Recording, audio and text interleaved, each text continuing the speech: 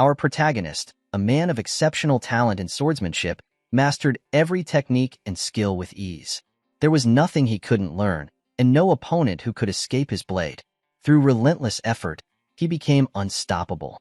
After dropping out of high school, our boy dedicated 20 years to honing his skills with a knife, eventually becoming the finest swordsman in the country. In a bustling restaurant, the staff managed the crowd when suddenly, the chef's phone alarm catches their attention.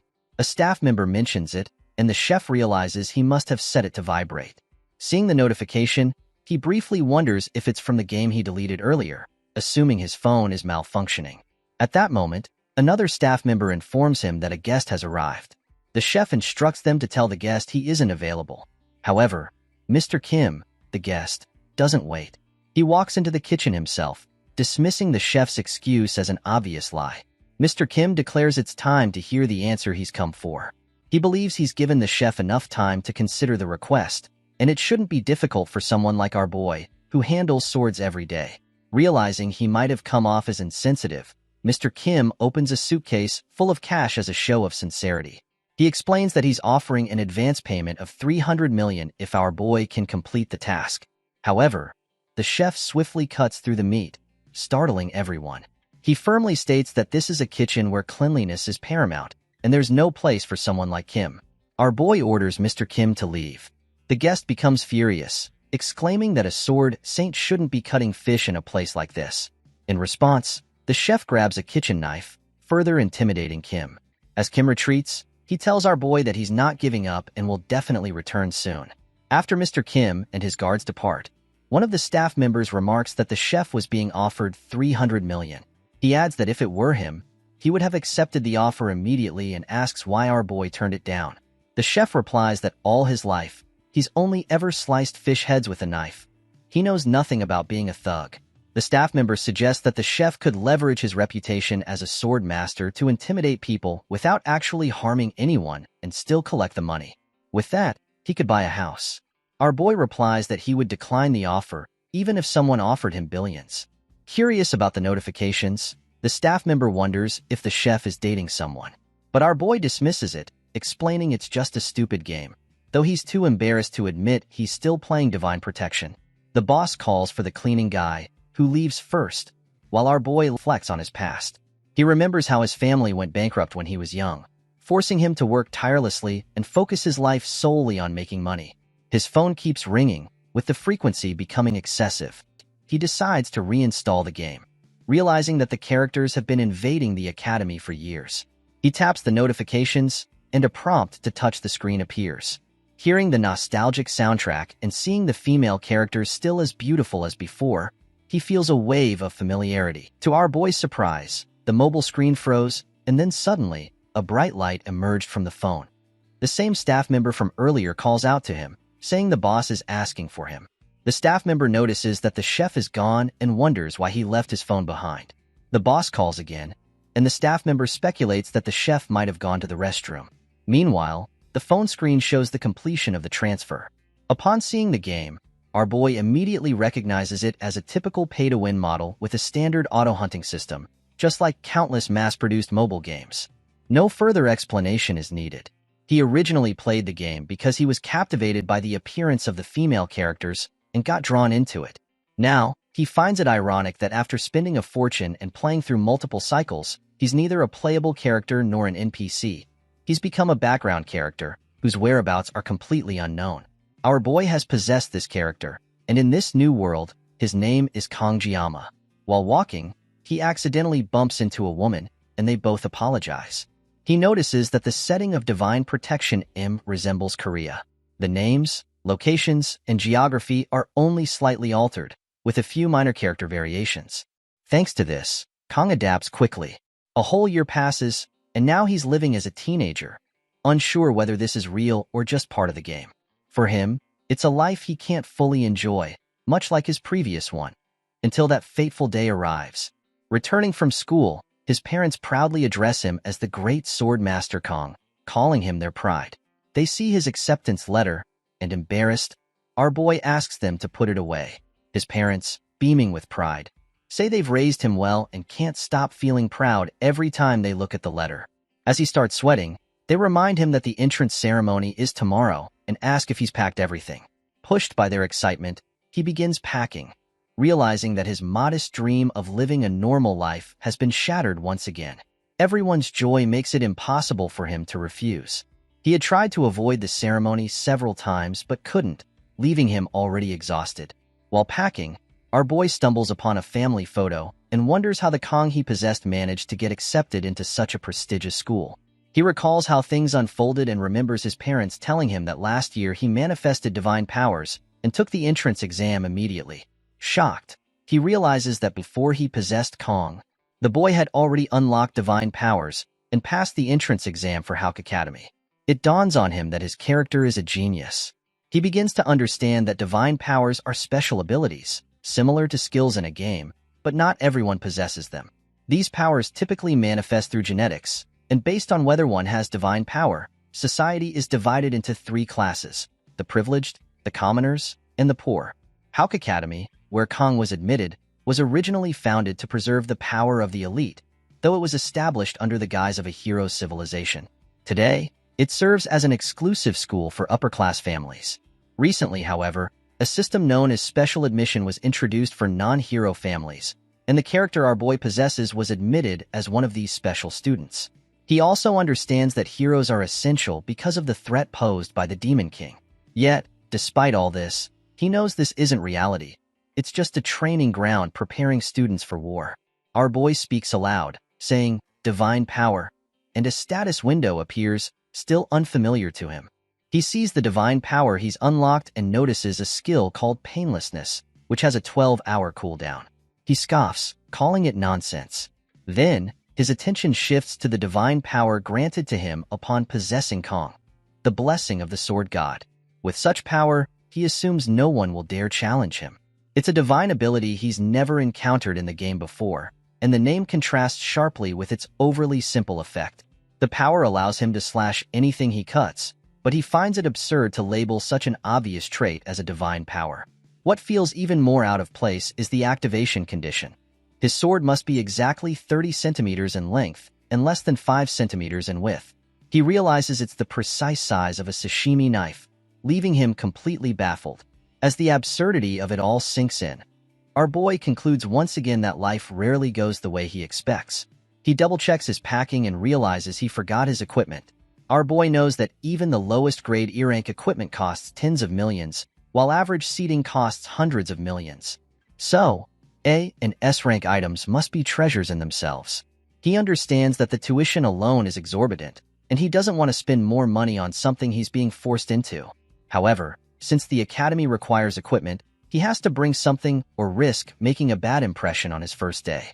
With that in mind, he decides to head to Daikso to purchase a weapon. His thoughts are interrupted by a memory of his first master, who insisted on using a Japanese sashimi knife worth over 100 million. Suddenly, our boy finds himself thinking about that old man again, recalling his words, "A true master never blames their equipment." The next day, dressed in his uniform and entering the academy, someone questions whether the equipment he's carrying really belongs to him. During the entrance ceremony and the equipment inspection, he pulls out the sashimi knife as his weapon. Every year, the upper-class students play pranks to assert dominance from the start, and the student inspecting him asks if our boy thinks the academy is a joke, seriously questioning his decision to use a kitchen knife for the class placement test. Our boy simply replies that it's his weapon and clarifies that he's a special admission student from a modest family. He explains that the tuition alone was already a huge burden on his parents, so he couldn't justify adding the cost of an expensive weapon on top of that. The instructor glances at the color of his name tag and understands that, for a student not from an upper-class background, the academy's fees would indeed be overwhelming. He feels it would be wrong for an institution supposedly promoting equal education to push away such a sincere student. Our boy adds one more thing. Blaming equipment is something only amateurs do. A master never blames their tools. The instructor finds it odd for a teenage boy to say something so profound, yet it feels as though he's already reached some kind of pinnacle in life. The weight of his eloquent words and his unyielding spirit convince the instructor that this boy is the real deal. He approves Kong Jiama's weapon. Grateful, our boy thanks him, while the students behind him recognize him as a special admission student. They whisper among themselves, wondering how someone like him ended up in such a prestigious academy. The instructor from earlier quickly tells them to be quiet, warning that after the evaluation, depending on their actions, he can either be their angel or their devil. Hearing this, our boy and decides to step outside for a break. He finds a bench and reflects on how, even though he expected this, experiencing it firsthand is still unsettling. Kong has completed the equipment inspection and survived the entrance ceremony. Now, all that's left is the class placement exam. As he sits there, he contemplates his situation, realizing he's truly made it to this school. Joaquin Academy, also known as the Hero Training School, where he will be studying for the next 3 years. He notes how different the academy looks compared to the graphics in the game. If he had to exaggerate, he'd say the academy is the size of a small town, which is impressive. Attending a school meant for the upper class feels surreal, especially since he had to drop out of high school due to family circumstances in his previous life. Soon, the class placement test is announced, and students are instructed to gather at the training hall by 1 p.m. He understands that while the entrance ceremony is over, the class placement test remains incredibly important.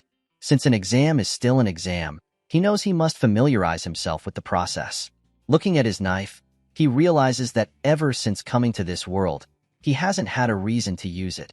He remembers his master's advice: never put the knife down, even for a single day. Even while you sleep, keep holding it. Kong feels as though he's unconsciously adopting yet another habit from his master. After 20 years of living by the knife, he wonders whether a 1-year break has dulled his skills. He removes the cover from the knife and finds it far better than he expected. Curious, he decides to test it by cutting a leaf. Suddenly, the system alerts him that the weapon has met the activation conditions, and the blessing of the sword god is activated. However, since both his physical body and the weapon are at too low a level, the system initiates suppression to synchronize with the user. Shocked, our boy can't believe that simply drawing the knife triggered the blessing to activate. As the synchronization completes, the system wishes him the blessing of the god. Before he can process this, extreme pain strikes his entire body, and he realizes that if this continues, he's going to die. Suddenly, he finds himself in a new space and, confused, questions where he is. Panicking, he throws the knife away, and instantly, the surroundings return to normal, bringing him back to reality. His body still throbs with pain, and while he understands the activation of divine power, he wonders if the chaos surrounding him is linked to the sword god's blessing. The backlash is unbearable, and although the divine power of painlessness offers some relief from mild soreness, it can't alleviate this kind of agony. Our boy realizes that using his skill in this manner is unsustainable if every activation brings such pain. At that moment, the system sends out a reminder for all students to gather at the hall immediately. He knows it's time for the test and, unwilling to leave the divine weapon lying on the ground, he reluctantly decides to pick it up, assuming the pain was only a consequence of the first activation. As soon as his fingers touch the blade, his body is racked with extreme pain once again. Meanwhile, at the training hall, all the students have gathered while parents chat about the exorbitant cost of admission. Suddenly, their attention shifts to Lord Clinge, the 7-star hero and descendant of Aaron Nibelung, as well as the direct disciple of the founding hero, Valor Joaquin. Known as the strongest human, Lord Clinge's presence commands the crowd, and everyone returns to their seats. The 7-star hero sage greets him and playfully remarks that it's been half a century since they last met. Despite the years, she hasn't begun dressing like an academy director, and turning 70 doesn't seem to have affected her much. She quips that every woman wants to remain beautiful until her last day and offers to use her blessings to make Siegfried look 10 years younger. Siegfried, however, dismisses her offer, pointing out that while she approaches 70, she still hasn't matured, adding that humans should prioritize their inner nature. With a mocking grin, she calls him an old, amused by the fact that he's just as rigid as he was 50 years ago. Siegfried, clearly irritated, does not hide his annoyance. Media, on the other hand, teasingly, she assumes his granddaughter must be quite beautiful, and they both realize the test is about to begin. Inside the training hall, our boy scans the room, noting that he is the only one with black hair. Someone mutters if he is the black-haired foreigner, as the earlier chatter echoes in Kang's mind. Suddenly, a striking girl enters the hall, capturing the attention of every student, including our boy. She is none other than Abel von Nibelung, the granddaughter of the Sword Emperor and the main heroine of the game. The sole reason our boy spent a fortune on it. The subspace was created by the ancestral hero Barol Joaquin, who established this reality alongside the Academy.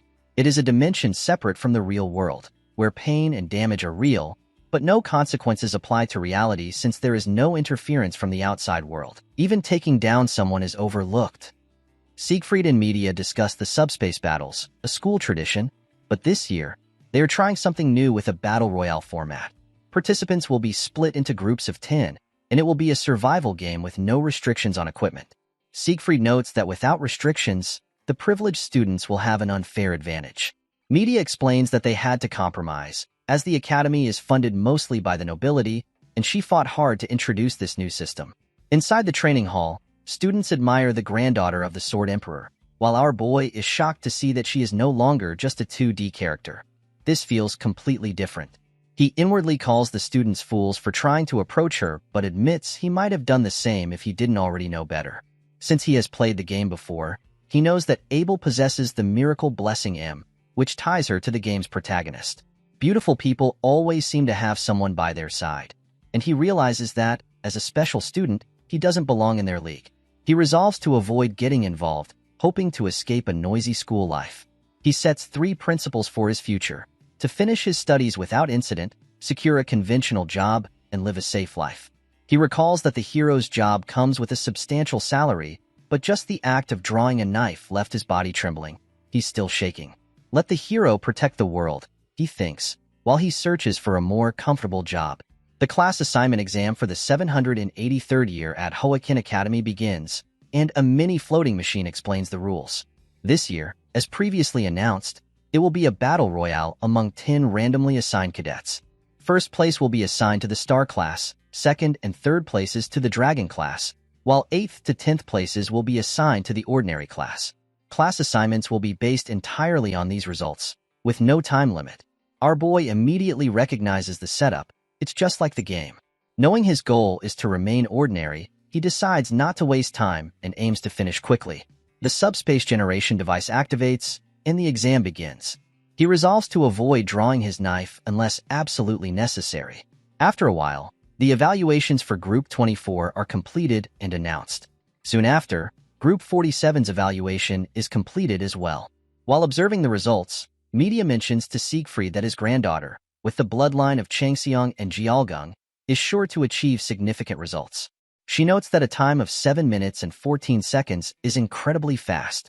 Abel, wanting a fair assessment, used a C-rank weapon to achieve the record, placing her among the top 10 in Academy history, although she couldn't break Siegfried's own record. Siegfried acknowledges this is natural for someone of the Nibelung bloodline and prepares to leave, assuming the event is over. Media informs him that there is still one group left, but he dismisses it as unimportant. Just as he is about to leave, a sudden, strange sensation washes over everyone.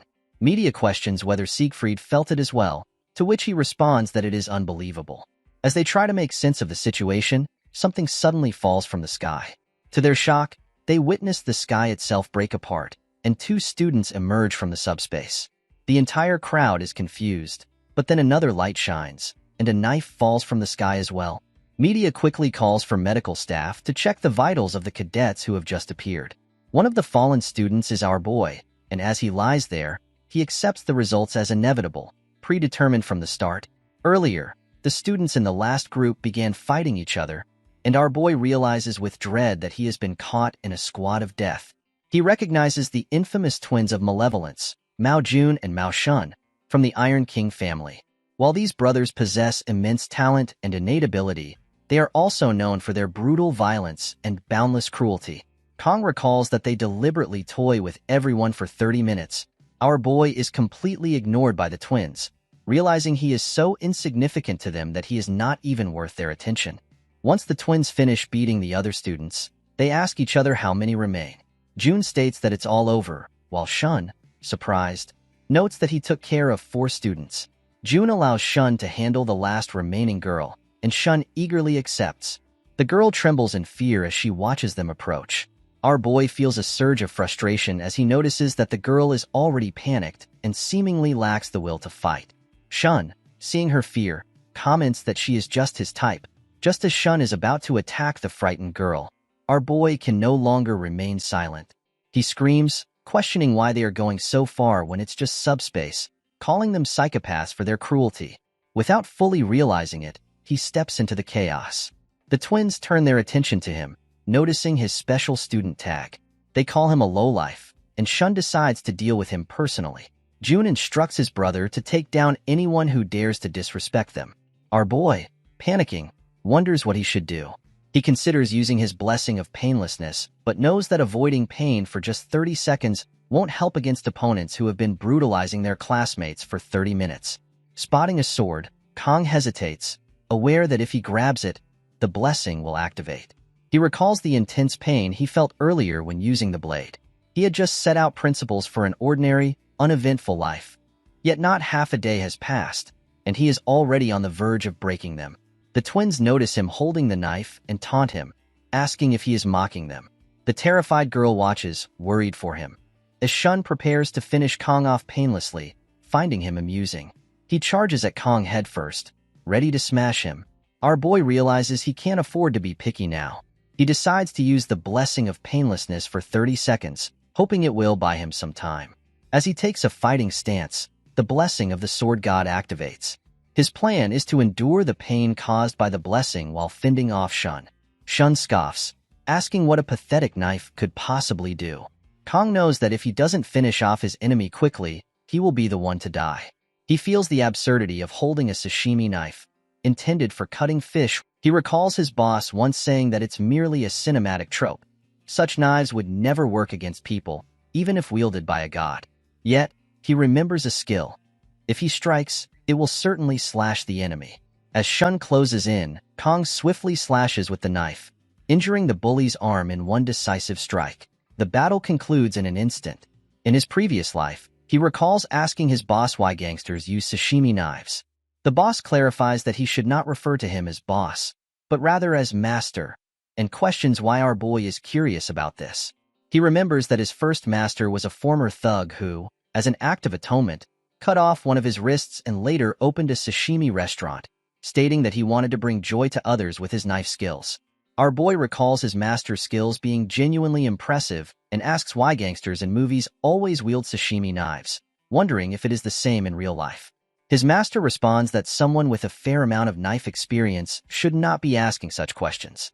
Our boy explains that if someone is stabbed with a wide chef's knife, the skin will immediately contract, potentially making it difficult to withdraw. In contrast, a sashimi knife is too narrow, allowing it to stab multiple times and be easily retracted. However, there is no need for stabbing, as it is primarily used for slicing fish. He questions why he cannot do the same with people. His master, annoyed, explains that fish lie flat, and if they were standing, he wouldn't even be able to slice a piece of bread in one go. Our boy is disappointed because in manga, it always looks like a clean slice every time. He assumes his boss simply lacks the skill, but his boss, angered, insists on being called master, and makes it clear that even if the god of knives appeared, it still wouldn't work. In the present moment, our boy instantly takes down Shun, surprising everyone. The bully screams in extreme pain, telling Kong to stay away as he tries to run, begging his brother for help. He cries out in agony, demanding his older brother save him. However, our boy shows no mercy and finishes him off with a single decisive strike. Shocked by what he's seeing, June tries to calm himself, reminding himself that it's just a void space and his brother isn't truly dead. Even though this is true, he can't help but wonder what's wrong with Kong. It seems as though our boy has used the knife to take down someone for the first time. June's breathing becomes ragged as he questions whether his brother's defeat was just a coincidence. Growing more cautious, especially because of that knife, he decides his brother had been too reckless. Gripping his weapon with both hands, June amplifies both his defense and jumping power. He prepares to face our boy, activating all three of his blessings simultaneously. Confident in his rank blessings, privileges that commoners could only dream of, June believes his victory is certain, unlike his careless little brother. Meanwhile, Kong calmly counts down the 30 seconds of his blessing. As June leaps forward to attack, he realizes that Kong is just standing still. Determined to take him down, June closes in, but in an instant, our boy uses his blessing, defeating June before he can even land a blow. June falls to the floor, defeated in the subspace. Though our boy manages to win the fight, the 30 seconds of his blessing soon expire, and the overwhelming pain returns, causing him to lose consciousness. When Kong finally wakes up, he finds himself in a hospital bed. As he rises, someone nearby alerts the others, announcing that the student has regained consciousness. Our boy sees a face he hasn't encountered in person before but immediately recognizes it. The man who defeated the Demon Lord's 6th Legion commander 50 years ago. It is none other than Siegfried, one of the 2 7-star heroes and the strongest human alive. Alongside him is Media, the head sage of the academy. They ask our boy about his health. Confused, he wonders why these figures of such importance are here, but they urge him to introduce himself. Siegfried gets straight to the point, questioning Kong about his actions during the exam and the strange sensation that everyone felt earlier. Kong realizes it wasn't just his imagination. It was indeed him. Noticing Siegfried's cautious demeanor, Kong understands that being marked by such a powerful individual is never a good thing. When asked to explain himself, Kong says that although it was a pocket dimension, he believed the actions of the others went too far. However, he acknowledges that his response may have been excessive and is prepared to accept any punishment without complaint. Media, with a teasing tone, questions why Siegfried is treating a student so seriously. She informs our boy that while he was unconscious, it was Siegfried who cleared his blocked blood vessels. With a playful smile, she adds that people tend to get more stubborn with age. Siegfried becomes visibly embarrassed and asks why Media is bringing that up. Our boy then realizes that this is why his body feels as light as a feather. Media explains that while he was unconscious, they reviewed the footage of what happened in the subspace, including the moment when he threw himself to protect a beautiful female student. Playfully, she calls him the prince she's always dreamed of and starts flirting with him, while the old man, Siegfried, chides her to show some dignity. She reassures Kong that no issues will arise from his actions and mentions that the Mao twins only got into the academy by currying favor with the elders, implying they got what they deserved. Our boy feels relieved, knowing he won't have to deal with them at school anymore. Media then reveals that they both came to inform him that he is the top scorer, a revelation that surprises him. Both Siegfried and Media congratulate him, but our boy is left in confusion, realizing that on the very first day, he has already broken all of the principles he set for himself. The scene shifts to an office in the academy, where Media sighs and states that she has been the head of the academy for nearly 20 years, and this is the first time something like this has ever happened. The scene then flashes back to a few moments earlier, where our boy tells Sieg and Media that he doesn't like it. Both Sieg and Media are shocked to hear this. Media, confused, asks Kong if he understands what it means to be star class. She wonders if she heard him correctly, stating that while the elders were furious, this top cadet decision was determined directly by the space itself. Kong pauses for a moment and replies that, despite everything, he still doesn't like it, further shocking both Media and Sieg. Returning to the present, Media asks Sieg if he is upset that Kong took the top spot instead of his granddaughter, as Sieg saw the footage himself. Sieg replies that there is nothing more foolish than questioning the judgment of the subspace imbued with the will of the founding hero. And since the Academy chose Kong as the top cadet, Sieg and the others simply followed that decision. Siegfried thought to himself that if Kang's skills were outstanding, he would have understood. If Kang's physical abilities were exceptional, Sieg would have accepted it. And if Kang's experience were remarkable, he would have nodded in agreement. However, the young boy's movements seemed to embody a concept, the very swordsmanship Sieg had pursued his entire life. Yet, the unsettling feeling Sieg experienced when he unlocked the boy's blocked meridians lingered. A boy who had never undergone physical training, with a soft and unconditioned body, seemed to possess something that should not have been contained within him. Sieg couldn't believe that at his age, he still had such a competitive spirit, especially towards a boy the same age as his granddaughter. The scene shifts to Kong looking at the class board. Kong had been admitted to Wolf class, and our boy thinks it was the best compromise Kong could have made. The scene then transitions to the headmaster's office, where Media informs Kong that he will be going to the upper class. However, Kong requests that he be placed in Tiger class instead. The frustrated headmaster states that the top cadet cannot be sent to Tiger class. Our boy replies, "In a school that prides itself on equality, why can't Kong?" The headmaster responds, "Even so, Tiger class is off limits." Instead, Media offers to keep Kang's powers a secret. In her mind, Media thinks that if she sends Kong to Tiger class, the elders will make an even bigger fuss. Kong gets confused seeing media's reaction. Our boy thinks the plan was to quietly complete his studies in a lower class, rather than get caught up in the power struggles of the upper ranks. At least, this much is still within the expected range. As Kong enters the classroom, he is stunned by both the class and the students. The students glance at our boy as he enters, but when they see Kang's green name tag, they start to ignore him and return to chatting.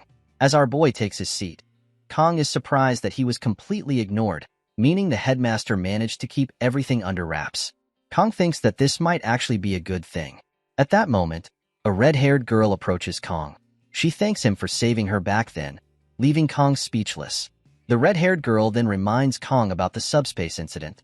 Hearing this, Kong wonders why she is using formal language when they are the same age. Our boy tells the girl that there is no need to thank him, as anyone would have done the same in that situation. The red-haired girl replies, "That's not true." In his mind, our boy thinks it seemed like Kong saved her, but in reality, Kong was just trying to survive.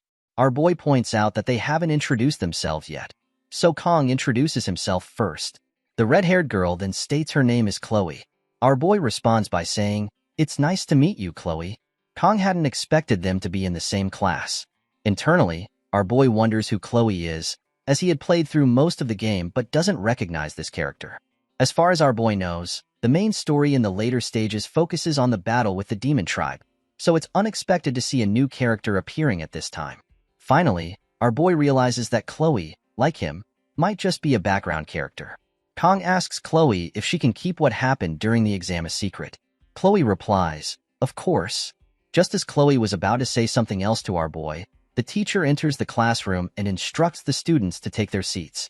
Our boy tells Chloe they can talk later after class, and she agrees. The teacher's name is Lee Wonbin, and he introduces himself as the instructor of Wolf class. First, Lee congratulates all the students on their admission to the academy, adding that each of them was chosen to be here, inheriting the will of the founding hero, Valor Joaquin. He encourages the students to be proud of this. Since it's the first day, Lee announces they will begin with some simple physical training. He instructs the students to change into their training clothes and gather at the training ground within 30 minutes. One of the students asks about the training course. Lee explains that it's a simple routine: 100 push-ups, 100 sit-ups, and 100 squats, followed by 10 laps around the training ground. Lee then asks if there are any questions, and if not, the students should change and gather at the training ground. The students shout, "Yes, sir." As they begin leaving the class, our boy, sitting alone, wonders if this training is meant to turn cadets into soldiers. Kong approaches the instructor, and Lee asks, "What is it?" Kong wonders why Instructor Lee knows his name, but our boy realizes that's not important right now. What matters is finding a way to avoid this tedious training. Our boy tells Lee that he's feeling a little unwell. Hearing this, Instructor Lee responds, "For the top cadet, I don't think this training will help you feel better. How about training with the star class on your first day?" He adds that the headmaster has given our boy permission to attend all classes. Kong feels frustrated hearing this, as media had promised to keep his status as the top cadet a secret. Kong quickly tells Instructor Lee that it's not about being sick, he just needs to use the restroom urgently. Our boy, feeling a little sore, reflects on how the instructor has scheduled the training perfectly. Hearing this, Instructor Lee says, as expected from the top cadet, and tells Kong he will see him at the training ground. Kong replies, "Yes." The scene then shifts to the training ground, where our boy feels exhausted from all the running. All the other students are ahead of Kong, leaving him behind, running at his best pace. As Kong continues doing his best, Chloe approaches him and asks if the training is difficult for him, noticing that he looks unwell. Our boy replies, "No, it's okay." Chloe then asks what lap Kong is on. He replies that he's on his 5th lap. Curious, our boy asks Chloe about her lap count, as it seemed like she was far behind. Chloe tells Kong that she's on her 9th lap, leaving him stunned. Chloe happily begins to cheer for Kong, encouraging our boy to do his best as she quickly dashes to the front. Kong can't believe what he just witnessed. The scene shifts to Kang's room, where our boy is lying on his bed, having only been drinking water. Frustrated, Kong states that he's hungry. It has now been 1 week since our boy joined the academy, and he has encountered an unexpected problem. The scene moves to the cafeteria, where Kong is ordering his food, but our boy is shocked to see a meal ticket box in front of him, realizing that the food is not free. Kong decides to buy a ticket for his meal, but is further shocked to see the prices. The meal he wants costs 50,000 won. Kong is stunned by how expensive the Academy's cafeteria is. Back in his room, our boy finishes the last bottle of water. In frustration, Kong throws the empty bottle at the wall, angry and hungry, unable to believe how high the prices are in the Academy's cafeteria. Nearly out of the living expenses his parents gave him, Kong thinks to himself that he's really an idiot for not taking advantage of the situation when he had the chance. For days now, our boy has been surviving on the cheapest water from the campus store. A status window appears in front of Kong, stating that our boy's physical stats have increased to 12, and that the blessing is activated only for swords of specific lengths and widths. Just thinking about it makes the blessing window pop up again for Kong. Our boy stands up and looks at himself in the mirror, stating that it wasn't a waste of time, as Kong has gained a lot of muscle. Our boy wonders if the blessing of the sword god cleared Kang's blood vessels. At this rate, Kong thinks it's almost like an evolution. However, the blessing of the sword god still hasn't fully expanded. If Kong continues improving step by step, our boy might be able to handle short swords soon. Looking at the sashimi sword, our boy recalls being terrified of even holding a sword during the entrance ceremony. But now, if Kong isn't holding one, his hands itch. Perhaps it's the influence of the blessing. Our boy wonders why he feels so proud. Suddenly, Kong hears a knock on his door. He asks, "Who is it?" And upon opening the door, is surprised to see Chloe. He wonders why she is here. Chloe, shyly, asks if she has perhaps disturbed Kang's rest. Our boy replies that he was just lying down and asks Chloe what's the matter. Chloe shyly tells Kong that she hasn't seen him in the campus cafeteria all week, so she was worried that our boy might not be feeling well. Our boy explains that he usually doesn't eat food made by others, though in his mind, Kong admits that he absolutely loves food made by others. Kong reassures Chloe not to worry. Chloe then suggests that if Kong is okay with it, she was thinking of buying some ingredients from the campus store so they could cook dinner together. Without hesitation, Kong tells Chloe, "Let's go," surprising her. Our boy quickly adds that he's good at cooking and will handle it. Chloe calls after Kong, but he doesn't stop, stating that her dorm is across the street, right? Chloe agrees and says, "Let's go together." The scene then shifts to Chloe's dorm, where she absolutely loves Kang's cooking. Our boy is glad that Chloe enjoys his food. Chloe is impressed, noting that she only boiled fish and never expected to taste cooking like this. Kong then says he'll check the fridge to see if he can make something else as well. As our boy opens the fridge, he finds it filled with fish. Kong comments that Chloe must really like fish. She replies that she does, as she is from a seaside area. Kong responds that's great because our boy specializes in fish dishes. He thinks to himself that this is fortunate, as he really wanted to cook anyway. However, the only problem is the blessing of the sword god. Kong then asks Chloe if she has a longer knife. Chloe asks if he means a long sword. Our boy replies affirmatively, but Chloe knows that his weapon is the sashimi sword, which makes it feel a bit awkward to use a knife like that. Chloe quickly goes to retrieve a white sword and asks Kong if it's suitable. Shocked and confused, Kong tells Chloe that it's fine and that he will just use the kitchen knife instead. Kong thinks that it can't be helped. As he touches the kitchen knife, the blessing of the sword god activates, and our boy intends to finish the dish in under 30 seconds, which is the limit for the blessing of painlessness. Remarkably, in just 21 seconds, our boy completes the dish. Chloe is impressed by Kang's skills, while our boy thinks to himself that it felt like a masterpiece. Chloe asks our boy how he cooks so well. Kong replies that he used to work part-time at a Japanese restaurant. This is the first time Chloe has heard about a part-time job. Noticing her expression, our boy asks if she doesn't know about part-time work. Chloe apologizes to Kong, but he assures her that there is no need to apologize. In his mind, our boy reflects on the disparity in their backgrounds.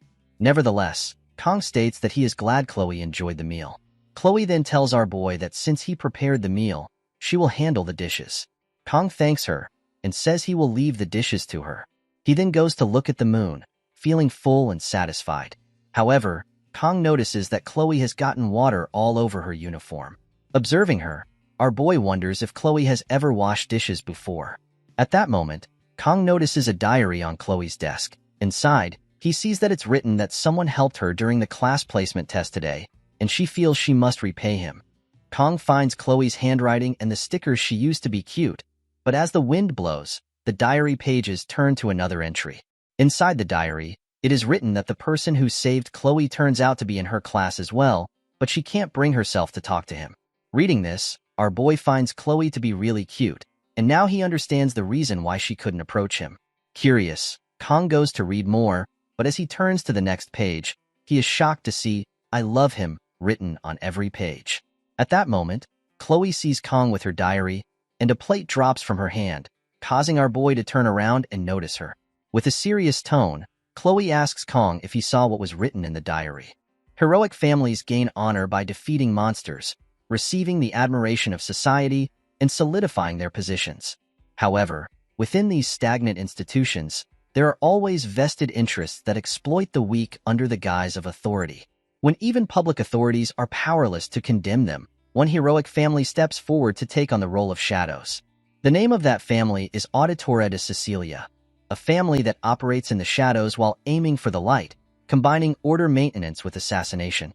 Those born into the Auditora family undergo mental conditioning before puberty, suppressing their emotions and enduring harsh training to become assassins. The age at which Chloe first saw blood was 15. We then see an old man telling Chloe not to deny her talents as an assassin, something she had heard even before reaching adulthood. Chloe accepted this. The constant training distorted her mentality, casting a dark shadow deep within her heart. By the time her sense of self was worn away, only traces of emotion remained. Chloe reached the age to enroll in the academy, specifically the Joaquin Academy, where classes are assigned based on individual skill. Although each member of the Auditora family, aiming for the shadows, clearly possessed abilities above the dragon class, they were assigned to the common class due to family tradition and the agreement between the family and the academy. We see the old man telling Chloe to stay out of sight. However, even the 3 years of Chloe's youth were stripped away by the family, taking away all personal freedom as she faced the fate of becoming an assassin. Chloe did not utter a word. She merely accepted her circumstances, thinking that nothing would change either way. She thought so until she met a certain male student during the subspace battle royale. Even though death within the space isn't real, it would be Chloe's first time experiencing death. She didn't cower in fear. Rather, she faced death calmly, confronting her predetermined fate.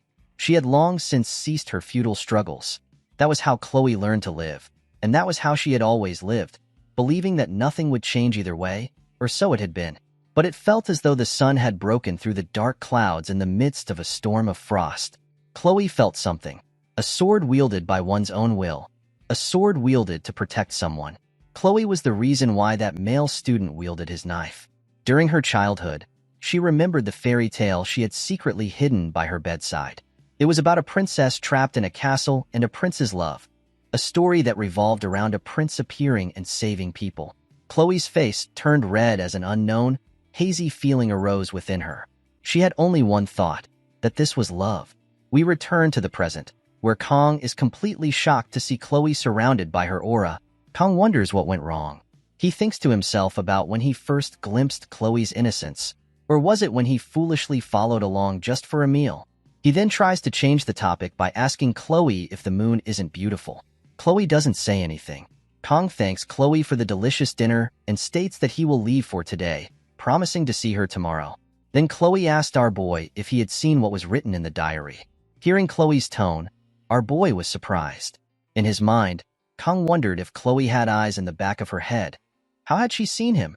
On top of that, the informal language that Kong insisted Chloe should change made her seem like a completely different person at that moment. Our boy told Chloe that he hadn't seen anything. Chloe insisted that he was lying, prompting Kong to admit that, yes, he had seen it. Chloe fell silent again and then began to take out her sword, which shocked our boy. He didn't understand what was happening. Looking out the window, he realized they were on the 4th floor, and if he jumped from there, he would get injured. Moreover, there was only one exit. Frustrated, our boy thought that he was trapped here. Then Kong sensed something and noticed that Chloe looked like a completely different person. Her sword was filled with aura as well. Our boy thought that Chloe was really coming at him. He wondered if she was unconscious. He seemed to have a rough idea about such things, noting her motionless pupils and dull red eyes that felt lifeless. Now our boy is sure that Chloe is a Yandere. Furthermore, the fierce, energetic attitude that can change in an instant leads Kong to believe that Chloe might have a split personality. With her Yandere characteristics already overwhelming, The possibility of a split personality adds to his concern. Our boy thinks that opening the diary might have triggered this personality change. He considers this dangerous, as Chloe will probably chase him until he dies. Kong needs to establish a foothold here to ensure his safety. However, he is stunned to realize that Chloe's killing intent is currently stronger than that of the Mao brothers. He cannot help but remark that academy life is truly tough. As our boy calms down, he thinks that he first needs to get out of this situation. He begins to contemplate his options and remembers that he has 9 seconds left on his painlessness skill and that his sashimi knife is in his room. He recalls the knife he used earlier, but it is too far away. Our boy notices that Chloe is getting ready to strike. Kong looks around and sees a box cutter. However, Chloe charges at him with full force. With no choice, our boy grabs the box cutter, activating the blessing of the sword god. As Chloe approaches, our boy notes that her hair seems a little longer, and he expresses his intention to trim it just a bit. Then we see Chloe waking up in her bed. As she awakens, she wonders where Kong has gone, recalling that he was looking out the window while she was doing the dishes. She remembers sneaking a glance at him and then realizes that her katana is missing. Fortunately, she spots her katana beside her bed and feels a sense of relief upon seeing it. Chloe notes that she often loses consciousness when handling a katana. She then recalls the old man praising her, but she has no clear memory of what transpired. The old man reassures her, telling her not to worry about it and that she should embrace her talents as an assassin. Chloe begins to feel embarrassed, her face flushing red as she wonders if she did something strange while unconscious. Spotting the box cutter on the floor, she questions what it is doing there.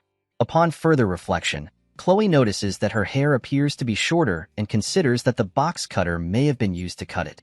Finally, she sees that Kong has tidied up, and when she notices her cut hair in the basket, she is filled with happiness, exclaiming that Kong is truly kind.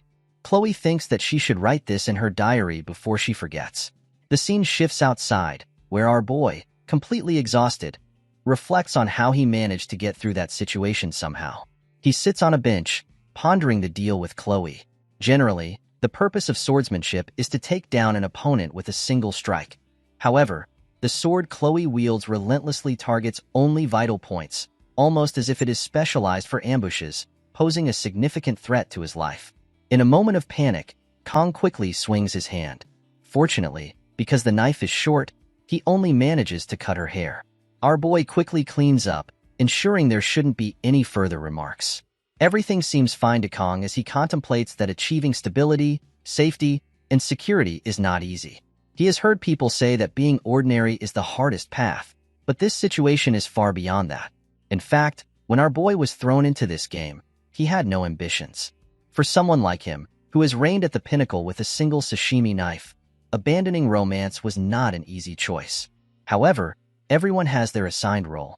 The Blessing of Miracles is the name of the game, and the unique blessing of the protagonist of this sword, whom Kong has yet to encounter, is accompanied by the Blessing of Valor, Baylor Joaquin. Our boy remembers that there are only 2 legendary blessings in the game. The contents of the blessings are intuitive. Please save the world from the Demon King. And the protagonist is chosen by both the Holy Sword and the Demon Sword, Bamang. In contrast, our boy can only use sashimi knives. Moreover, since entering the academy, the continuous encounters with these unrealistic figures and situations have made our boy forget his goal. Kong thinks that he has stopped for various reasons. Come to think of it, is there not even a single ordinary person in this world? Our boy has a vague understanding of the important characters in the game, but his comprehension of this world itself is still quite lacking. It has been just over a week since our boy entered the academy, and according to the story, it is about time the main character's blessing has activated, as they are just now completing the enrollment process. This means the story of the game is finally about to truly start. Kong seems to know the general plot, but our boy hasn't seen the ending. Of course, knowing the official story up to the midpoint is definitely an advantage. Whatever happens, Kong decides to follow the official route. If everything gets mixed up, it will only lead to wasting whatever merits remain. If Kang's memory serves him right, the story darkens significantly from the second semester of the 3rd year, sensing the birth of a hero and the demon race, which will unify their forces under demon lords and threaten the academy.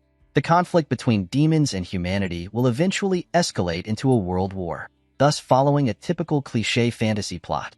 Our boy, who sought the charm of a youthful life he never experienced in his teenage years, cannot believe that all the characters died, prompting Kong to delete the game with that thought in mind.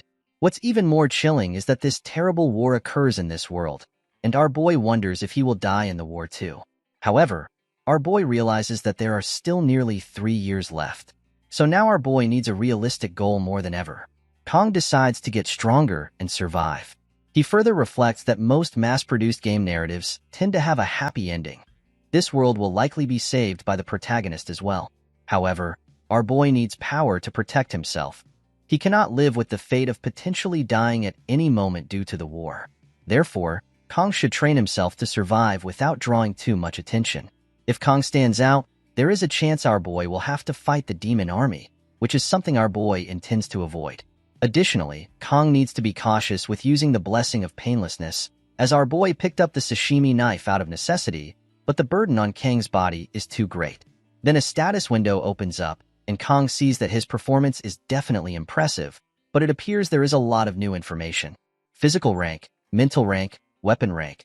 The numbers there seem to represent levels of ranks, and this detailed information is something our boy cannot understand as Kong clicks on it. A notification appeared, stating that access is denied due to unmet conditions. Our boy thinks that this is not important right now, adding yet another question to the list of mysteries surrounding his abilities. However, the most pressing concern at the moment is physical training, and our boy needs a new weapon as well. Kong cannot rely solely on the blessing of painlessness for 30 seconds indefinitely.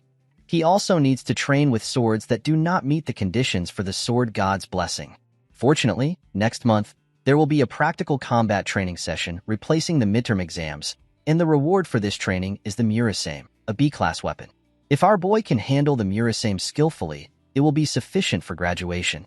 Its specifications do not meet the activation conditions for the sword god's blessing, so it won't impose a burden as a primary weapon.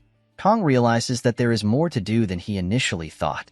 At that moment, Abel approaches from behind and tells Kong that it is her spot. Our boy is shocked to see her. Frustrated, Abel insists that Kong move a bit.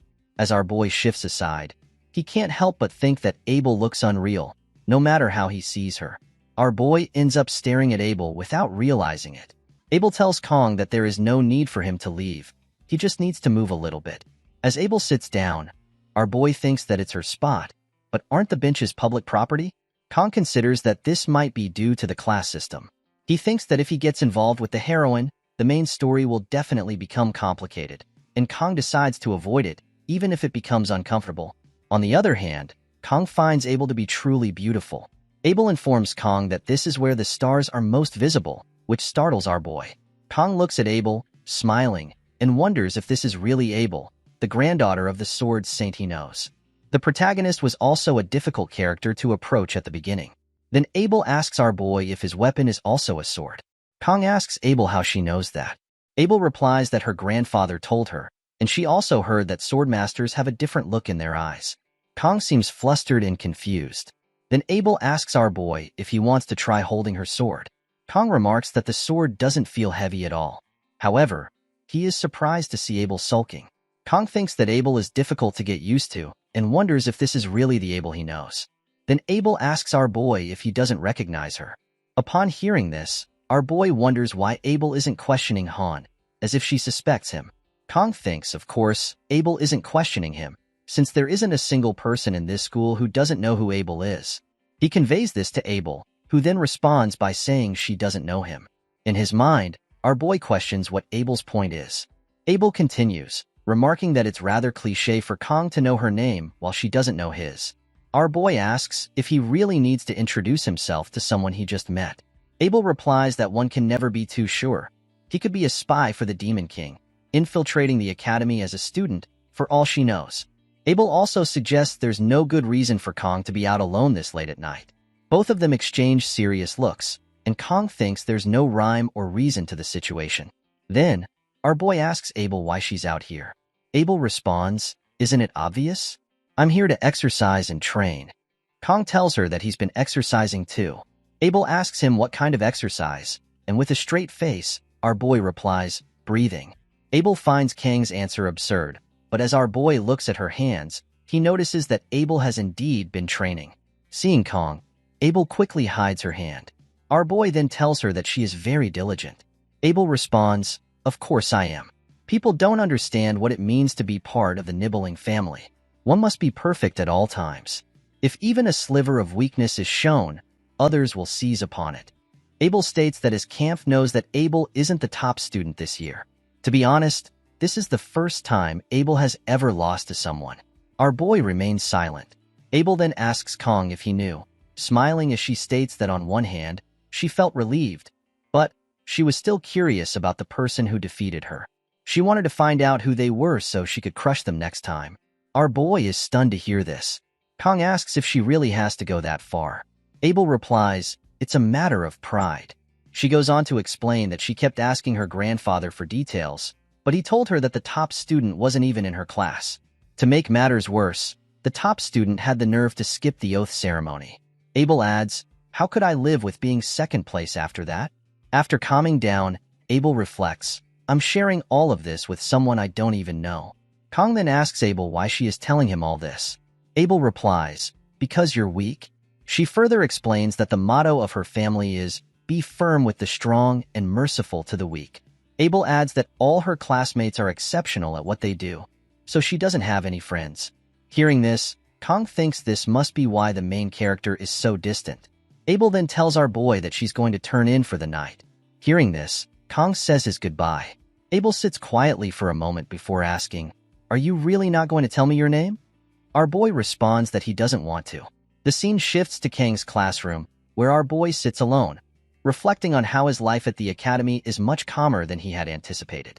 Chloe quickly befriended others and blended into the class, while our boy was busy avoiding eye contact and trying not to run into her. In the instances where Kong did meet Chloe's gaze, her new friends would stare at him with icy looks. But our boy couldn't care less about their dismissive stares, as he was a special admission student. He wasn't the only unique one in the Tiger class, though there weren't many like him. Despite being in the same class, they were reluctant to interact with each other. Kong guessed it stemmed from a sense of entitlement. Thinking about it, our boy noted that it was actually a good thing not to be in the upper class, especially since this was the season when the Star and Dragon classes formed political factions. Even back when Kong played this game, they always felt like clowns. Just the thought of being in that class now made our boy dizzy. Kong is content, though, as at least he's eating well. He wonders what he should eat today. We see that media gave Kong a card for daily use, a perk for being the top student. Media also apologized to Kong for the delay in receiving the card, explaining that it's actually a faculty member's card. Bowing 3 times a day to the academy director wouldn't be enough to express how thankful our boy is. Now, Kong reflects that he has been fulfilling his duties as a student faithfully, without significantly impacting the main scenario. Our boy resolves to spend the next 3 years like this. If Kong can manage that, he believes he can achieve the future he's imagined. The scene then shifts to the next classroom, where the teacher begins explaining to the students about events that took place 700 years ago. After the first Human-Demon War, the hero Joaquin Baylor, recognizing the need to cultivate the next generation of heroes, established this academy with his 7 disciples. The teacher reminds the students that this information will be on their upcoming exam and urges them to familiarize themselves with it. Meanwhile, Kong, bored in class, reflects that our boy already knows most of it. As the founding hero, Joaquin Baylor fought for 20 years against the commander of the First Corps and the Demon King's right-hand man, Lekin, and emerged victorious. However, Joaquin injured his arm and could no longer participate in battle. The war had no clear victor, but fortunately, the humans and demons reached a truce during the conflict. Joaquin then established the academy to nurture future generations. The teacher continues, explaining that the first Human-Demon War led to the signing of the non-aggression treaty between the two parties, ushering in an era of peace that has lasted for the past 700 years. Hearing this, the students begin to chat about whether there will be a war in their generation.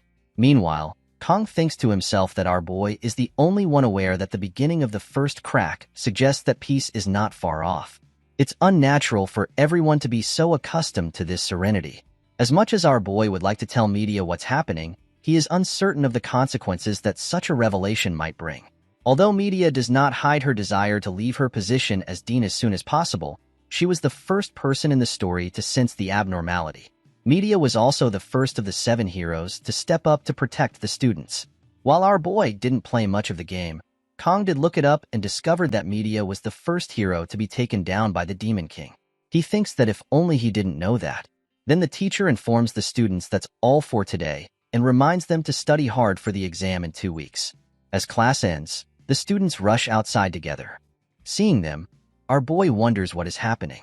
He then realizes it must be him, as today is the 5th of May.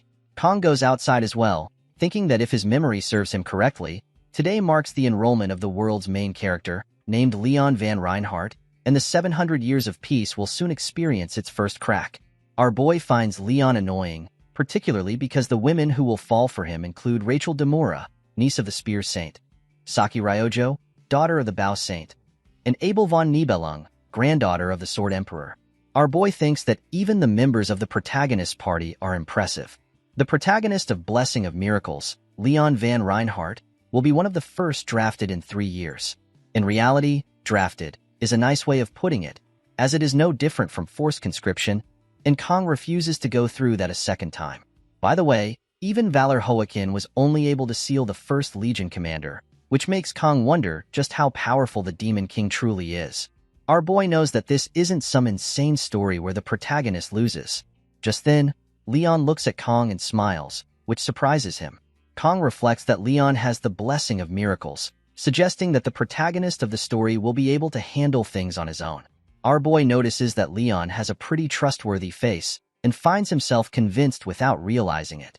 The scene then shifts to the training hall, where Kong is practicing with a wooden sword.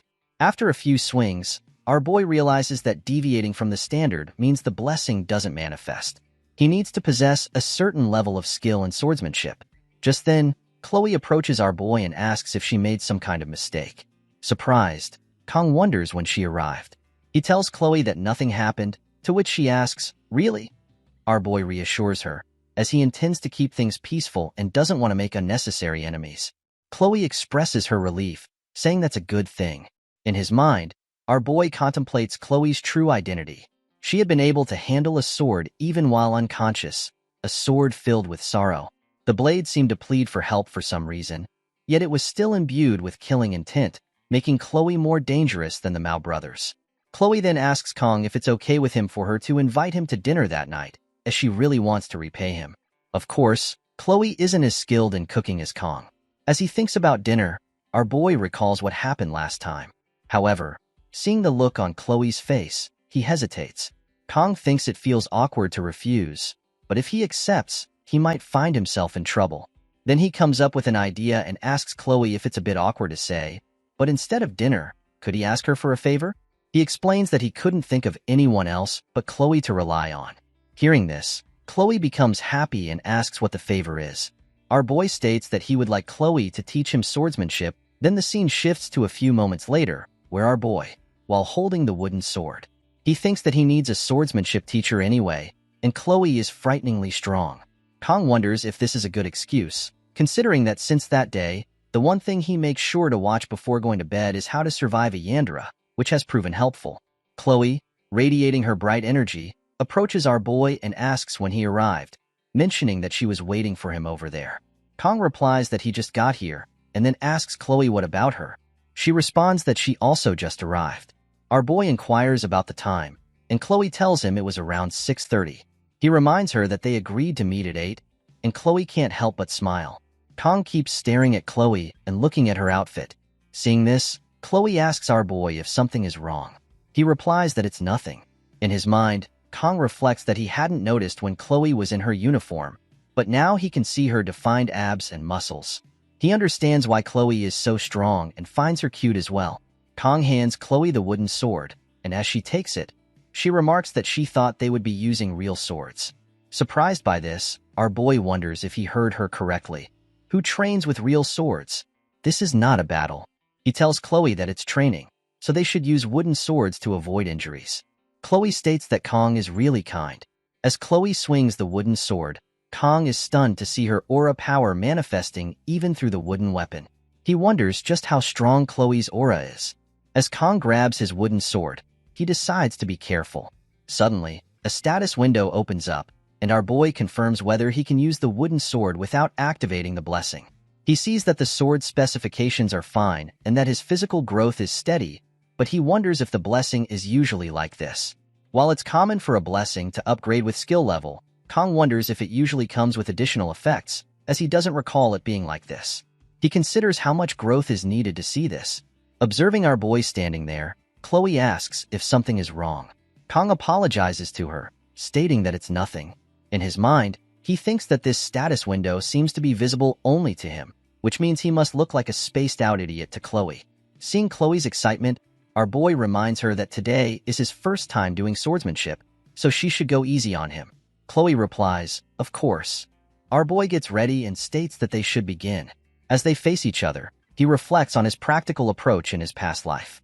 As the saying goes, seeing is believing. To become a master in any field, it's not enough to merely work hard. Kang's quick adaptation to the academy is also a product of the learning he has absorbed since he was young. Chloe gets ready to strike as she begins to gather her aura. Kong thinks to himself that his hands are sweaty and his posture is awkward. Because the essence of swordsmanship is to precisely strike the opponent, Chloe charges straight at our boy with full speed. Surprised by her speed, our boy barely manages to avoid her strike. Stunned, he thinks that he told Chloe to take it easy, but she seems to be in a league of her own. She strikes at him again, and Kong blocks it with his sword, finding her strike incredibly heavy. After barely managing to block her attack once more, our boy decides to counterattack. To his surprise, Chloe jumps into the air and prepares to strike at him again. Trying to focus, Kong notices that Chloe is moving even faster than before. As she strikes, Kong braces himself and takes the hit head-on with his sword, but Chloe's attacks don't stop there. She continues to strike at him from different angles again and again. Our boy finds himself being pushed back, realizing that her strikes are extraordinarily heavy. If he takes many more hits like this, he might be seriously injured. As Kong reaches his limits, he struggles to find an opportunity to counterattack. But then, suddenly, Kang's wooden sword broke in half. Seeing this, Chloe apologizes to him, explaining that she meant to go easy but ended up breaking the wooden sword. However, at that moment, it becomes clear that our boy's broken wooden sword has now met the conditions for the blessing of the sword god, and the blessing is activated. Our boy loses control and finds himself surrounded by a blue aura. Surprised, Chloe backs off, unable to understand what is happening. She asks Kong if he is alright, but he doesn't listen and charges at her with full force. Stunned, Chloe barely manages to block the strike, but our boy is now more powerful than before and pushes her back, causing her to crash into the wall. Stunned, Chloe thinks that Kong seems like a completely different person from just moments ago. Our boy, on the other hand, wastes no time and strikes at Chloe again, but she dodges the attack. He has completely lost control and is now under the influence of the blessing of the sword god. Seemingly injured, Chloe reflects that Kang's previous attack caught her off guard, making it hard for her to move now. She wonders what on earth has happened to him. Although Chloe doesn't understand what is going on, she realizes she needs to stop the match for now. She tells our boy to stop, but he charges at her with incredible speed. Seeing Kong approach, Chloe thinks that she can't avoid this strike. She tells our boy to get a hold of himself, but just as he is about to strike at Chloe, she shouts his name. The scene shifts to Kong, who seems to be somewhere in the kitchen, where he hears Chloe's voice calling for him. We then return to the training ground, where Kong has thrown his sword into the wall, missing Chloe. Chloe tells our boy that it's her, and he smiles at her, apologizing and stating that they should stop for today. Seeing that Kong is back to normal, Chloe asks if he is alright. Our boy thanks Chloe for helping him with his practice and mentions that he will head in first. As our boy leaves the training ground, the scene shifts to later that night, where Chloe is walking to her dorm. She reflects that ever since the class assignment test, Kang's skills are not just raw strength but carry an eerie feeling. It's not only his skill but also his raw instinct. Even though the blessing manifested unconsciously, Chloe realizes she is still no match for Kong, especially with a half-training sword. She knew he was strong but never expected him to be this powerful. At that moment, someone with a mask covering his face tells Chloe that she seems to be enjoying herself. Chloe's expression turns serious upon seeing the masked man. The masked man's name is Nox Auditor, a second-year student. Chloe addresses Nox as brother and asks him what he is doing here. Nox responds by questioning if this is all Chloe is doing after entering the academy, making friends with commoners. Chloe insists that Nox should not refer to Kong in that manner. Hearing this, Knox acknowledges that the guy's name is Kong and warns Chloe that if she continues to associate with him, the auditor family will eliminate him. Chloe walks past Knox, telling him that even if the entire auditor family comes, they will not be able to handle Kong. Knox, taken aback, wonders who this Kong is. The scene then shifts to our boy, who reflects that he needs to clarify something. The power he has been granted is not a divine blessing or favor. Rather, it seems more like a curse. To avoid relying on the blessing of the sword god, our boy sets out to find new equipment, but that power seems to mock his efforts, following him and taking control of his body. While Kong feels no pain, he also experiences a debilitating sensation that seems to go on endlessly. That curse manipulates our boy like a marionette bound by threads. Kong surrendered completely to the voice that whispered sweet words to him. Cut more, destroy more. Chloe's scream, filled with desperation, called out the name that our boy had come to recognize as his own, Kong Jiama. In that cry, the fragments of the worlds were brought together. Our boy threw away the training sword that had clung to him like his own skin, realizing that if he did not detach it now, he would lose himself forever. Until recently, Chloe was merely a Yandra who wanted to kill Kong, but now she had become the girl who revived his fading consciousness. Although Chloe was the one who originally broke the sword and caused this issue, our boy felt a mix of irritation and gratitude. Therefore, he decided to let it go without dwelling on it further. Even so, Kong left in a hurry to avoid the possibility of the sword god's blessing manifesting again. But could he truly evade this problem for the rest of his life? The sword god's blessing was a talent that felt close to a curse, manifested by trading one's lifespan. It was a burden that Kong had to bear. As an outsider cast into this world, our boy didn't wish for much. He simply wanted to live a normal life. He believed he could handle a few incidents as they arose, but only now did he realize there was something within his body, something trying to consume his reason. This was not a blessing. Rather, it was a curse solely intended to devour Kong. The art of the reverse heavens. The scene shifts to 3 days later in the classroom, where all the students have gathered. We see Chloe chatting with her friend, but ever since the day she trained with Kong, our boy hasn't been seen. It has now been 3 days. Chloe realizes that she doesn't even have Kang's contact information and wonders why she didn't ask for it earlier. She had gone to his dorm room and even knocked on the door, but all she could hear were groans of pain. Chloe wanted to break in but was afraid Kong would resent her for it, so she turned away. Chloe reflects on how she enjoys watching Kong when he's deep in thought, resting his chin on his hand during class. She's lost count of how many times she's glanced at him every morning. Afraid that Kong might think she's weird, Chloe is always careful when she talks to him. Initially, she thought she had fallen for Kong because he saved her life, but maybe that was just an excuse. She truly misses him. The scene then shifts to the next day in the classroom, where Teacher Lee instructs everyone to keep quiet. Since the weather forecast predicted rain today, the training has been replaced with self-study. However, in his mind, Instructor Lee thinks once again that Kong Jiama hasn't shown up. Lee assumes Kong must have his reasons, and he trusts our boy, believing that trusting and waiting is the true duty of an educator. Lee then instructs the students to begin their self-study. At that moment, a student enters the class late, and Lee goes to see who it is. He is shocked to see that it's our boy, Kong.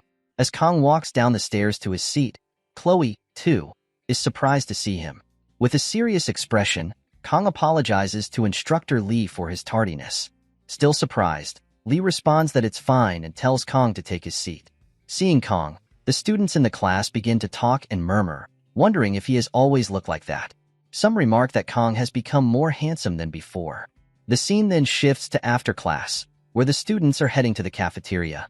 Chloe approaches Kong and asks him if something happened. Kong replies that nothing is wrong. Chloe then tells our boy that he has been absent for a few days, so she thought something might be wrong, and asks if it's because of the battle training. Kong remains silent for a moment, then, with a smile, informs Chloe that he had a severe fever over the past few days and thanks her for worrying about him. Chloe says she's glad to hear that, but she still doesn't seem entirely convinced. Seeing her doubt, Kong thinks it's only natural for her to be suspicious. Over the past few days, our boy has been tormented to the point where his mental state nearly collapsed, as if going through severe withdrawal. He couldn't eat and locked himself in his room, burying himself in bed, praying for the pain to stop. It was the price of using a damaged weapon. The pain was worse than anything our boy had ever experienced. But that wasn't the only strange thing. The face Kong saw in the mirror had the same bone structure, but his expression had become colder, and even parts of his hair had turned white. Our boy realizes that the changes he's experiencing are the penalty of the divine power, the blessing of the sword god. In the present, Kong thinks that Chloe seems to feel guilty, which is understandable since she was the last person he fought and met. Kong knows he needs to explain everything to her. Kong then suggests to Chloe that they have dinner together, as he promised, tonight. Chloe is both surprised and happy to hear this. However, Kong adds that this time, our boy wants to eat Chloe's cooking. Chloe happily agrees, saying, "Of course," and promises to do her best, excitedly mentioning that she can't wait. Seeing her enthusiasm, Kong thinks Chloe is really looking forward to the dinner. Chloe then tells Kong she will cook whatever he wants and asks what he'd like to eat. Kong replies that he hasn't had fish in a while and recalls that the last time he had fish was at Chloe's dorm. However, he couldn't eat it because it was too expensive. At that moment, our boy senses something behind him. He looks around to see what he was sensing, and it turns out to be Chloe's brother, Nox. Chloe is shocked to see Nox there. Noticing her reaction, Kong asks if she knows him, but Chloe remains silent. Our boy then walks straight toward Nox. As they come face to face, Kong asks Nox if he has something to say and tells him to speak up instead of just staring. Kong also warns him not to keep glaring at him, but Nox continues to stare, his eyes filled with a strange aura. Chloe intervenes, telling Kong that he doesn't need to pay attention to Nox, though our boy is puzzled by the look in Chloe's brother's eyes.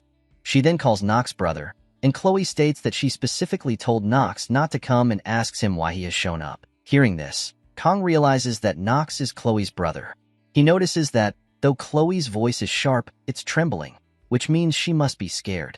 Nox responds by telling Chloe that Kong doesn't seem strong and questions whether she's sure she wants to be with someone like him, even if it means breaking the Auditoria family's rules. Frustrated, Chloe replies that whether it's about the Auditoria or anything else, it's no longer her concern. Nox replies that once someone is born into the Auditoria family, they are bound to it forever. Meanwhile, Kong thinks that younger sister is speaking as she is a rebel. On the other hand, older brother is speaking as he is in a historical drama. Nox then tells Chloe to leave this poor man and return to the Auditoria. Frustrated, Chloe shouts, telling Nox not to dare call Kong that. Shocked, Kong thinks Chloe should lower her killing intent, thankful that all the students have already gone to eat. Kong begins to understand the situation, as he remembers everything now. The Auditoria is an organization of shadows, specializing in infiltration and assassination. They appear later in the game, and though people say that, on the battlefield, the Auditoria members are not as powerful as other hero families, when it comes to stealth attacks, they are unmatched. From a young age, their children undergo intense training, raised to become instruments of killing. It's said that every member of the Auditoria family is incredibly strong. Now, Kong realizes that Chloe comes from the Auditoria family. Looking at Nox, our boy recognizes the face of someone accustomed to killing. Now, Kong thinks it all makes sense. The Auditoria family likely eliminates anyone who threatens their order to maintain control. Our boy also considers that, even here, he wouldn't hesitate to kill if necessary, and he could probably justify it. Kong then looks at Chloe, who is trembling. He thinks that all Chloe wants is to live a normal life, but like his own connection to the blessing of the sword god, Chloe was born into a family of killers, a place that won't allow her to live a peaceful life. A life where she constantly has to kill, like a machine. It must be unbearable. Kong reflects that he is not a hero. Our boy can't be and doesn't want to be. But even though Kong can't save the world, he can at least help change one girl's life. Kong tells Chloe not to worry, assuring her that he will talk to Nox. He admits to himself that, despite everything, he hopes the blessing of good intentions stays with him, as it's more than just a curse. This power won't allow Kong to lose. In the end, Kong realizes he has come full circle. Despite his efforts to escape the sword god's blessing, he can't run from it. Kong recalls a line from a comic that said, "There is no comfort in the place someone runs to," which Kong finds to be profoundly true. He realizes that if he can't escape, he might as well push forward. After all, our boy's name is Kong Jiama, geometry meaning sword, and Ma meaning demon. Kong moves forward and tells Nox to follow him, as he intends to take him down.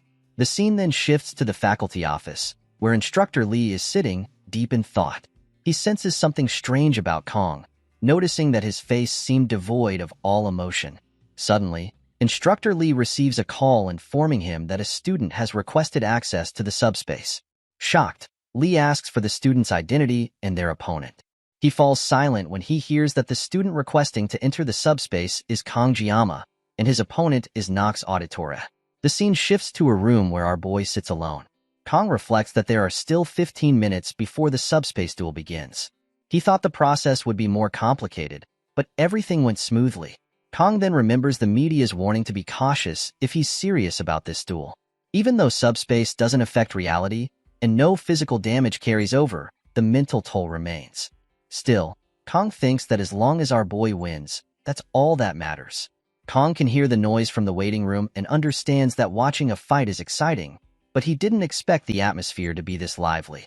He also reflects on how, in the past, he used to try to remain unassuming, but now it feels like all of that effort was pointless. Next to him, Chloe sits worried and crying.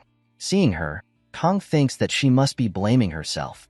He gently tells Chloe not to worry, reassuring her that it's not her fault. Chloe even lent Kong her weapon, so she shouldn't be concerned. Everything will be fine. Despite his words, Chloe still looks worried. Chloe tells Kong that her brother is strong, to which our boy replies that she is strong as well. Chloe then explains that her brother, Nox, is a genius with unparalleled talent in the history of the Auditora family. When it comes to throwing weapons, Nox is the best, and by the age of 14, he was already known as the greatest master of knight techniques.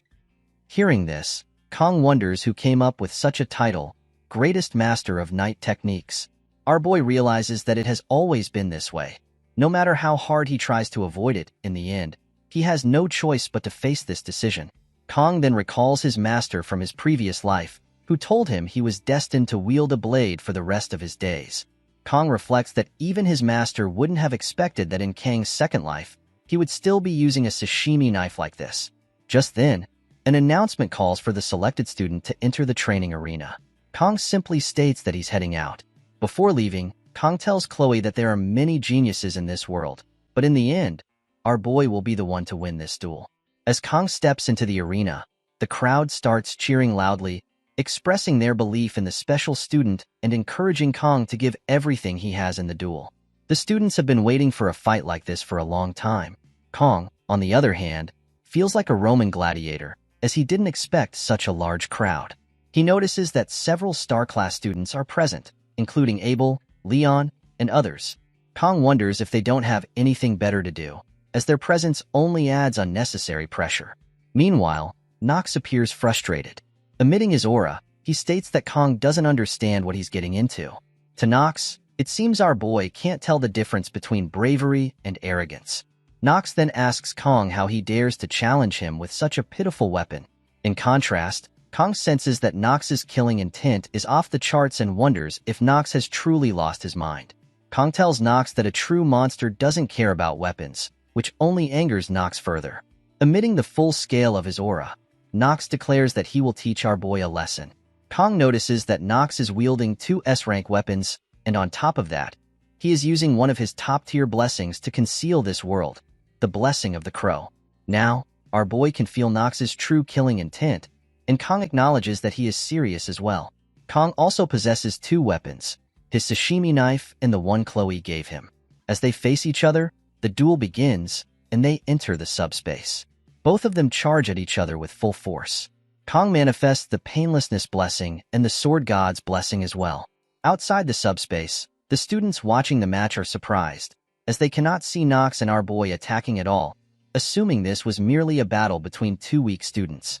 However, Kong and Nox are striking at each other with incredible speed, moving so quickly that only their auras can be seen.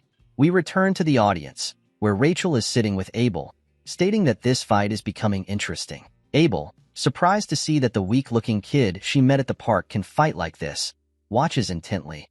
Back to the duel, both Nox and Kong appear to be evenly matched. However, as Nox sees an opening, he uses his special technique to strike at our boy. To Nox's surprise, Kong is able to dodge the attack. Undeterred, Nox employs another technique called three-legged crow, closing the distance between himself and Kong in an instant. Our boy is taken aback by this display. Kong finds himself surrounded by Nox's aura technique, and with a smirk, Nox declares that this duel is over. Yet, Kong takes a stance and in an instant, dodges Nox's technique.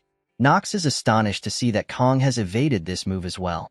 The scene shifts to the audience, where one student remarks that although he can see glimpses of the fight, the second-year student is clearly superior, as the first-year student is preoccupied with dodging. Another student replies that while the second-year student seems impressive, they cannot underestimate a year of battle experience. On the other hand, Abel thinks to herself that anyone watching this duel carefully can tell the truth. The second year is attacking fiercely, but the first year is easily dodging every strike, seemingly refusing to fight back.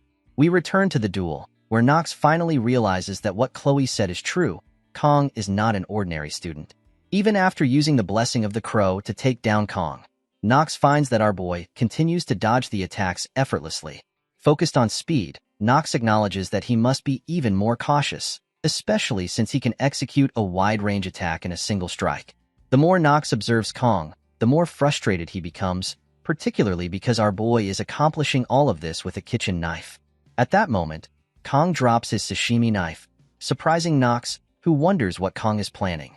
Our boy then takes a stance, pointing the kitchen sword that Chloe gave him toward Nox. Seeing this, Nox becomes filled with anger, thinking that Kong is trying to mock him with that ridiculous stance. A commoner cannot dare to mock Nox like this. He begins to gather his aura, and wings start to appear as the surroundings become enveloped in Nox's aura. As Nox prepares to strike at our boy, Kong charges forward in an instant and strikes Nox directly, catching him off guard and preventing any movement.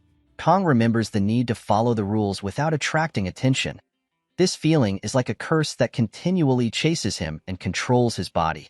Now, he realizes he cannot escape the power of the blessing of the sword god. Nonetheless, Kong is determined to cut it down. We see that Kong has severely injured Nox's right arm, rendering him unable to move. The audience, including Leon, is stunned by this turn of events. Kong states that whether the power he possesses is a blessing or a curse, he will use it, and with that, he bids farewell to his peaceful future. The whole arena is filled with smoke as the subspace barrier has been turned off, and the students in the audience are shocked by what they have just witnessed. In the arena, Nox is on his knees, while our boy stands confidently, unsheathing his sword. Abel and Rachel can't believe what they have just seen. The announcer then declares the duel has come to an end, and the students begin murmuring among themselves about the match. Kong wonders if he should have expected such a reaction, but realizes there's no turning back now. After all, our boy achieved this with just a kitchen knife, and it was Kang's first time facing an opponent as well. He starts to feel uneasy, though he finds some consolation in the fact that both the Mao brothers and Nox were inside the subspace during the fight. Kong is impressed by the subspace's specifications. On the other hand, Nox can't believe he lost the duel. Now, he understands that Kong is just as strong as Chloe had described. From Nox's perspective, Kong possesses incredible battle sense, honed through experience. However, Kong reflects that anyone could have sensed Nox through his intense killing intent, which ultimately worked to Kang's advantage. The duel's results are displayed on the screen, and the announcer declares the winner. The freshman from Tiger Class, Kong. The duel ended in just 25 seconds. The students are stunned to see that a first-year special admission student defeated a senior so easily. Kong, realizing the impact of his victory, thinks to himself that there's no turning back now from the peaceful life he once imagined. This is the path our boy has chosen, and Kong resolves to endure it with sheer will and determination. The scene shifts to the following day, where students are still buzzing about the duel. They've learned that the senior whom the special admission student faced was from the auditor family. Yet even someone that powerful was taken down by freshman Kong. Meanwhile, Abel sits alone, lost in thought, contemplating our boy. She reflects that Kong Jiama is always on her mind, as he's the only person everyone in the academy seems to be talking about. Yesterday's duel was shocking for Abel, to say the least. She couldn't believe what she had witnessed. Kong displayed remarkable swordsmanship, using only 2 kitchen knives. Abel had always taken pride in her knowledge of swords, being the daughter of a swordmaster, but now she finds herself feeling hopelessly naive. She never imagined someone could be that skilled with such ordinary blades. Abel's thoughts shift, and she realizes that she is still curious about the person who had defeated her. She wants to know who they are, driven by the desire to defeat them next time. Then, she remembers her grandfather mentioning that the top student this year wasn't from her classroom. Connecting the dots, Abel concludes that it might have been Kong. Anger rises within her as she considers the possibility, and what's even more frustrating is that our boy is actually stronger than her. Abel begins to wonder what Kong was thinking when she had called our boy weak and proudly told him about her family motto. Frustrated, she stands up abruptly, slamming her hands on the table. Hearing the noise, Rachel wakes up and asks Abel what's going on. Abel quickly calms down and apologizes, assuring her that it's nothing. Rachel, unconvinced, asks if Abel is sure. Abel explains that she hasn't been able to train recently, so she's feeling a bit sluggish. As a true friend, Rachel probes further, asking what's really going on and pointing out that something seems off about Abel's expression. Abel pretends not to understand, but Rachel presses her, teasing that maybe Abel is just hungry. Abel denies this, so Rachel jokes, asking if she left her equipment at home. Abel replies no. Then, Rachel playfully asks if Abel is having boy trouble, catching Abel off guard. Abel blushes, shocked by the question. Seeing her reaction, Rachel laughs, commenting that she didn't think Lady Abel would be interested in romance. Abel, still blushing, insists that's not the case. Rachel then playfully asks about the lucky boy Abel seems to be thinking about, suggesting it might be Leon. With a straight face, Abel replies no. Rachel, noticing Abel's unusual response, finds it odd that she's still apprehensive about Leon. Then Rachel asks if it could be that special student from yesterday. Abel's expression quickly changes, and seeing this, Rachel feels proud of her intuition. She grabs Abel's hand and says, "Let's go." Abel asks where they are headed, and Rachel replies, "To the Tiger class, of course." The scene shifts to the Tiger class, where Rachel confidently enters. All the Tiger class students are shocked to see them. As they walk forward, Abel tells Rachel they should go back, but Rachel reassures her not to worry. At that moment, Rachel climbs onto a desk to look for our boy. A Tiger class student approaches and warns Rachel that, regardless of her status, she shouldn't be standing on the desk. That's going too far. But Rachel ignores him and continues scanning the room until she finally spots our boy sitting with Chloe. Seeing Chloe, Rachel briefly wonders if she's our boy's girlfriend, but quickly dismisses the thought, thinking that this only makes things more fun. Chloe, who had been smiling, suddenly has her expression change when Rachel approaches Kong and blows in his ear.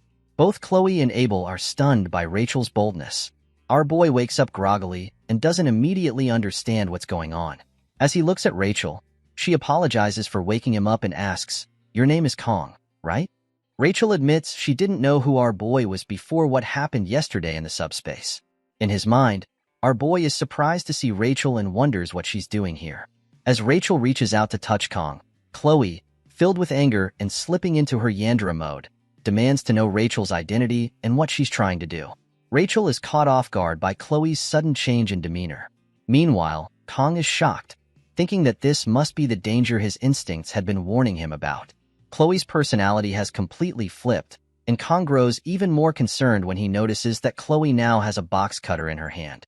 Frustrated, Kong thinks about the possibility of a fight breaking out in the classroom, realizing this is a situation he's never encountered in the game before. He can't figure out why things are spiraling out of control so suddenly. At that moment, Abel steps in, trying to stop Rachel and asking her what she's trying to do, reminding her that this isn't their classroom. With a smile, Rachel says, "What's the matter, Abel? Can't I say hello?"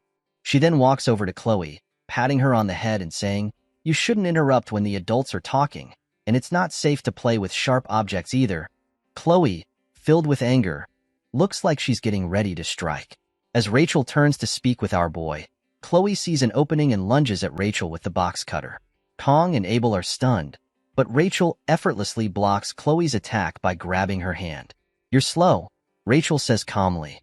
"I thought you were just a kid, but it seems you've got quite a short fuse."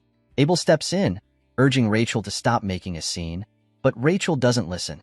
She pushes Chloe away as if she were nothing, though Chloe manages to regain her balance and land perfectly on her feet. The students in the class are shocked by the exchange, while our boy just wants to leave.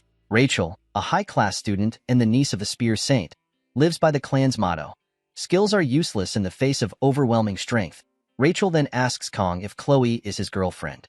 Kong quickly replies, No, but he can feel Chloe staring at him intensely. Despite the tension, our boy tells Rachel that Chloe is just his friend. In his mind, Kong wonders what kind of situation he's gotten into. As he looks around, he notices that Abel is there too, something he didn't realize at first because he was so frazzled. Kong, still trying to make sense of everything, asks, "Why did you and Abel come looking for me?" Rachel, with a teasing grin, replies, "Well, it seems like Abel was interested in you and wanted to see your face." Flustered, Abel immediately denies it. "When did I ever say that?" she exclaims. Rachel responds with a playful smirk. "Isn't that why you came here?" Abel quickly corrects her. "You're the one who practically dragged me here." Rachel shrugs. "I just thought you wanted to see Kong. That's why you followed me." Abel, clearly embarrassed, retorts, "That's not true." Meanwhile, the students in the class start whispering among themselves, wondering what's going on and why Abel and Rachel are arguing. Abel, now shyly and with a hint of frustration, says, "I think there's been a misunderstanding. I didn't ask to come here to see Kong." Hearing this, our boy thinks to himself that Abel should just leave. He then states, if Abel and Rachel don't have anything else to do, then they should just go. Both Rachel and Abel are surprised by his bluntness. Rachel moves closer to Kong and says, "You're really an interesting guy, and I like guys like you." Our boy replies, "That's a relief to hear, but I'm far from interesting." Rachel playfully responds, "Don't be like that. How about we meet up after class and spend some time together?" Angered, Chloe suddenly shouts, "Get away from my Kong right now." Hearing this, Rachel starts laughing, but Abel, equally frustrated, begins to emit a powerful aura. Sensing Abel's rising anger, Rachel smirks and says to Kong, "It was fun meeting you. I'll see you later." Kong, trying to put an end to it, tells Rachel, "Don't come back." Rachel waves him off with a grin and replies, "Don't be so cold." As Abel and Rachel leave, Rachel lovingly says her goodbye to Kong, which only frustrates Chloe even more. Meanwhile, our boy just wishes he never has to see Rachel again. As Rachel leaves, Abel can't help but glance back at Kong before exiting. The scene then shifts to the corridor outside, where Rachel reflects to herself. It's one thing to have a cold attitude, but seeing Kong face to face, there was something there, she thinks. Kang's gaze had been unsettling, and Rachel realizes that he far exceeded her expectations. Kong is definitely a step above all the students I've seen since the school started, she muses. Initially, Rachel had gone to the tiger class just to tease, but now she believes she might have gained something unexpected. My clan pulls no stops when it comes to recognizing only the most outstanding warriors, she thinks. In that sense, Kong might be a valuable resource. It's only natural that he's caught the eye of the invincible Empress, she concludes with a cheerful smile. Rachel then turns to Abel and apologizes. Confused, Abel tells her, "You should apologize to the tiger class students for causing that ruckus, not me." But Rachel replies, "It's not about that. It's about Kong Jiama." She then adds, "And I'm not going to yield." Abel is shocked to hear this, realizing that Rachel might be more serious about Kong than she had thought. The scene shifts to Knox, who is in the hospital recovering from his injuries. Anger courses through him as he contemplates killing Kong, having lived his entire life without experiencing defeat. As the genius of the Auditor family, Knox thinks to himself about taking care of Kong at night. The mere thought of Kong only fuels his rage, prompting him to rush toward his room. Knox intends to mobilize the entirety of the Auditor family with the authority of the entire clan. He believes he can deal with Kong easily. After handling Kong, he is confident that Chloe will return to the Auditor family as well, given that her potential is on par with, if not greater than, his own. Now is the time to strike, Knox thinks, envisioning the power of the House of Order combined with the pinnacle of his Nightfall techniques. He is determined to show Kong exactly what he is capable of. However, as Knox opens the door to his room, he is stunned to see our boy already sitting there, casually eating an apple. Seeing Knox, our boy states, "You're finally here." The scene shifts to the classroom where, frustrated, Chloe sits alone after seeing Kong talking with other girls. Observing her expression, Kong senses that Chloe seems upset, but he recalls that Chloe was the one who had the box cutter earlier. Meanwhile, Chloe, visibly angered, wonders about Kang's relationship with those girls and if he might have feelings for any of them. Suddenly, Kong calls out to Chloe, surprising her and prompting her to brighten up with a sweet smile. She asks if he needs anything. Noticing the box cutter still in her hand, Kong thinks she should probably put it away first. Getting to the point, Kong asks Chloe how Nox is doing. Caught off guard, Chloe pauses before informing him that Nox is currently in the Academy's medical ward. Kong remarks that it's unusual for someone to get injured in the subspace.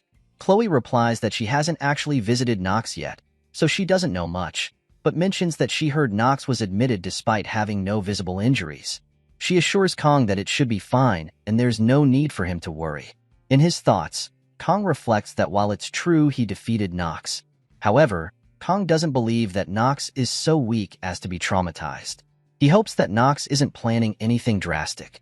Kong then pats Chloe on the head, asking if she can tell him where Nox's room is, knowing this is the best way to handle her Yandra tendencies. In the present, Nox is stunned to see Kong sitting in his hospital room. Kong asks if he can eat the apple nearby, though he's already halfway through it. He then remarks on the wealth of the Auditor family for providing such a spacious room for one person. Surprised, Nox asks how Kong got into the ward, only to freeze when he sees Kong reaching for a knife. Nox wonders if Kong is there to finish what he started, but to his surprise, Kong merely picks up the knife and begins peeling the apple with impressive skill. Confused, Nox watches as Kong neatly slices the apple and places it on the table for him. Before leaving, Kong casually advises Nox that if he has trouble digesting regular food, he should stick to eating fruit. Frustrated, Nox thinks he could take down Kong right here, and now by catching him off guard. However, Kong calmly warns Nox that if he even thinks about revenge, he himself will eliminate the entire Auditor family. Shocked and frightened, Nox collapses to the ground. Outside, Kong reflects that Nox is now little more than a candle that could be snuffed out at any moment. It seems his will has been completely shattered. Kang's bold intimidation worked well, especially considering that the Auditor family is one of the world's most formidable assassin groups. While Kong knows he couldn't take on an entire clan, he figures he could manage around 10 people in 30 seconds if necessary, though he'd rather avoid that scenario entirely. Looking up at the sky, Kong feels as though he's standing in the eye of a strange storm. He thinks that he's slowly getting accustomed to life in this world. As long as Nox doesn't stir up any more trouble, Kong no longer needs to worry about him. However, our boy has another issue to handle. The girl Kong most wants to avoid, Rachel. Kong has no intention of getting involved with her, as in the original game. Rachel approaches the main character first but is later attacked after the main heroine, Abel. Kong thinks he needs to take things slowly, especially with midterms approaching, for which he needs to be prepared. Checking his phone, Kong states that he's going to take this seriously, as a reward is a reward, and this time it's Murasame, a weapon he desperately needs to fight effectively for more than 30 seconds. Kong then schedules the midterm date on his phone. This test involves subduing a demonic monster in groups of 5, regardless of class. The Academy places heavy emphasis on teamwork, believing that while individual skill is important, trust in comrades is even more crucial on the battlefield. Although Kong finds this setup test annoying, he's fine with it as long as he finds the right teammates to carry him through. The monster featured in this test is a D-rank creature, the merman, a particularly foul-looking beast, even in the game. Now, Kong is about to see this monster face to face. Although our boy has worked with fish all his life, he feels uneasy about encountering this creature in real life. Kong muses that if these monsters were mermaids, at least they'd be easier on the eyes. Sitting on a bench, then he recalls that mermaids are considered demonic humans in this world and are part of the demon forces. Demonic humans are far more dangerous than demonic monsters, but thankfully, students only have to deal with the merman, sparing them from facing demonic humans. Kong reflects that it has already been a month since he arrived here, and he finds the nights in this world surprisingly peaceful. Speaking of peace, it has been 700 years since humans and demons swore a truce. However, just as human history isn't free from war, this world has also seen many conflicts, both large and small. For example, Yasmin, the commander of the 6th Legion, once claimed he would revive the commander of the 1st Legion, crossing the line of the armistice. After a week of battle, humanity emerged victorious, and the 7 heroes were born. Although 3 heroes fell, neither faction wished to escalate the conflict further, and peace has continued to this very day. Looking up at the sky, our boy reflects, so this is peace. The more Kong thinks about it, he wonders if Baylor Joaquin, the one who sealed the first Legion commander alone, was even human. Checking his phone calendar, Kong notes that humanity has only 3 years left until the second Human-Demon War, where even the Demon King will be a fighter. Our boy realizes that worrying about this won't change anything. Instead, he should focus on his midterms. However, he finds it irritating since he still needs to find teammates, and he has no friends at all. Just then, Kong realizes he's now the most famous student at the academy. If I can use this to my advantage, he thinks, won't that solve the problem? Living quietly for 3 years seems impossible anyway, so Kong intends to form a strong group and ace his midterms. Kong shifts his goals from living comfortably and quietly to living comfortably, even if it means not staying under the radar. A week later, in the classroom, the instructor asks the students to form groups for their exam, but to Kang's surprise, not a single student invites him to join their group. Kong thinks this is bad. He wonders if the other students are still afraid of him after the duel. Looking back, Kong notices Chloe is also alone. He realizes she's in a similar position, having been regarded as an outsider since that incident. Approaching her, Kong asks if she hasn't found any cadets to partner with. Chloe confirms that she's still alone. Concerned, Kong inquires if she's okay, mentioning that he's used to this, but she used to have friends. Chloe assures him that she's fine, thinking to herself that as long as she's with Kong, she'll be okay. Kong then suggests that, in that case, she can partner up with him, though he still needs to find 3 more people. Smiling, Chloe agrees with him. In his mind, our boy thinks that Chloe's capabilities are nothing to underestimate. The goal of the test is to capture as many mermen as possible within the 1-hour time limit, and given that Kong only has about 30 seconds, Chloe is like 1,000 soldiers to him. Smiling, Chloe says she's excited, and Kong notes that she seems genuinely happy. Suddenly, to Kang's shock, Rachel comes running in, telling him, "Let's play." Frustrated, Kong asks Rachel why she's here again. Rachel replies that she just told him. Meanwhile, Chloe's expression shifts as she goes into Yandere mode, ready to confront Rachel. Kong quickly realizes he can't let this situation spiral out of control. He tells Rachel to leave, just for today, as he has other things to take care of. Rachel responds, asking why her Kong is being so cold to her, to which Kong firmly tells her to stop calling him her Kong and to leave the classroom. Ignoring him, Rachel then asks if Kong has a group for the test. In his mind, Kong sighs, thinking that Rachel never listens to what people tell her. Frustrated, he replies that he hasn't found a group yet. Excited by this, Rachel invites Kong to join her group.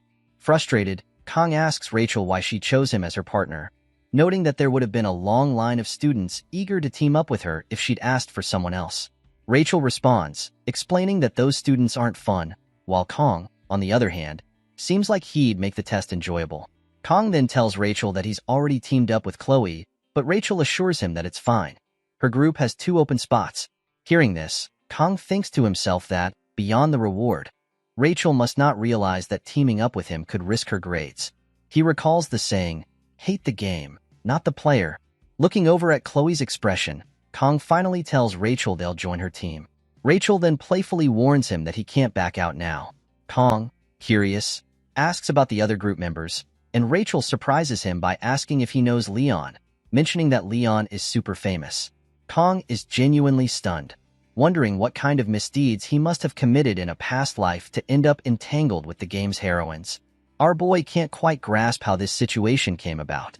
Even though Kong might stand out and occasionally cross paths with key people, it usually doesn't lead anywhere. But Leon Van Reinhardt is a different matter entirely. He's the main character of the game. Our boy realizes he has no idea how things will turn out from here, but it seems certain Kong will somehow be to blame. He even tried to see if Kong could switch groups, but Rachel had already submitted his name on the application before she even approached him, leaving no room for adjustment. Frustrated by the thought, Kang's irritation rises. Just then, Chloe approaches Kong in her intense, almost Yandere mode. She asks if something is wrong, noticing that he hasn't looked well since Rachel left. Kong, surprised by Chloe's attention, explains that he's just a bit overwhelmed by the prospect of taking the exam with the Star Class cadets. Chloe reassures him confidently, saying that no one in the Star Class is stronger than Kong. Kong thanks her, thinking to himself that he was the one who asked Chloe to team up with him in the first place. There's no way Kong can leave without Chloe in good conscience, and as he thinks about it, our boy realizes he couldn't ask for better people to take the test with. Deciding to stay optimistic, Kong asks Chloe when and where the group meeting is. Chloe responds that Rachel mentioned meeting at the cafe in the main building at 6. Noting the time, Kong suggests they head over, and Chloe happily agrees. The scene shifts to the cafe, where Chloe is cheerfully enjoying her smoothie. Meanwhile, Kong is shocked to discover that Chloe's smoothie cost 50,000 won. He thinks to himself that the only drink under 10,000 won was a coffee, so our boy ordered it, but it tastes terrible. Since this cafe is run by an outside company, faculty cards don't work here, and Kong decides he won't be coming back often. A few moments later, Rachel arrives with the rest of the team. She apologizes for being late, and Kong recognizes Leon but not the other members. Leon approaches him, extending his hand and warmly saying it's nice to meet Kong. Our boy shakes Leon's hand and introduces himself as well. Leon tells Kong that he was impressed by what he saw in the subspace a few days earlier and feels reassured knowing Kong is part of the group for the exam. Kong, impressed by Leon's presence, realizes that Leon is the main character he played as in his previous life. As they sit down, Leon suggests they start with introductions, and Rachel cheerfully agrees. Leon introduces himself first, stating that he's the group leader and a student of the star class. He adds that he somehow ended up becoming the leader and, although he has his shortcomings, he looks forward to working with everyone. Kong admires Leon's positive attitude. Rachel then mentions that, since everyone already knows her, she'll pass the introductions to Batten, who is sitting next to her. Batten introduces himself as a student of the star class and a speed weapon specialist, adding that he likes heroes, which confuses Kong. Chloe then introduces herself, stating that she's from the wolf class and is here thanks to Kong. Hearing this, Rachel starts to smile, which frustrates Chloe, but she calms herself, thanks Rachel for the invitation, and states that it's a pleasure to meet everyone. Everyone is impressed by Chloe's well-spoken introduction. Finally, our boy introduces himself, mentioning that he's in the same class as Chloe.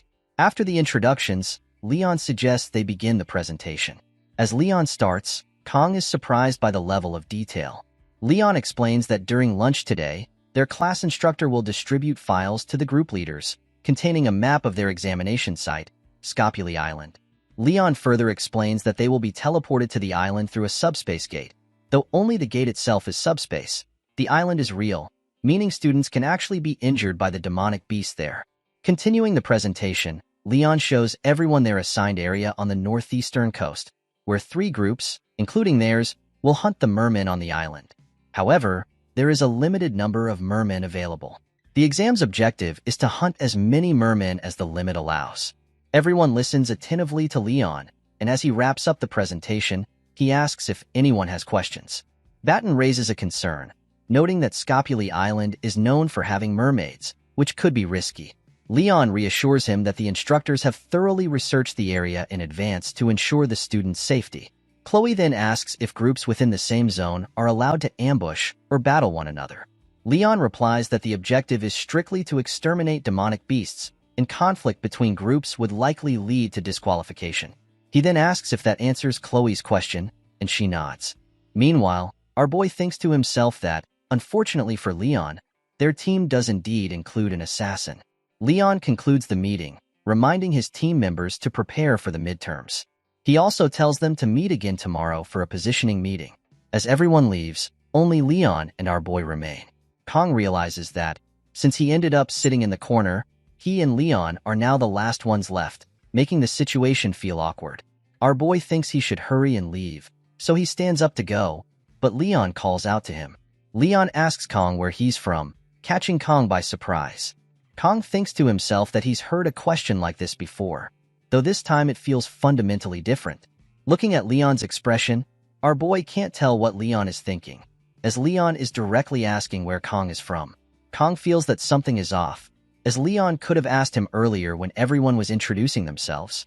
He can only assume Leon has a specific reason for asking now, after everyone else has left, but with a serious expression, he admits he can't shake the feeling that Kong is somehow similar to him. Hearing this, Kong considers that while the official language in this world is Korean, thanks to the game, it doesn't mean other cultures don't exist here. Leon then apologizes for asking such an odd question out of nowhere. Leon then tells Kong to pretend he didn't hear anything and starts to leave the room. Kong stops him and asks where Leon himself is from. Kong realizes he acted impulsively by grabbing Leon, but he knows he wouldn't be able to sleep if he let the question go unanswered. Smiling, Leon responds that he's from Germany, then leaves the room. Kong is left stunned and confused by the revelation. Kong still can't figure out what Leon is thinking. Later that day, Kong reflects on what Leon said to our boy, as a curious thought crosses his mind. Could Leon have come from another world too?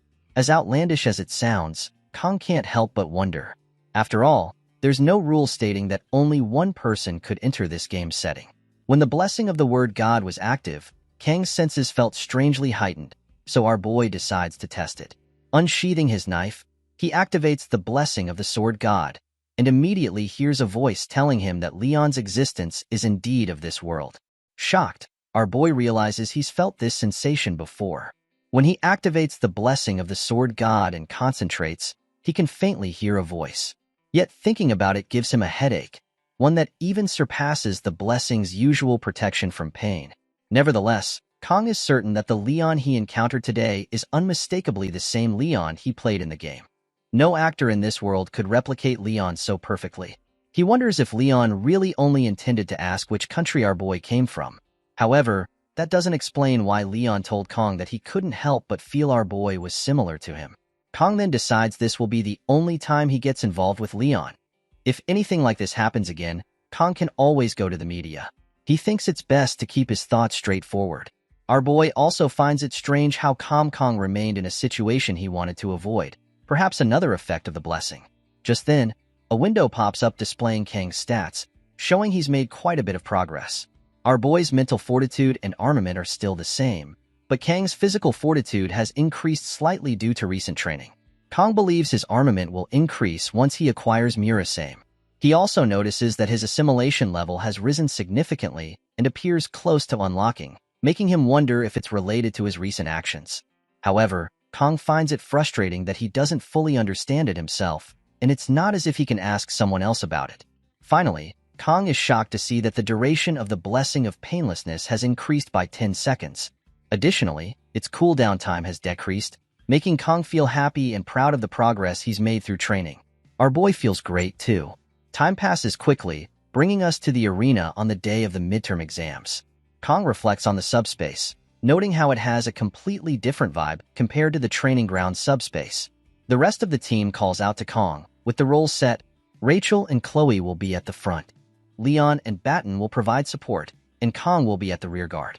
Our boy is both impressed and surprised by everyone's equipment. Rachel wields the S-rank gear, the Vermilion Phoenix halberd, while Leon doesn't seem to have Bamong yet. Kong is puzzled to see that Batten's gear is a recorder, and Batten becomes frustrated when he catches Kong staring. Rachel explains to Kong that Batten's gear is actually one of the few S-rank pieces specialized in healing. Kong is surprised to hear this. After all, a healing S-rank armament is incredibly rare, with only a 1 in a million chance of winning it in the game. Its appearance also contributes to its specs, and Kong steps closer to Batten for a better look. Flustered, Batten tells Kong not to come any closer. Then, the announcer declares that the first-year midterms will now commence. Instructor Lee adds that, judging by the students' expressions, everyone seems prepared. Lee tells them he'll keep it brief since they should already be familiar with the rules. If a student encounters something they cannot handle, they should retreat. He reminds them not to forget that they're still cadets, not yet heroes, and they don't need to take unnecessary risks. Lee also mentions that if any student becomes injured or wishes to surrender at any time, they should contact the supervising instructor. Leon then turns to his team, saying that it's almost time and that they should start preparing. He encourages them not to be nervous and to give their best effort. Our boy thinks that it's finally beginning. Just then, Chloe approaches Kong, and he asks her if something is wrong. Chloe asks Kong if it's strange that she feels anxious now, mentioning that she remembered mermaids can appear on Scopuli Island. Our boy reassures her, saying that the instructor confirmed everything has been thoroughly checked beforehand, so there's no need to worry. Chloe nods and replies that she understands. In his mind, Kong recalls that back in Sicily, mermaid sightings were frequent and often caused significant damage. Although humanity has a truce with demonic beings and they are rarely seen outside dungeons, the persistence of these rumors suggests that the conditions for mermaid appearances are still not fully understood. At that moment, Instructor Lee instructs the students to get ready to enter the subspace. Kong pats Chloe's head, telling her not to worry. In her mind, Chloe feels reassured, thinking she has nothing to fear with Kong by her side. As they enter the subspace, Chloe looks around in confusion. Kong calls to her, reminding her to stay focused. Meanwhile, Leon realizes he's unable to contact the supervising instructor, and he and his team members find themselves in a cave with no connection. They have no idea what just happened. Suddenly, a mermaid appears in the subspace, leaving Kong and the rest of the team shocked. The scene shifts to a few moments earlier, before the mermaid's appearance, on Scopuli Island. Except for Kong, the rest of the teammates are feeling sick. Leon comments on how Kong seems fine, to which our boy replies that he doesn't usually get seasick. At that moment, our boy spots a merman. Kong is surprised to see it, but the merman quickly runs away. Our boy notes that the merman seems smaller than he expected and feels a bit foolish for being so serious about it. He thinks Kong might not even need to use his weapon, though Kong had already planned to take it easy in the rearguard position. Leon informs Kong that once they reach their assigned area, there will be fully grown mermen, which are nothing like the smaller ones they've just seen. Leon adds that their first priority should be to head to the location Chloe went to scout. They move deeper into the forest, with Leon warning everyone to stay alert. Suddenly, Chloe appears, returning from her scouting mission. Leaping from tree to tree, she lands right in front of our boy. Kong is startled by her sudden entrance and asks if she had been climbing trees on her way back. Chloe confirms, explaining that it was the best way to avoid being noticed. Leon asks Chloe about the situation ahead. Chloe reports that approximately 500 meters ahead, there is a cave. As the group moves forward and spots the cave, Leon senses and estimates that there are about 50 to 60 mermen inside. Our boy thinks to himself that if they hunt these mermen down, their team will almost certainly secure first place in the midterms. However, he also considers the risks. For the leader, ensuring the safety of the team is just as important. Injuries could occur, and Kong and the others might end up trapped in the cave with no means of outside communication. Should the team take the risk or opt for a safer detour elsewhere? The decision ultimately rests with Leon, the team leader. The scene then shifts to a few days earlier. Leon is briefing the team and tells Chloe he will rely on her to scout the area when they land on the island. He adds that Batten will handle the healing with his blessing. Hearing this, our boy remarks that he still finds it interesting that Batten is a healer. Frustrated, Batten snaps at Kong to stop talking nonsense. Leon then assigns Kong to guard the rear against any potential threats. Our boy reflects that he seems to have gotten the easiest job. Leon further explains that he will lead everyone from the center, emphasizing that the team cannot just rush in recklessly. He assures them that he will join the offense if the situation calls for it. At that moment, Rachel asks Leon about her role. Leon confidently replies that she will be the one to face the mermen head-on and take down as many as she can. Leon expresses his trust in Rachel's abilities, believing she is more than capable of handling the task. Returning to the present, Kong observes Leon's expression and realizes that Leon has made his decision. Leon calls for Rachel. Responding immediately, Rachel hurls her spear at the cave with incredible strength and speed, taking down several mermen in a single strike. Without hesitation, she charges into the cave, retrieving her spear and continuing to take down the mermen in her path. Meanwhile, Batten uses his spell to heal Rachel and restore her stamina. As all the remaining mermen rush toward her at once, Rachel remains undeterred. With a smile on her face, she effortlessly takes down approximately 25 mermen on her own. She marvels at her own blessing, thinking about how incredible it is. On the other hand, Kong and the others are astonished by Rachel's display of strength.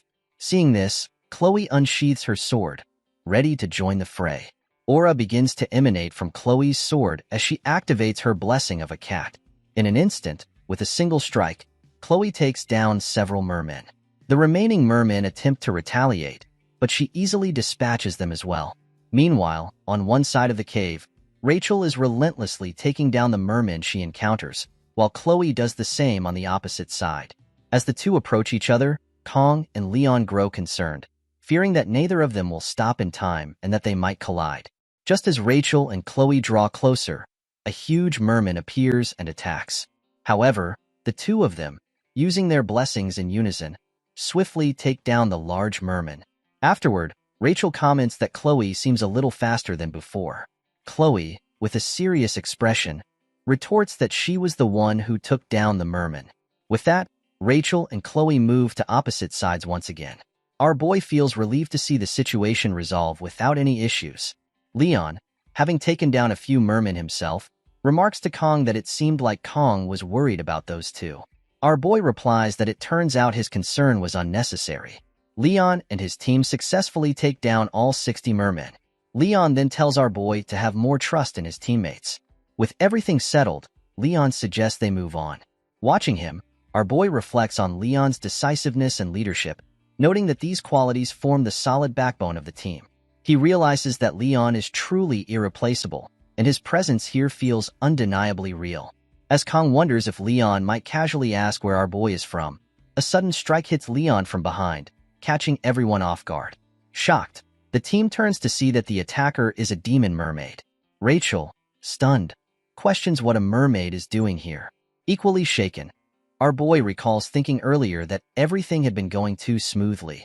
Now, faced with the dire situation, Kong must decide whether the team should run or fight. He knows that attempting to flee with an injured Leon could result in the entire team being taken down. Rachel urgently tells Kong to try contacting the instructor about the mermaid. However, our boy realizes that with all communication cut off from the outside, alerting the teachers might only cause them to panic even more. Kong states that it seems he is the only one still clear-headed. Taking charge, he orders Batten to focus his healing blessing on Leon. Kong then instructs Chloe to leave the cave, alert the nearby cadets to evacuate, and call for the instructors. However, Chloe insists that she wants to stay and help Kong. Kong firmly explains that fleeing with Leon will be difficult, so Chloe must hurry and act before the mermen launch another attack.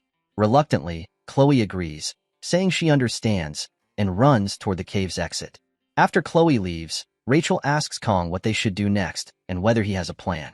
Batten and Rachel, noticing Chloe's departure, question Kong about why he sent her away.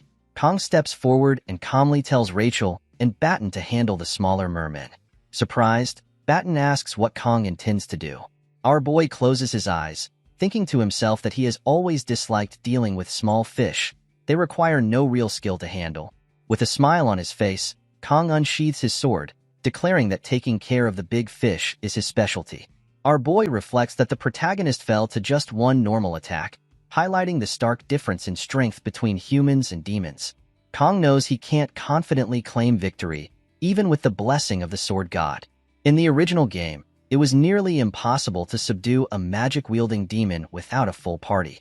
Now, faced with a boss that typically requires a large-scale raid, our boy realizes there's no turning back.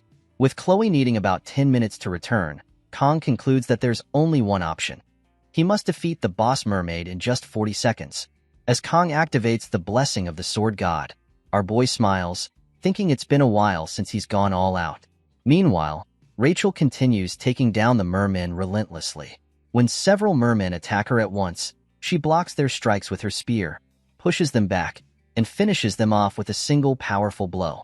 However, her fatigue is starting to show. Batten, noticing Rachel's exhaustion, wishes he could assist her, but healing Leon is already pushing him to his limits.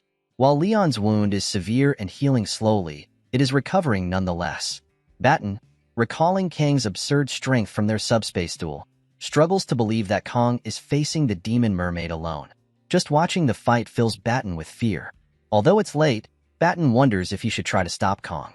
Meanwhile, the demon mermaid launches a strike at Kong. Kong swiftly dodges the attack and charges forward. Our boy analyzes the situation, noting that the mermaid appears to be a demonoid specializing in long-distance magic attacks with water properties. While Kong doesn't know magic, our boy thinks to himself, a mermaid is just a fish after all. Our boy then leaps into the air, closing the distance between him and the mermaid. As Kong strikes, the mermaid manages to dodge his attack and head straight for Batten. Batten is stunned as he sees the mermaid charging toward him. At the last moment, our boy steps in, striking the mermaid with his knife. The attack lands, but the strike is too shallow to inflict any real damage. Wasting no time, Kong charges forward again, but the mermaid dives into the nearby pond, disappearing beneath the surface. Frustrated, Kong thinks to himself that this demon is truly a mermaid, and predicting a mermaid's movements is no easy task. Our boy observes that the mermaid is deliberately targeting those who are injured. Regardless, Kong resolves to keep his team members safe. Kong turns to Batten and asks if he's all right. Batten, both relieved and surprised, replies that he is fine. Before leaving, Kong tells Batten he's relying on him to take care of Leon and calls him a hero. Batten is taken aback, watching Kong face the mermaid alone. Hearing Kong call him a hero triggers a memory for Batten. He recalls telling Kong that justice and bravery, when sacrificed for the sake of others, and the ability to turn despair into hope are what define a hero.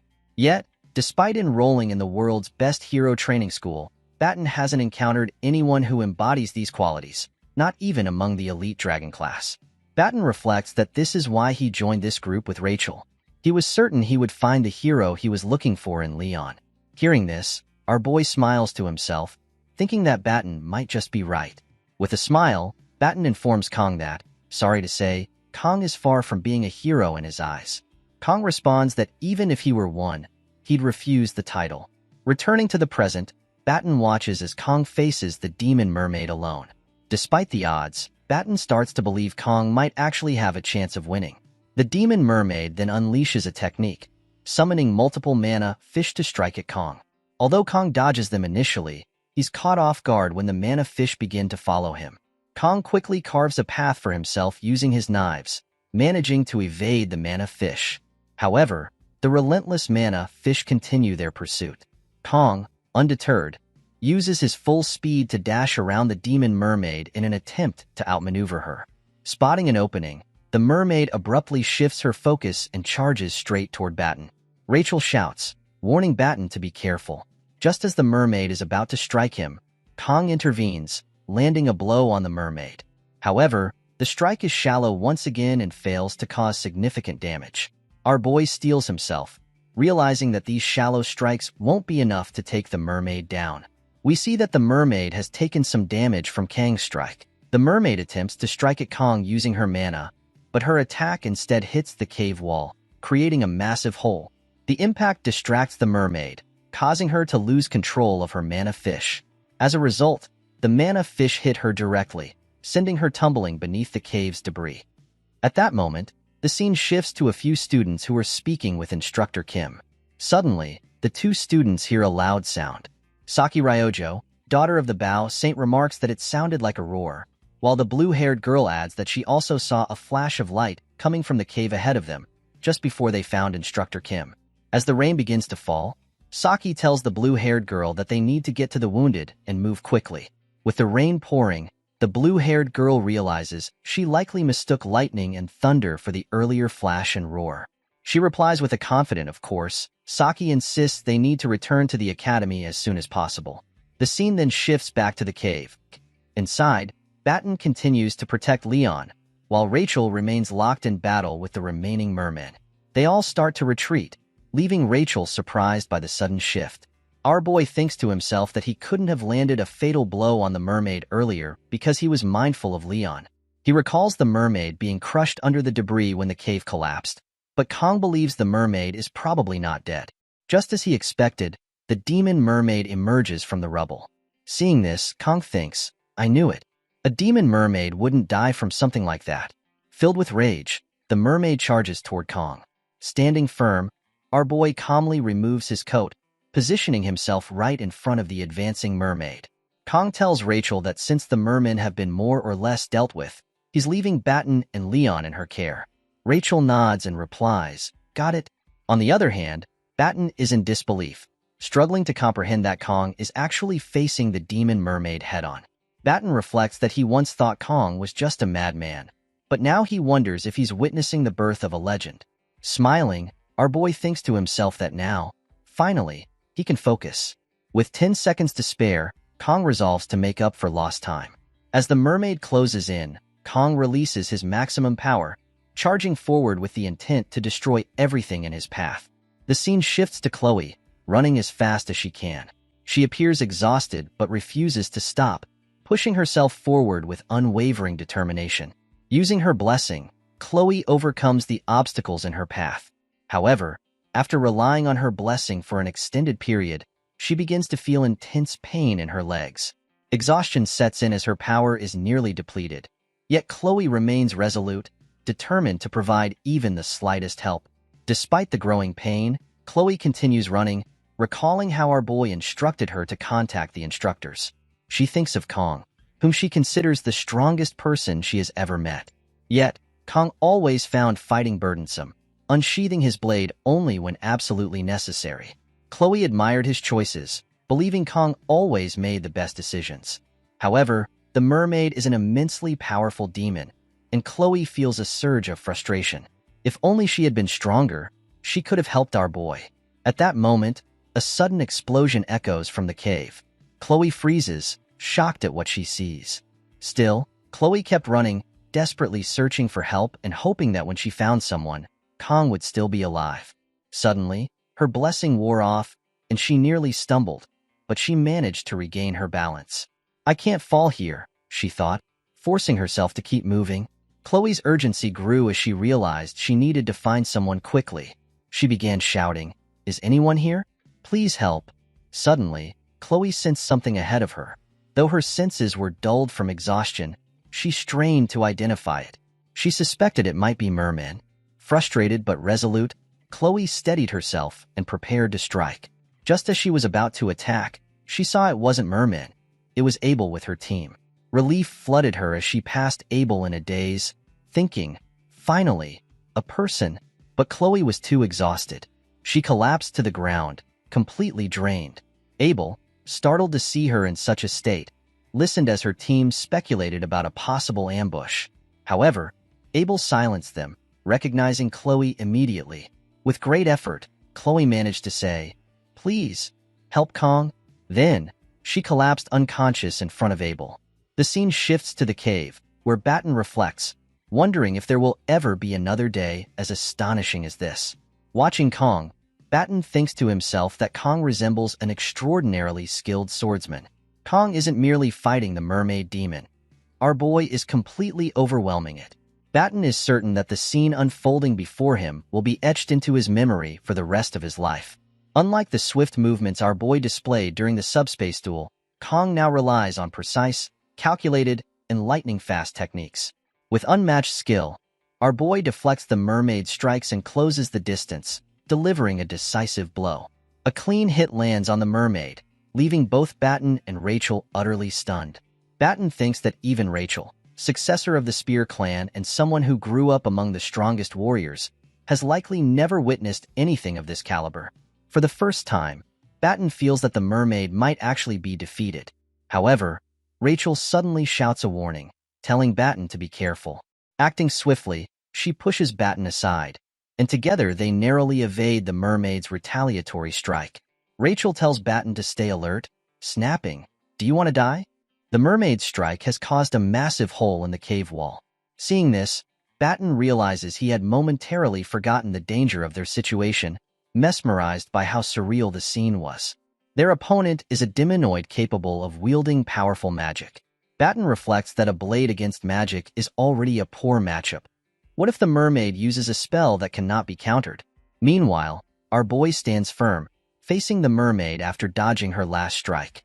Angered, the mermaid begins casting her special spell, gathering mana into her hands.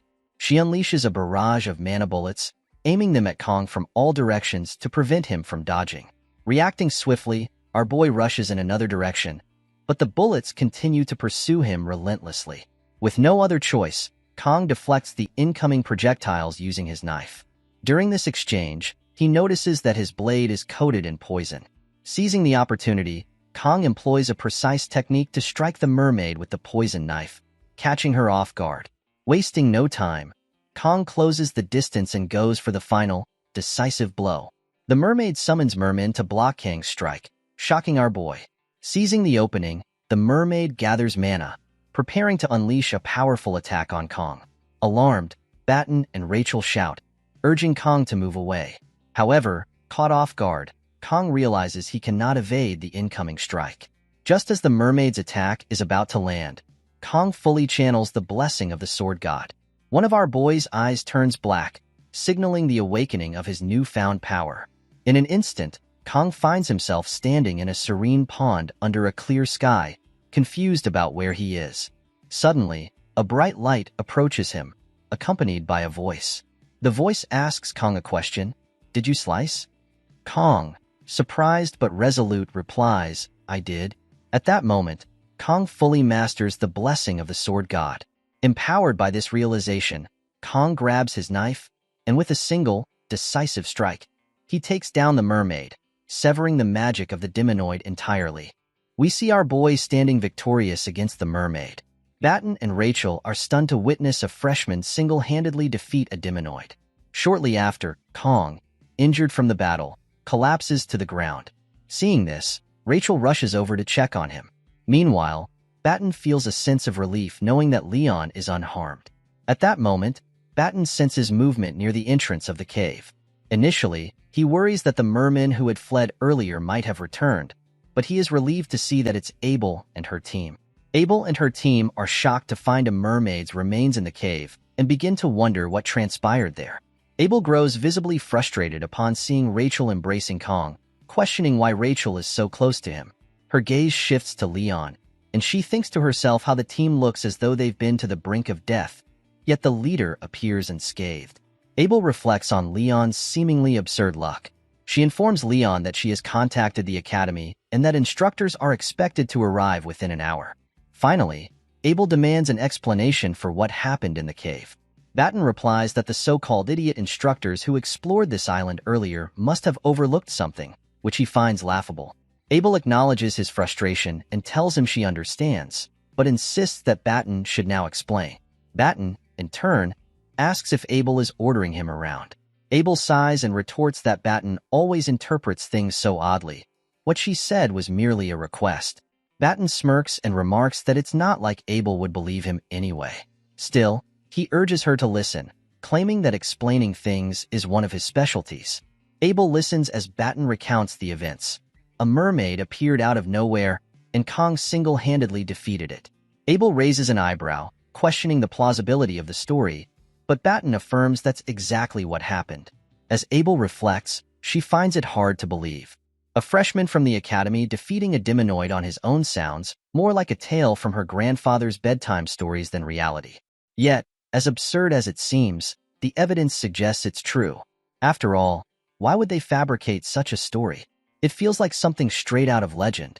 Abel then recalls her lineage, a descendant of the famed hero Baylor Joaquin and his disciple, Aaron Nibelung.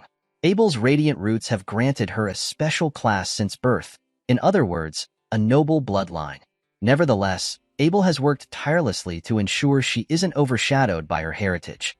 Through her relentless effort, her talents have flourished, propelling her to where she stands today. However, when it comes to Kongjioma, Abel can't help but find the disparity between their skills almost absurd. At first, she experienced a swirl of emotions: fear, dread, and admiration. Perhaps, Abel thinks, she has been just an ordinary person all along. Shaking off these thoughts, she instructs her teammate to use her healing blessing on Kong. As her teammate channels the blessing into our boy, Abel observes him. Despite being battered and on the brink of death, Kong, someone her own age, fought a demonoid alone and emerged victorious. The thought frustrates her deeply. Batten, breaking the silence, reminds Abel that she mentioned contacting the academy earlier. Abel confirms this. Batten then suggests that, for now, it might be wiser not to disclose the full details of what happened to the instructors. Abel, surprised, asks why he would suggest such a thing. Batten remarks, "Didn't the instructors say they scouted this island beforehand?" Abel nods, confirming, "That's right." Batten finds it strange that despite Scopuli Island's size, a demonoid emerged from a cave so conspicuous that even cadets could easily notice it. Something doesn't add up, Batten adds, his tone skeptical. Abel grows serious as she listens.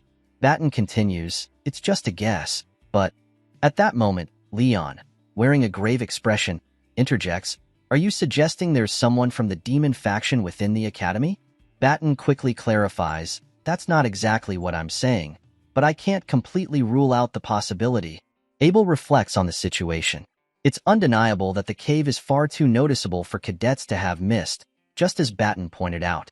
If it weren't for Kong, Leon's group would have been wiped out by the demonoid. Still, Abel wonders how such a thing could have happened. While there have been conflicts, both major and minor, during the 700-year truce, never once had the demons dared to target cadets of Joaquin Academy. Moreover, the truce explicitly states that such an act could serve as grounds for war. The weight of this realization shocks Abel as she processes the implications. Noticing Abel's expression, Batten comments, "I know what you're thinking, but you're blowing things out of proportion." He adds, of course, it's not a bad idea to be cautious about the possibility of a spy within the academy, but it's far too early to jump to conclusions. Leon then speaks up, "If that's the case, we need to get our stories straight. If there really is a spy, Kong will undoubtedly become a target once they hear he defeated a demonoid alone." Batten nods in agreement. "That's true, but I don't think it's right to keep this a secret, considering everything Kong has done for us." Hearing this, Abel suggests, "If that's how everyone feels, why don't we try speaking to my grandfather first?" Her words leave everyone momentarily stunned. The scene shifts to the Academy's hospital, where Kong regains consciousness in his bed. Raising a hand into the air, he mutters, "I'm alive." However, the memory of the mermaid's final attack flashes through his mind. Before it died, the mermaid had struck Kong with a magic sphere, an attack he hadn't been able to avoid. But our boy had seen it. Kong had managed to sever the mermaid's magic in two before it could burst, using his weapon with precision. He recalls the sensation vividly. It was definitely water. Kong wonders what that strange feeling was, as after activating the sword god's blessing, he experienced sensations he can't quite put into words. Opening his status window, Kong notices that his mental fortitude has increased by 1. Reflecting on the battle, he realizes he didn't feel fear when facing the mermaid and assumes it must be due to this improvement. Additionally, Kang's assimilation rate has also increased. The status window indicates that the next unlock condition will be met once his assimilation rate reaches 15%. Kong ponders whether this skill unlocked when he sliced through the mermaid's magic. At that moment, Media bursts into the room and hugs Kong tightly. She exclaims how worried she had been, swearing that she'll hold every single instructor who explored that area accountable. Kong, struggling to breathe, gently protests, "Media, please don't hug me so tightly." Media quickly apologizes, explaining that she's just relieved to see him awake. As Media rummages through her bag, Kong notices it and wonders, is that a dimensional pocket? Media then pulls out Kang's reward for the midterm exams, the legendary Murasame. Our boy is surprised to see the sword Murasame. Then Kong notices an information window indicating that Murasame is a B-rank weapon at level 25. Murasame is a Japanese sword meaning rain shower, and it is said to possess an edge that glistens. As Kong examines Murasame, Media states that she hopes Kong likes the sword. She apologizes for giving Kong this sword in such a place, saying that he should have received it more officially. Suddenly, Media notices someone at the door. She calls out to Siegfried, an old man, asking why he is waiting outside and telling him to come in. Siegfried complains that he has asked Media many times not to call him that, and as he steps inside and stands in front of our boy, Media continues to argue with him. Seeing their behavior, our boy thinks that both of them are acting like children. Kong then inquires why the Sword Emperor, Siegfried, is here. Media tells Kong that Siegfried has heard everything from Kang's teammates. On behalf of Joaquin Academy, Media bows and apologizes from the bottom of her heart. She states that the Academy is to blame for what happened during the midterm exams. Because of this incident, Kong, his teammates, and all the other students nearly lost their lives. Media swears on her honor as the director of Joaquin Academy to uncover the truth behind the incident. Siegfried tells our boy that Kong saved the cadets. Hearing this, Kong replies that he only did what he could. Media explains that while Kang's actions were nothing short of remarkable, they need to keep this incident a secret until the full truth comes to light. She confesses her shame as the director, admitting that the mastermind behind the event is within the Academy. Media apologizes again for placing this burden on Kong. Our boy replies that it's okay, he understands. Hearing this, Media smiles and comments that Kong should act like a kid and throw a tantrum or two sometimes. In her mind, she thinks that Kong is like an old man trapped in a teenage boy's body. The scene then shifts outside, where Media and Siegfried are walking through a corridor. Media suddenly stops and asks Siegfried if he remembers the day they first met after enrolling. Siegfried was lying on a bench outside, and when Media told him to stop being lazy, he drew his sword without a word, telling her not to order him around. Siegfried replies that he doesn't remember that. Media smiles, saying it feels like it happened just yesterday, yet she has already spent 60 years here. She finds it laughable how she hasn't even filled a tenth of Joaquin Academy's history. Back when both she and Siegfried enrolled, the place was already ancient and full of history. Although there have been large and small incidents over the centuries, the Academy has nurtured and protected its cadets for 700 years. Suddenly, Media becomes angry and releases her aura, shattering the window in front of her. Siegfried is surprised. Media recalls that before the midterms, she received reports that the instructors completed multiple preliminary surveys of Scopuli Island. Even if it was rare, the island was known as a place where mermaids might appear, so she took every precaution. Yet the tragedy still occurred. Siegfried tries to calm Media down. Media apologizes, saying she was lost in thought. Siegfried grows serious seeing Media like this, but then Media smiles happily and mentions how amazing Kongjiyama is, having taken down the mermaid all by himself. Blushing, Media asks Siegfried what he thinks of Kong. Siegfried remains silent, but in his mind he ponders Kang's natural-born talent. Siegfried has seen countless individuals hailed as the chosen ones of their era, only for their brilliance to fade. Families hungry for glory and honor throw around the word genius carelessly whenever a child shows the slightest talent. Siegfried himself forbade the use of that word, even for his granddaughter Abel. But for Kong, whose talent is so unfathomable, the word genius might truly apply. Siegfried wonders how far Kong will go once he gains more experience. Could Kong reach the heights Siegfried once dreamed of? As Siegfried walks past Media, he tells her to stay put at the academy for now. Media smiles and remarks that Siegfried said he would help her clean things up. Siegfried replies that he doesn't remember such a promise. The scene shifts to the wolf class, where our boy is sitting in class. Kong thinks about the fact that the incident with the demonoid mermaid on Scopuli Island is being kept secret under the headmaster's instructions. He finds it a bit awkward, but perhaps his classmates are carefree because he stopped the mermaid. After being discharged, the first thing Kong did was visit the school's forge to reshape and enhance Murasame. In truth, the sword was just a metal rod to him, considering the sword god's blessing, so reforging it was a must. The blacksmith, Volander, tells Kong to retrieve his sword 1 week later and, since it's the 700th anniversary event, he won't charge Kong. Kong thinks he got lucky and hopes the enhancement will be successful. Then, Chloe comes in and asks Kong when he was discharged and how he's feeling. Our boy replies that he's fine and asks about her condition. Chloe says she injured her leg, but thanks to emergency treatment from Batten, the doctor said she'll be able to walk without crutches in a week. Confidently, Chloe adds that she is also an additor, so of course she's recovering quickly. Realizing she got a bit too excited, Chloe apologizes. Kong is happy to see Chloe doing better. He asks if there has been anything unusual, and Chloe replies that she heard the director and the elders have been at odds. Kong reflects on how, even if he took down the mermaid alone, it wasn't solely due to his efforts. Everyone played their part. Chloe's rescue call, Rachel's clearing of the merman, and Batten's healing and blessings. Kong then wonders what Leon even did. Command? Kong doubts that Leon will defeat the Demon King that way. Could it be that Leon didn't do anything because he got injured first? At that moment, the instructor enters and tells the students to stop what they're doing. He has a few announcements before the training assembly. Standing in front of the class, the instructor says that this might be sudden, but for the time being, there will be someone co-instructing with Instructor Lee in Wolf class. The students are surprised and wonder who this new instructor might be. They are all shocked when they see that it's the Sword Emperor, Siegfried. As Siegfried stands in front of the classroom, the students wonder why the Sword Emperor would be their instructor. Kong, on the other hand, is shocked and thinks, "What is that old man doing here?" The scene then shifts to an underground location, where we see someone fighting a cloaked figure. The cloaked figure apologizes to a girl, who is revealed to be Saki Ryoso, the daughter of the Bao Master. Saki Ryoso is enraged because of the cloaked figure's actions, which have angered the 5th Unit Commander. We discover that Saki Ryoso is actually a demonoid. Saki inquires of the man whether it was truly that difficult to bring Leon back, even though Leon was only half injured. She questions how, despite Leon being a hero candidate, the man failed to complete the task even with the help of a mermaid. Because of his actions, Leon is now comfortably settled at the academy.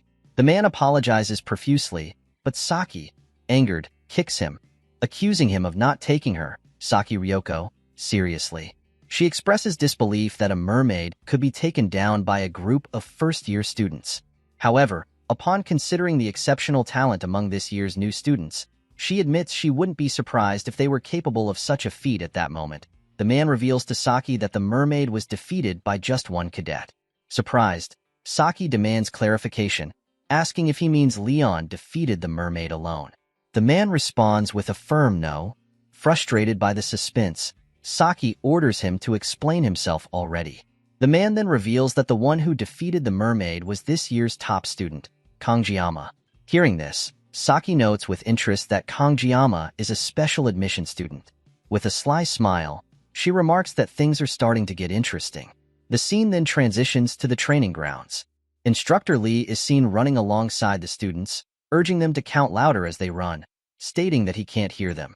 In unison, the students reply, "Yes, sir," and continue running behind him. Meanwhile, Chloe is sitting on a bench, waving at Kong with a smile. Seeing Chloe, our boy feels a pang of jealousy.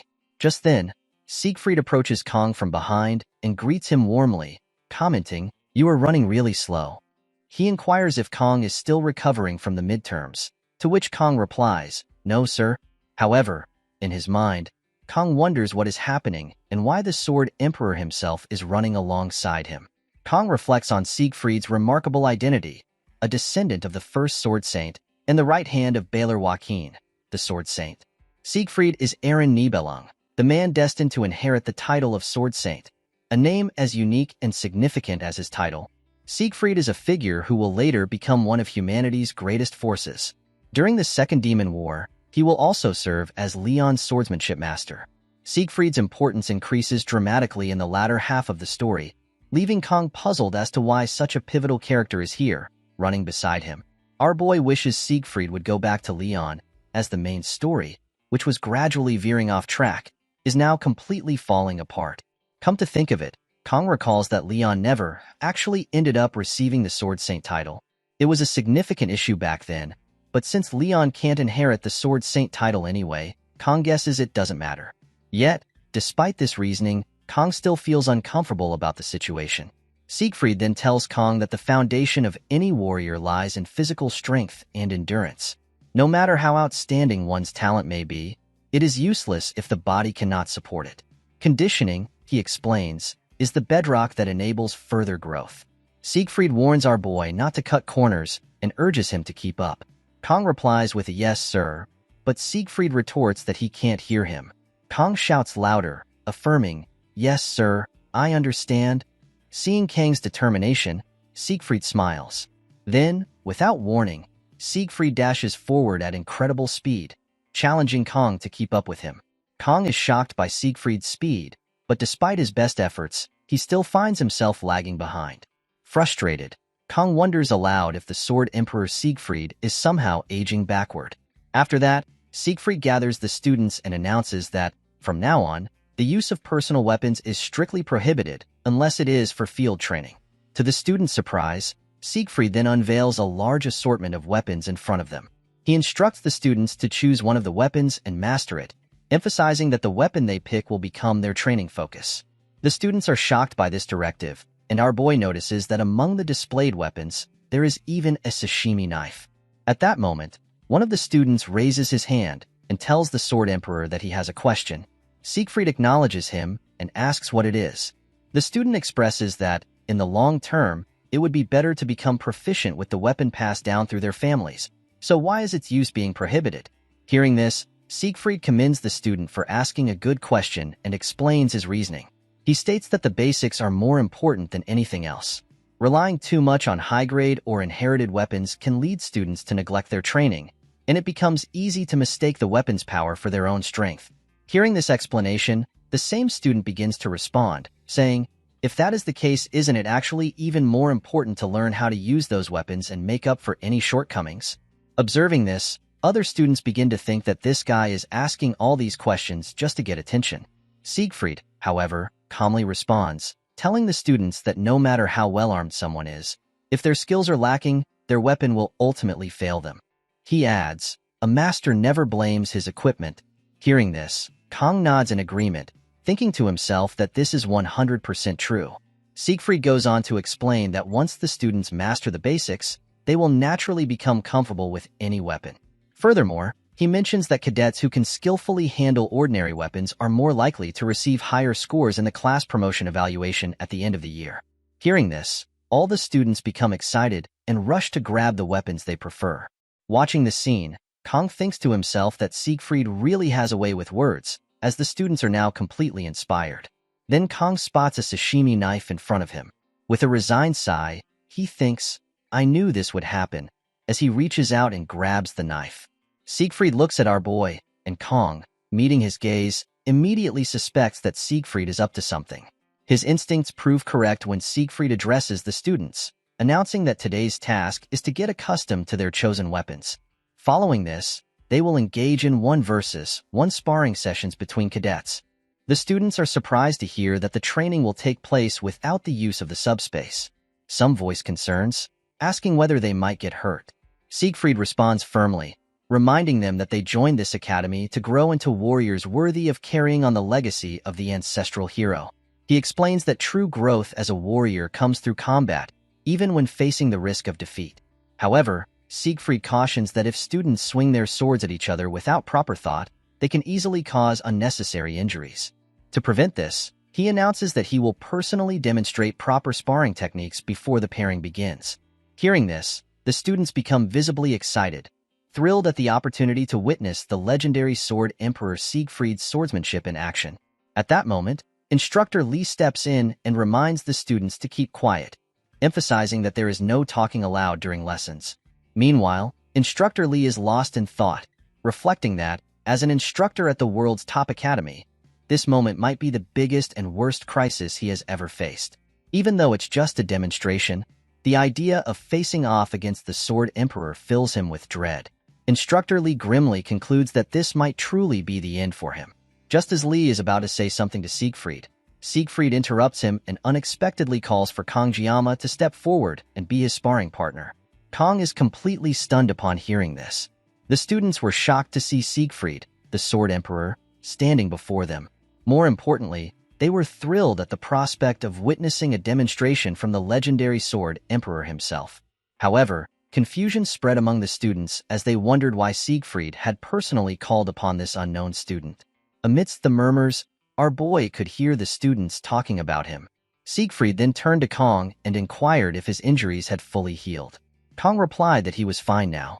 Without hesitation, Siegfried instructed Kong to pick up his sword. Our boy couldn't help but think that, even though this was just a sparring match, it seemed excessive. While his condition had improved after a long rest, Kong knew his opponent was none other than Siegfried, the Sword Emperor. Crossing swords with someone of Siegfried's caliber wouldn't end easily. One of them was bound to get hurt. Kong pondered whether this was due to the influence of divine power, as he could sense an unusual craving for a fight within himself. This was far different from the norm, and Kong couldn't ignore the potential consequences of this encounter. Despite the tension, Kong stepped forward and told Siegfried that he was no match for the Sword Emperor and requested that he lower his sword. The students burst into laughter, mocking Kang's audacity, and questioned what he was trying to accomplish. Siegfried then tells our boy, "Does Kong have no pride as a swordsman? How long does Kong think he can live while hiding his power?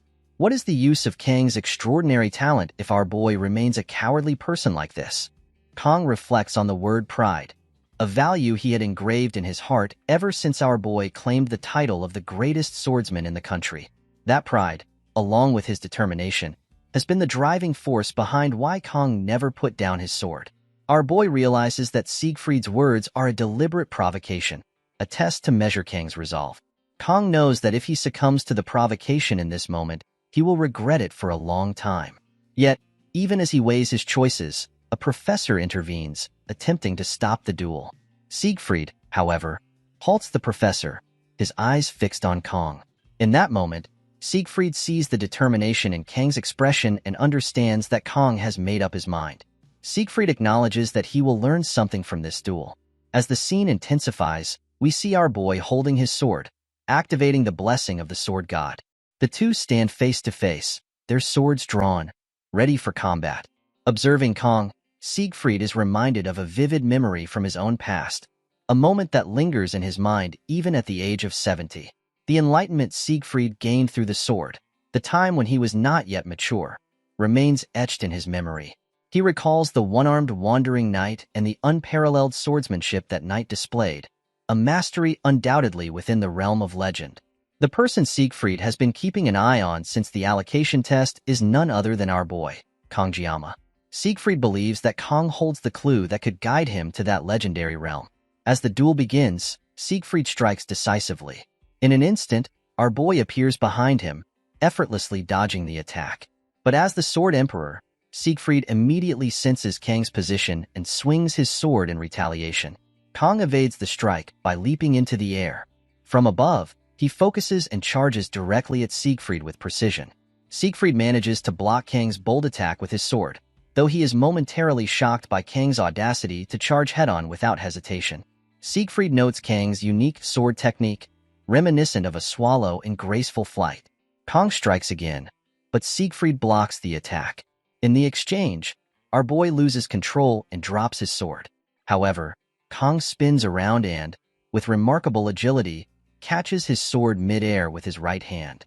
Without missing a beat, he launches another strike at Siegfried, who once again defends himself, blocking the attack with his sword. Seeing this, Siegfried thinks to himself that Kang's physical abilities are far beyond what they once were. Kong is now able to push Siegfried back with apparent ease.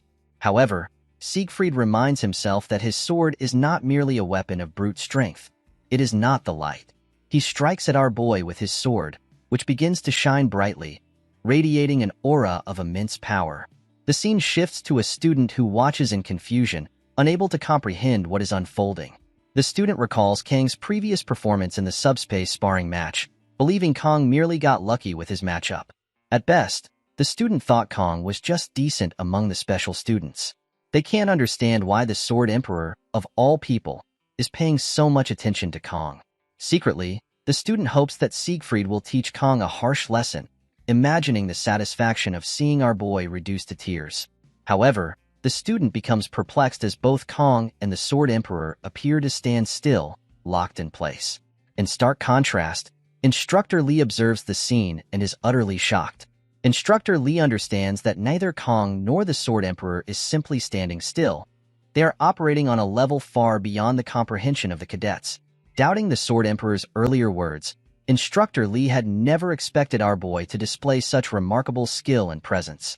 Rewinding a few moments, Instructor Lee had cautioned the Sword Emperor, warning him that if the headmaster found out about this duel, there could be serious consequences.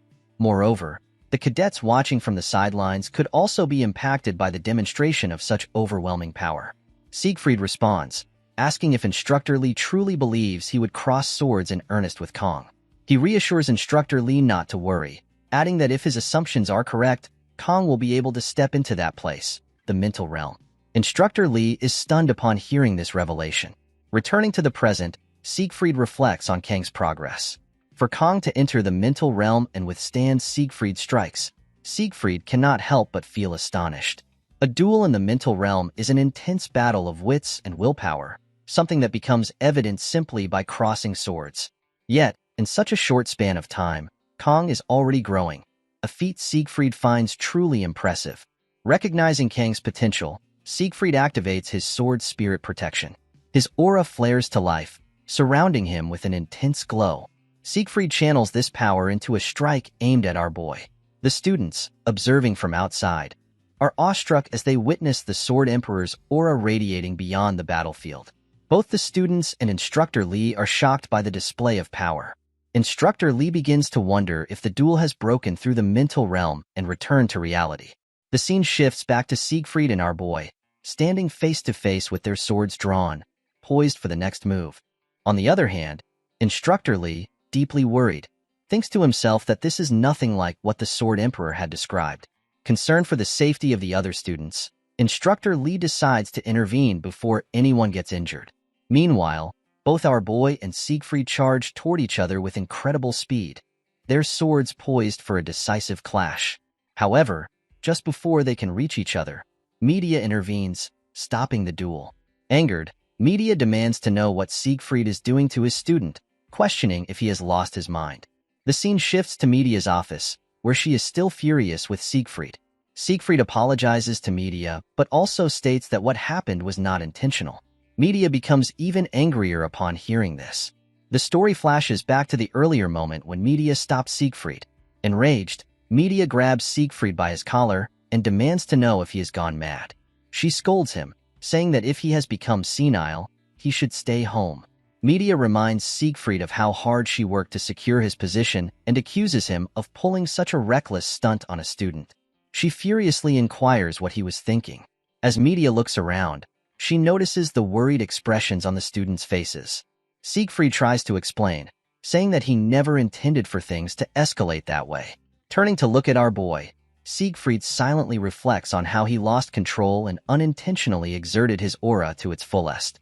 Frustrated, Medea shouts, asking if Siegfried is even listening to her. Siegfried turns to her and apologizes again.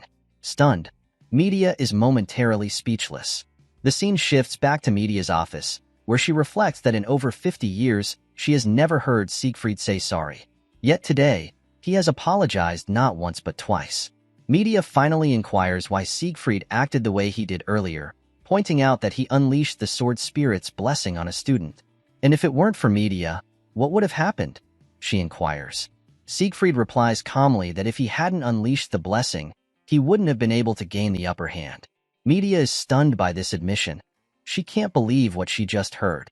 For Siegfried, a man so full of pride, to admit such a thing is almost unimaginable. Medea is well aware of Kang Jiama's innate talent, but she knows better than anyone just how strong Siegfried truly is. Siegfried then reveals that Kang has already reached the mental realm.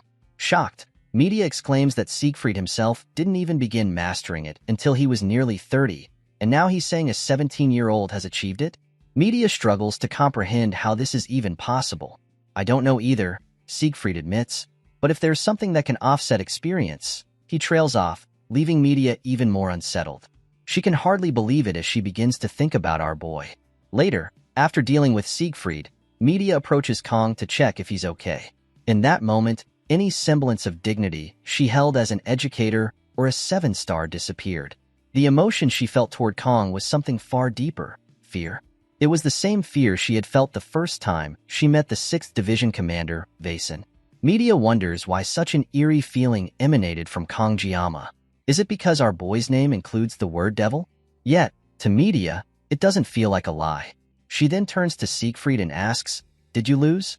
Flustered, Siegfried quickly denies it, saying there's no way that could be true. Even if Kang's talent is innate, Siegfried insists it still doesn't compare to his own.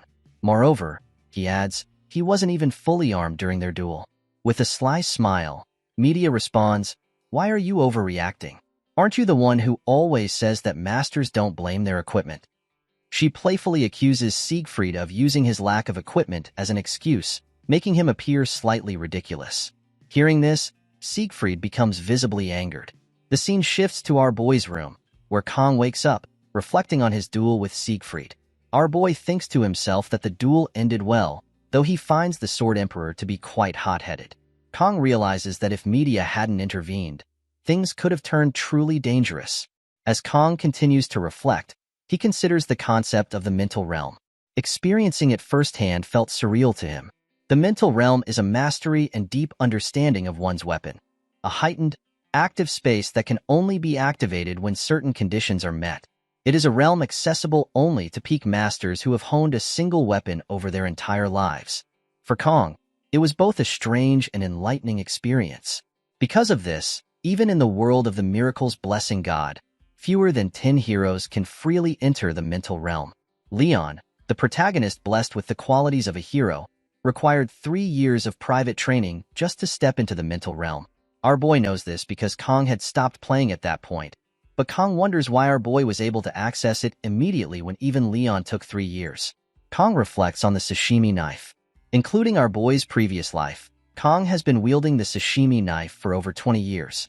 What's more, every time Kang unleashes the sword spirit's blessing, he experiences a level of concentration that transcends normal perception. The intertwined experiences of this life and Kang's past life harmoniously merge, allowing him to break through difficult situations. That's right, based on our boy's experiences so far, avoiding challenges only makes things worse. Instead of passively going with the flow, Kang resolves to face problems head-on and tackle them step by step. Kang then wonders, should he give it a try? If our boy can learn to freely control the mental realm, he could train in combat without relying on the sword spirit's blessing. With determination, our boy unsheathes his sword. As Kong begins to focus, the surroundings around him start to shift and change. Suddenly, the surroundings shatter, and a hand emerges, touching our boy's shoulder. The aura of the blessing begins to envelop Kang's sword in hand. However, our boy is shocked as the sword mysteriously vanishes right through his hand. Kong finds himself abruptly back in his room, utterly confused about what just happened. The scene shifts to a grand building where the elders have gathered. Elder Claudia addresses the group, urging them to deal with the troublemaker as soon as possible and investigate the top student, Kongjiyama. A gray-haired woman interjects, questioning whether Kong might be a candidate for the hero. She adds, "Isn't the true hero candidate Leon Van Reinhardt?" Claudia retorts, stating that Leon is still struggling to properly manifest his blessing. He continues, emphasizing the swordplay displayed by Kong during the class placement exam, an extraordinary feat that even defeated the genius twins. What's more, Claudia adds, media is actively blocking information under the pretense of protecting the student. Everything about this is suspicious from start to finish. Another elder remarks, in any case, the hero's fate is unavoidable. Claudia agrees, noting that if this wasn't already problematic enough, the 7 stars are also causing trouble. He concludes with urgency, the elders must act quickly to eliminate potential candidates. Another elder states, this time, the academy even brought the Sword Emperor. Claudia nods and replies, that's correct. Ever since media, one of the 7 stars, became the academy director, the standing of the elders has been severely weakened. After Basman's defeat, the public only reveres the 7 stars, while the elders are dismissed as outdated relics. Yet, it is the elders who guide the foolish masses and maintain balance. Even now, if a hero were to emerge, the very existence of the elders would be threatened. Another elder agrees. Indeed, for the elders to maintain their power, they need a public enemy. The hero who threatens the Demon King must be eliminated.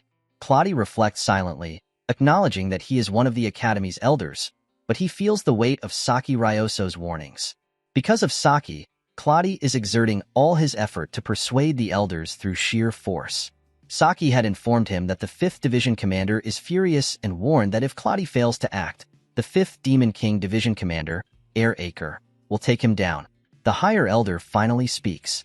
Understood, they say, instructing Claudia to issue orders to the Auditor family. The scene then shifts to our boy, who is visibly angered over the disappearance of his sword. Nearby, the blacksmith Vollinger is on the floor, pleading with Kong for forgiveness. We then see the sword, Murasame, with a current rank of E. Its specifications now include a length of 35 centimeters, destructive power of C rank, range of E rank, hardness of E rank, and a growth potential of a rank. Our boy is visibly angered upon seeing this. Vollinger explains, I've been hammering steel for nearly 30 years, but even I have never encountered anything like this. To put it simply, it's as if the sword itself refused to be forged. I had to hastily melt the metal and reforge it, barely managing to give it a proper shape. If any ordinary blacksmith had attempted this, it would have ended up as nothing more than a useless piece of scrap metal. Believe me, I did everything I could. Kong thinks to himself that, despite his 20 years of experience with swords, he finds the craftsmanship impressive. The specifications align perfectly with the blessing, but the hardness remains at an E rank, a clear source of frustration. Vollinger continues, the potential of this weapon is good. If it's reinforced, it will definitely become useful. And while this isn't exactly an apology, if you bring the reinforcement materials, I won't charge you a fee. Angered, Kong asks, what if it breaks again? Vollinger replies earnestly, even at E rank, with a rank growth potential, it will eventually surpass its current limitations. Vollinger explains, this weapon could reach a rank or even higher. There's also the possibility of using the never-fail material, but that can only be obtained from A rank or higher demonic beasts. Hearing this, Kong thinks to himself that A rank demonic beasts are comparable to E rank demonoids, and our boy wonders if he'll have to take down another mermaid. However, Kong doesn't want to risk his life just to reinforce equipment. He also recalls that even lower-ranked demons occasionally drop reinforcement materials, but his current funds are a bit tight. Kong then asks, do you promise? Vollinger replies, I swear on my honor as a blacksmith. Our boy shifts the conversation, saying, aside from that, you should refund me half the cost of the leftover scrap metal, plus 1,000 gold. Volender is shocked by this demand and argues, I made the weapon exactly as you ordered. I even said I wouldn't charge you for the enhancement costs. Unmoved, our boy retorts, the B-rank sword was reduced to scrap. Considering the market price, this is a fair deal. Frustrated, Volender replies, stop talking nonsense. But our boy calmly states, I was planning to test the sword's performance anyway. This works out perfectly. Scared by Kang's unwavering stance, Volender ultimately apologizes to our boy. Volender reluctantly offers our boy 500 gold, but Kang firmly replies, 1,000 gold. Volender tries to argue, explaining that even the scraps of a B-rank weapon have a different market value, and recovering the original amount is nearly impossible. However, with a serious expression, our boy insists. Having no other choice, Volender finally agrees. The scene shifts to outside, where our boy sits on a bench, reviewing his stats.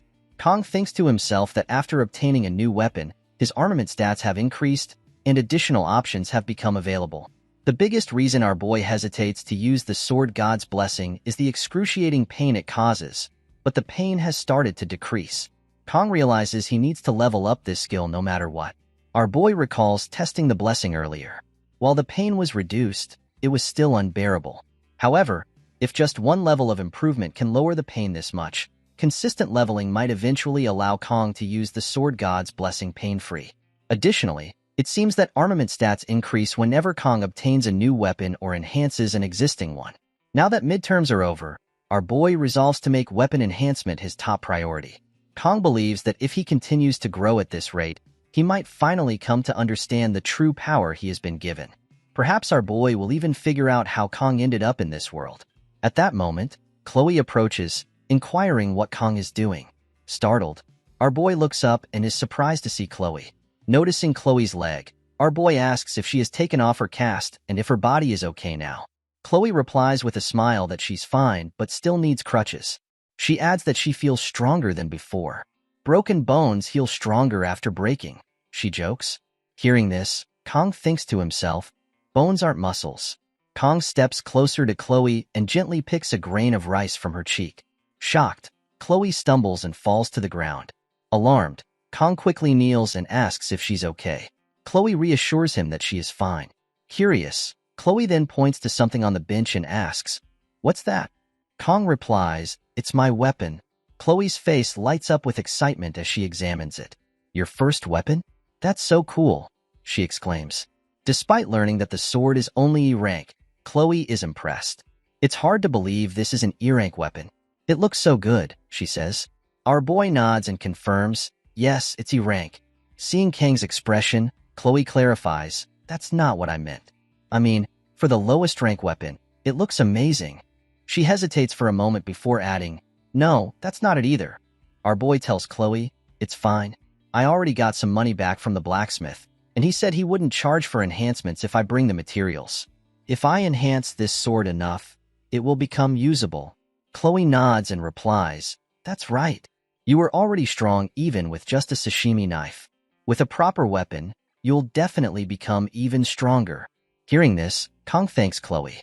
Our boy thinks to himself that, honestly, there's no real reason for Kang to get stronger. Ever since Kang defeated that mermaid, our boy has been able to handle mid-tier magical beasts. The main reason Kang wants to enhance his weapon is to reduce the pain caused by the sword god's blessing. Noticing Kang's expression, Chloe apologizes, saying, I didn't mean to insult your weapon. Kang shakes his head and replies, it's not that, Chloe. It's just, seeing Murasame, the sword I got as compensation, made me sigh. Chloe then remarks on the blacksmith who made Kang Jiama's weapon. Suddenly, she slips into her Yandere mode, declaring, those who make Kang Jiama suffer. All of them must be taken down. Startled, our boy calls out to Chloe, bringing her back to her usual self. At that moment, Kang senses something, though our boy notices that Chloe doesn't seem to sense it. Standing up, Kang walks toward a nearby tree. Seeing this, Chloe asks, where are you going? Without replying, Kang kicks the tree and demands, what are you doing here? From behind the tree, Nox falls to the ground. Quickly gathering himself, Knox mutters, "I was careless." Chloe, surprised, gasps at the sight of Knox. Kong returns to the bench, picks up his sword, and sits down, while Chloe takes a seat behind him. Despite the tension, Kong senses no killing intent from Knox and observes that he appears unarmed. Kong then asks, "Is there something you need from me?" Knox remains silent, refusing to answer. Our boy calmly reminds him, "I explained this to you before in a way you could understand." Frustrated, Knox turns away and finally says, "I came looking for you, but not for that reason. Then why are you here?" Kong inquires. Knox hesitates before answering. "The Academy's elders. They've requested your elimination." Hearing this, Kong is shocked. He thinks to himself that the Academy's elders have made their move. The realization that the elders are targeting him leaves Kong in disbelief. Chloe quickly asks, "Did you come here because of that?" Knox responds, "You've been away from home for too long, Chloe. You've lost your edge." At his words, Chloe immediately prepares for combat and steps in front of Kong. "Stay behind me," she tells our boy. "I'll handle this myself." Chloe distances herself from Knox, maintaining a defensive stance, all while repeatedly calling out to Kong. However, Kong remains seated on the bench, unfazed. Knox observes her movements and remarks, "It seems your instincts are still sharp, Chloe." He then turns to Kong and says, "I don't care what you've been up to, but the Academy's elders are oddly fixated on you. It's not just me. There's a growing sense of unease even within the Auditor family." Knox continues, explaining that the Auditor family has temporarily postponed the elders' request. The Academy elders made their request in secret, bypassing the Academy's head. A direct order to eliminate a mere student goes against the principles of the Auditor family.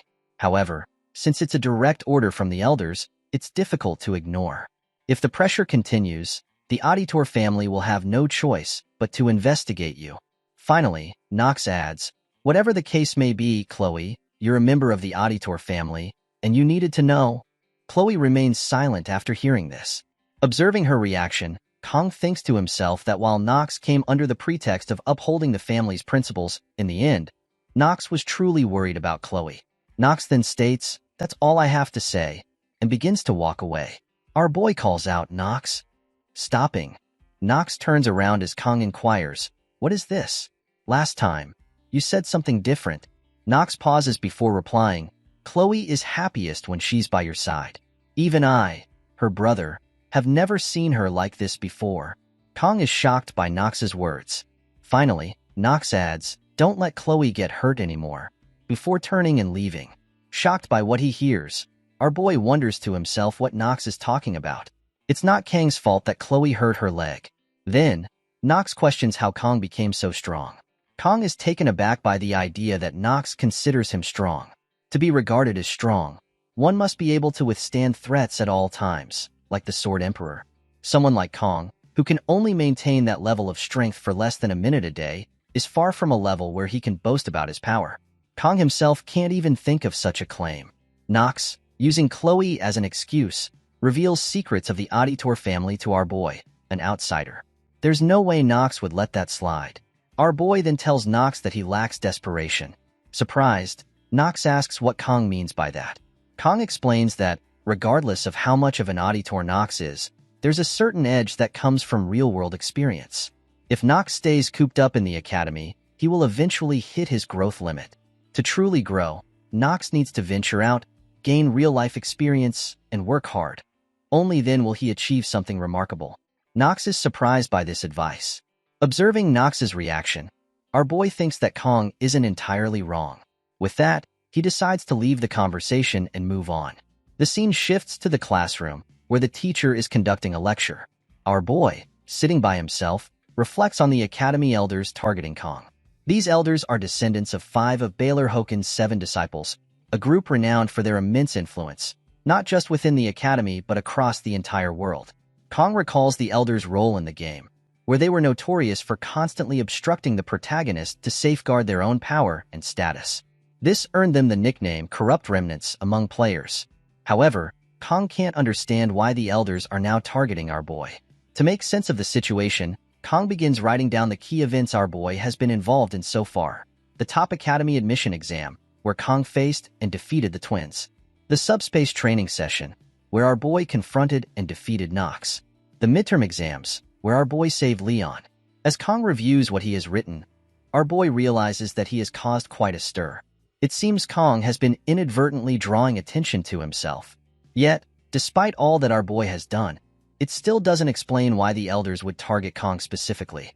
At this point, Kang's thoughts shift to Scupley Island, trying to piece together the puzzle. In the aftermath of saving Leon and defeating the mermaid, our boy begins to realize something troubling.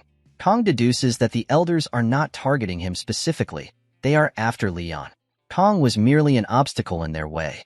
Despite the media's efforts to cover up the incident, the fact that our boy defeated the mermaid must have reached the ears of the highest ranks in noble society. The fact that the elders are targeting Leon, a hero candidate, suggests something even more sinister. It becomes clear to Kong that someone among the elders, or perhaps all of them, may be colluding with the demons. The elders didn't just attempt to obstruct Leon. They went as far as to try to kill him, a young student. No matter how corrupt the elders are, this level of betrayal is shocking.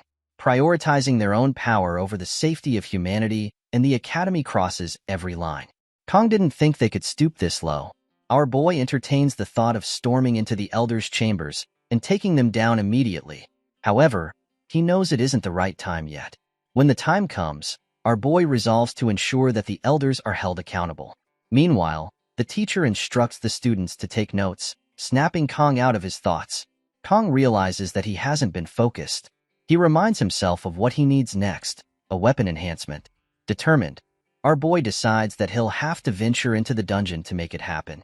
First, our boy knows he needs to form a party. Clearing a dungeon alone is too difficult.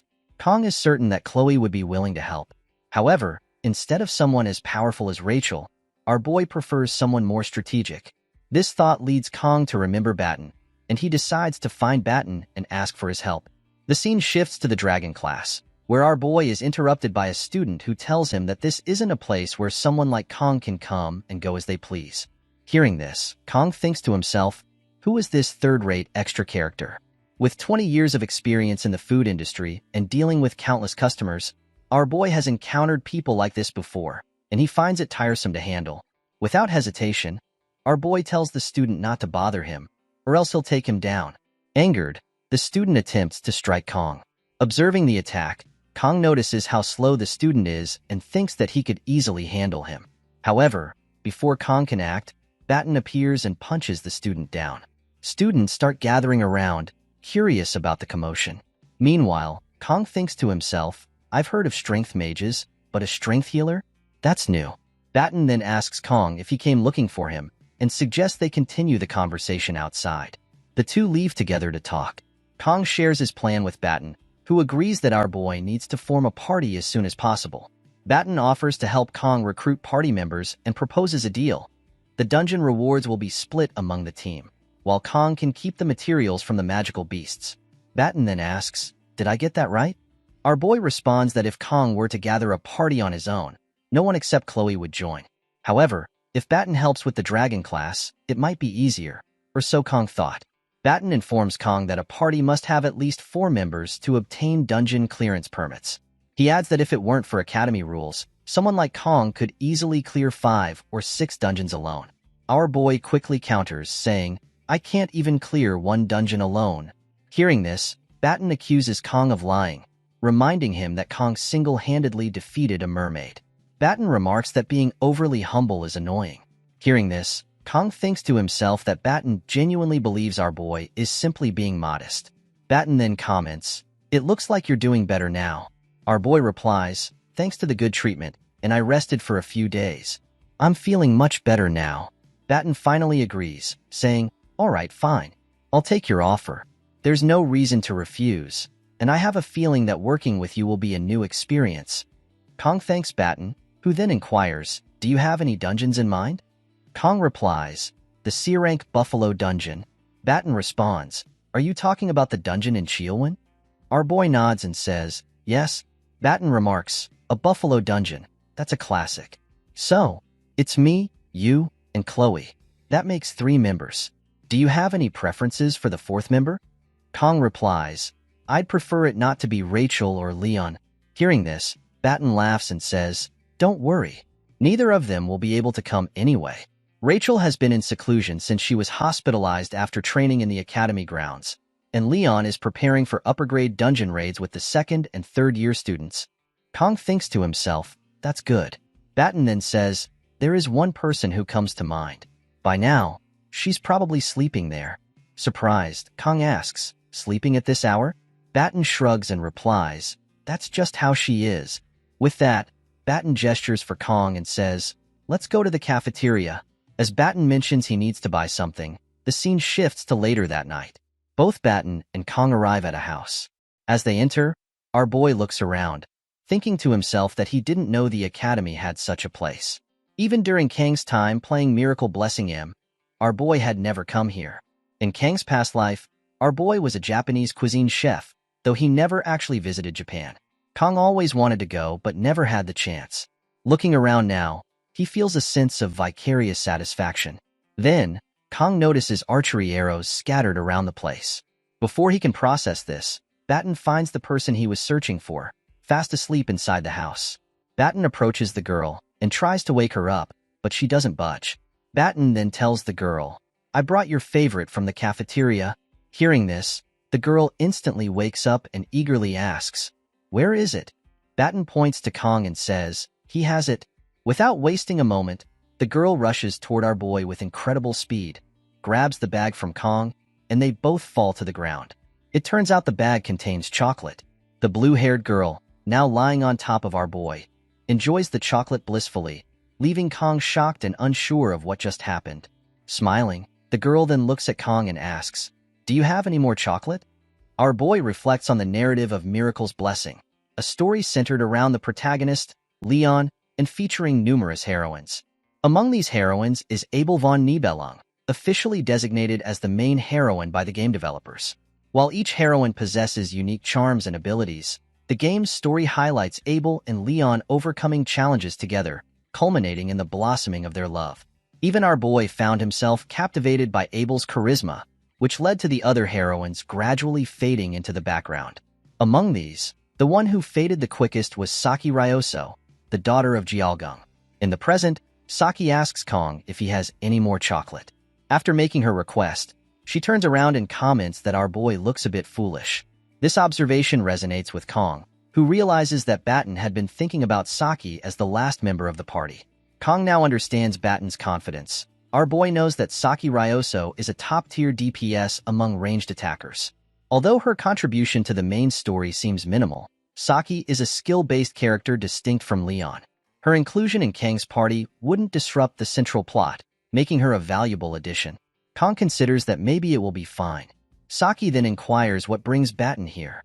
Batten begins explaining the whole story, but Saki interrupts, telling him to stop talking nonsense and get to the point. Batten informs Saki that he and Kong are recruiting for the Buffalo Dungeon Raid next week and that they will split the dungeon rewards, except for the horns. Hearing this, Saki walks toward our boy and states that Kong is the one who defeated Nox during the subspace training. Our boy confirms this with a simple yes. At this, Saki glares at our boy, leaving Kong confused about what's happening. Saki then turns around and remarks that since dungeon clear rewards also impact students' grades, there's no real reason for her to refuse. However, she notes that Kong seems less determined than she had expected. Hearing this, our boy thinks to himself that Saki is judging others while being half asleep herself. Saki then apologizes to Batten, stating that she doesn't want to work with someone who appears so unmotivated. Batten tries to convince Saki, reminding her that she witnessed Kang's duel and knows he isn't just an ordinary guy. Saki replies that perhaps Kang's opponents were simply weak. Frustrated, Batten tells Saki to stop talking nonsense. As Kang's opponent was someone from the Auditor family, Batten was about to reveal that Kong had also defeated the mermaid during the midterms. However, Batten stopped himself before he could say more. Instead, he told Saki that he couldn't explain further but insisted she should trust him and join the team. Saki, unconvinced, asked why she should trust him. Frustrated, Batten retorted, demanding to know Saki's excuse for refusing. Watching the two argue, Kong wondered what he should do. Meanwhile, our boy thought to himself that a party member could be greedy or rude, but not both. Kong decided he wouldn't try to persuade Saki anymore. Turning to Batten, Kong said it was enough and suggested they leave, stating that Saki's attitude wasn't good for the party and that they should find someone better. Hearing this, Saki, with a serious gaze, remarked that the dungeon raid wasn't that urgent. Her words caught our boy's attention, and he turned to face her. Without hesitation, our boy reached under his coat and grabbed a sashimi knife, surprising both Batten and Saki. Kong then threw the sashimi knife at the arrow target board, and it landed squarely in the center. Without wasting a moment, our boy threw another sashimi knife at the other board, with equal precision. The knife passed right next to Saki and landed directly in the center of the board. With a straight face, Kong asked if Saki was interested now. On the other hand, Saki was left stunned by what she had just witnessed. The scene then shifts to the next day in the meeting room, where Kong entered with Batten and Chloe, only to find Saki already waiting for them. Seeing her, Batten remarked that Saki was early today. As they all sat down, Saki smiled at our boy and said, "Hi." Observing this, our boy thought to himself that the sashimi effect works every time. Batten, surprised, noticed that Saki had already completed most of the preparations. Saki informed him that the permits were ready. With that, Batten started the meeting. He explained that the buffalo dungeon housed C-rank demonoid buffaloes, commonly nicknamed water buffaloes. These buffaloes were known to charge from a distance, making close combat difficult. However, they were weak to ranged attacks. Batten then mentioned one critical rule. Under no circumstances should anyone open the stone gate at the center of the dungeon. Chloe inquired about what would happen if someone did. Batten replied that rumors suggested it might be some kind of seal, but it was just a hypothesis, as nothing had been confirmed.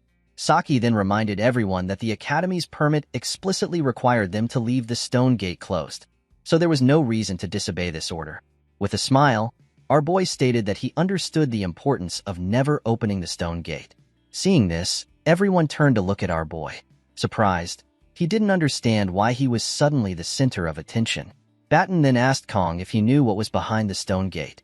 Our boy replied, "No," and added that, obviously, they shouldn't touch it. However, in his mind, Kong knew the truth.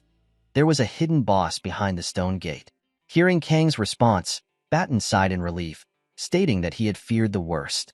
Meanwhile, our boy thought to himself that the gate could only be opened under specific conditions and was locked by the system anyway. Despite the risk, the efficiency of this dungeon was unmatched. As our boy's thoughts wandered, he noticed Saki eating chocolate again. He commented that Saki must really like chocolate. Saki replied with a smirk, saying, "Intelligent people need chocolate." Suddenly, our boy remembered Chloe. Turning his attention to her, he saw that Chloe had slipped into her Yandere mode and was preparing to strike at Saki. Sensing something off, our boy thought to himself that they were watching. By they, Kong likely meant the elders. Looking at Chloe, our boy asked if something was wrong. Chloe replied, "It's nothing." In his mind, our boy decided to wait for the right moment, knowing that they would appear when the time came. The scene shifts to the outskirts of Chorwon. Inside the bus, our boy contemplates his return to the city, a place he had sworn never to revisit after Kang's discharge from the military. He had firmly believed that he would never set foot here again under such circumstances. As these thoughts occupy his mind, the bus begins to decelerate. Outside, he overhears someone asking the driver how they can be of assistance. The driver explains that they are transporting students from Waren Academy, prompting the worker to clear the path for them. Observing this, Kong ponders the need for civilian restrictions. He suspects it might be due to the area being a designated dungeon zone, where security measures are stringent. He also considers how the elders must be monitoring every move he makes. Just then, Batten steps forward and offers Kong some eggs, noting that they are a national staple. Our boy declines politely, wondering internally if people even consume these anymore. Attempting to lighten the mood, Batten comments on Kang's apparent nervousness over what he considers a mere C-rank dungeon. He encourages Kong to relax. Kong laughs off the concern, assuring Batten that he is fine. Batten then turns to Saki to offer eggs, to which Saki also responds with a no.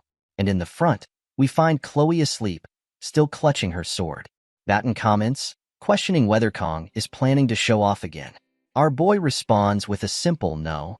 Meanwhile, Saki is caught staring at our boy, but as Kang's gaze meets hers, she quickly diverts her eyes. This makes Kong feel increasingly scrutinized, and he wonders why everyone seems to be watching him so intently.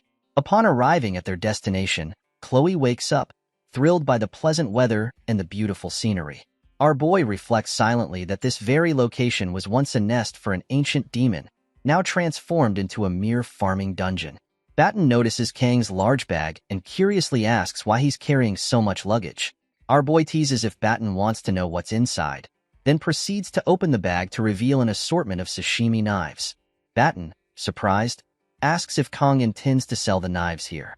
Our boy replies, preferring to err on the side of caution, "It's better to be safe than sorry." Batten chuckles, remarking that Kang sounds like an old man, but he acknowledges that Kang must have his reasons. Chloe then steps forward, stating she will take the lead as usual. Our boy expresses his reliance on her skills as their team advances. As they reach the dungeon's gate, they encounter two security guards stationed outside. Upon noticing the group, one of the guards asks if they are from Wakin Academy. Chloe confirms, and the guard instructs them to sign their names in the visitor log. While everyone completes this task, our boy notices a subtle change in the guard's expression as he writes his name.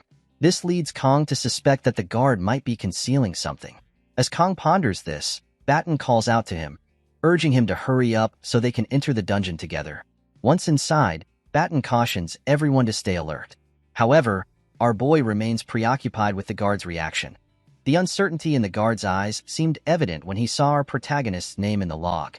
Despite the suspicion, Kang reassures himself that things will be fine. As they proceed, our boy observes graffiti on the walls, apparently left by tourists. He muses about when dungeons became tourist attractions and finds the behavior of nobles peculiar. At that moment, Saki takes Kang's hand, telling him she is tired.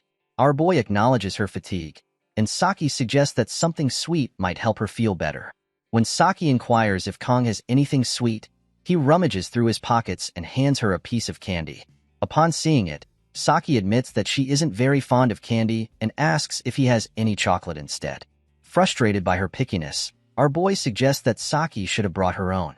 Saki responds that she is saving her chocolate for later.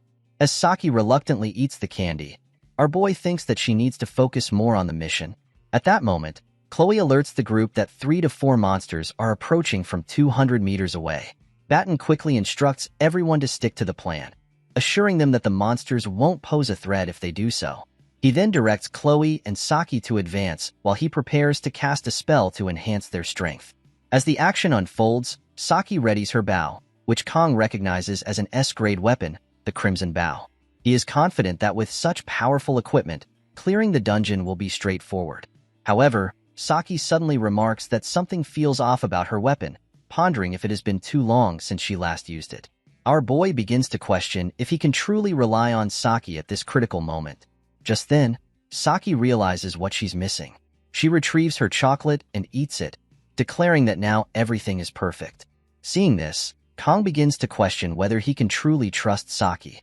Meanwhile, as the monsters emerge, both Chloe and Saki charge forward. Batten casts a spell to increase their strength. Chloe leaps into the air, wielding her weapon to strike a monster, taking it down with a single blow. As she lands, with 3 more monsters remaining, she declares her intent to hold them off at the front. As Chloe advances, Batten yells for her to fall back according to their plan. At that moment, Saki draws her bow and launches 3 arrows, each striking true, and she successfully downs the remaining 3 monsters with impressive ease. Saki smirks, remarking on the ease of their victory, and then indulges in her chocolate. Observing this, Kang contemplates the potential repercussions if his teammates were to break the horns. Despite this concern, he acknowledges that having a skilled DPS like Saki, who proves her prowess repeatedly, is invaluable. Kang then considers whether he should start gathering his enhancement materials to further their advantage. Batten interrupts his thoughts, suggesting they delve deeper into the dungeon. Just then, a bull monster unexpectedly charges from behind, aiming a strike at Saki. Upon seeing the monster, Saki recognizes it as the one Chloe had previously engaged. Frustrated that Chloe didn't finish it off, Saki becomes distracted, and her foot slips unexpectedly, leaving her momentarily disoriented and unsure of how to react. Just as the bull monster is about to strike, our boy heroically intervenes, swiftly taking it down with a single strike of his sashimi knife. Saki is astonished by his quick action. Concerned, our boy asks Saki if she is all right, which causes her to blush. The scene then transitions to the outside, where a phone begins to ring. The guard answers it with a respectful, "Yes, sir," confirming Kang's suspicions that the guard is indeed collaborating with the elders. Then, we see our boy grab the horns of the bull monster. Kang states that these horns are the reason he came to this dungeon. Buffalo horns, a versatile C-rank reinforcement material used for weapon upgrades and various other purposes. Deciding to take as much as he can carry, Kang begins collecting them. At that moment, Saki approaches our boy and hands him chocolate as a token of gratitude for saving her earlier. Meanwhile, Kang senses Chloe slipping into her Yandere mode, staring intensely at them. Noticing this, our boy turns around and calls out to Chloe, startling her back into her usual self. Kang then leans in and whispers something in Chloe's ear regarding the guard they had encountered earlier. Upon hearing this, Chloe nods and responds, "Got it?" From the side, Batten observes Kang and Chloe talking and wonders aloud if they are dating, as it would make sense. Hearing this, Chloe immediately starts blushing. Our boy, however, responds by telling Batten that assuming all male-female relationships are romantic is a narrow-minded perspective. Chloe is visibly shocked by his statement. Batten, surprised, asks, "Really?" as he had always thought Kang and Chloe were inseparable. Saki, watching the exchange, smiles quietly. Meanwhile, our boy appears confused, not understanding why Chloe is staring at him. Then, Chloe inquires whether there are always so few buffalo monsters. Everyone turns their attention to the path ahead. Batten responds, stating that no matter how popular a dungeon is, it wouldn't be this empty. He then asks Saki for her thoughts on the situation. Saki pauses for a moment before remarking, "Didn't those buffaloes seem off?" Curious, Batten asks what she means. Saki elaborates, explaining that it looked as if the buffaloes were running away from something. Since buffaloes don't typically behave that way, it doesn't make sense. Batten agrees, pointing out that buffaloes are usually docile and that locals even use them for farming. Hearing this, Kang is momentarily taken aback, thinking to himself, using demonic buffaloes for farming? What is wrong with these people? Batten then mentions that there are multiple suspicious elements at play, but it's probably nothing to be overly concerned about. He reassures the group that they've received signals ahead, so everything should be fine. At this point, Kang asks how Batten and Saki know each other. With confidence, Saki proudly states that she topped the written exam, while Batten came in second. She further adds that Batten bragged about it for weeks. Frustrated, Batten tells Saki to stop talking nonsense, but Saki ignores him and continues, informing Kang that she also ranked third in the placement tests. Hearing this, our boy is surprised to learn that Batten ranked second, as Kang had assumed Batten was just a loudmouth. Noticing Kang's reaction, Batten tells him not to compare him with Rachel, as Rachel is his cousin. This revelation surprises our boy even more, and he finally understands why Kang, as a player, didn't know about Batten's connection to the main characters. It's because they are relatives. Batten further explains that his family is a branch of the Changxian clan, whereas Rachel's family belongs to the main line. That's why there's a distinction between them. However, Batten quickly dismisses the topic, telling Kang to move on, questioning why they are even talking about this in the first place. Kang then starts staring at Batten, prompting Batten to step forward and tell him to stop. With a grin, Batten declares that he is living the dream here. After all, our boy is the most impressive one. He jokingly tells Kang not to forget about him when he becomes famous. Kang, smiling, reassures Batten that it won't happen. As they continue moving forward, Batten muses that no one can really say for sure. Perhaps in the future, Kang might even join the Seven Heroes. Chloe agrees, stating that Batten has a point and that Kang definitely has the potential to become one of them. At that moment, Kang notices Saki stepping ahead of them. She suddenly turns to face the group and, with a serious expression, declares that she hates the Seven Heroes. The trio seemed unbothered upon hearing this, but Batten couldn't help but wonder what Saki's problem was. Shaking off his curiosity, he tells everyone to move forward, emphasizing the need to finish the dungeon quickly and return. To clear the dungeon, they must take down 20 buffalo monsters. At that moment, Kang notices a crystal on the dungeon floor, surrounded by a faint purple aura. Before he can inspect it further, Batten urges him to keep moving and asks what he's waiting for. Kang hesitates for a moment before stepping forward, dismissing it as nothing. The scene then shifts to the outside, where a guard is talking on the phone. The person on the other end inquires whether the preparations are complete.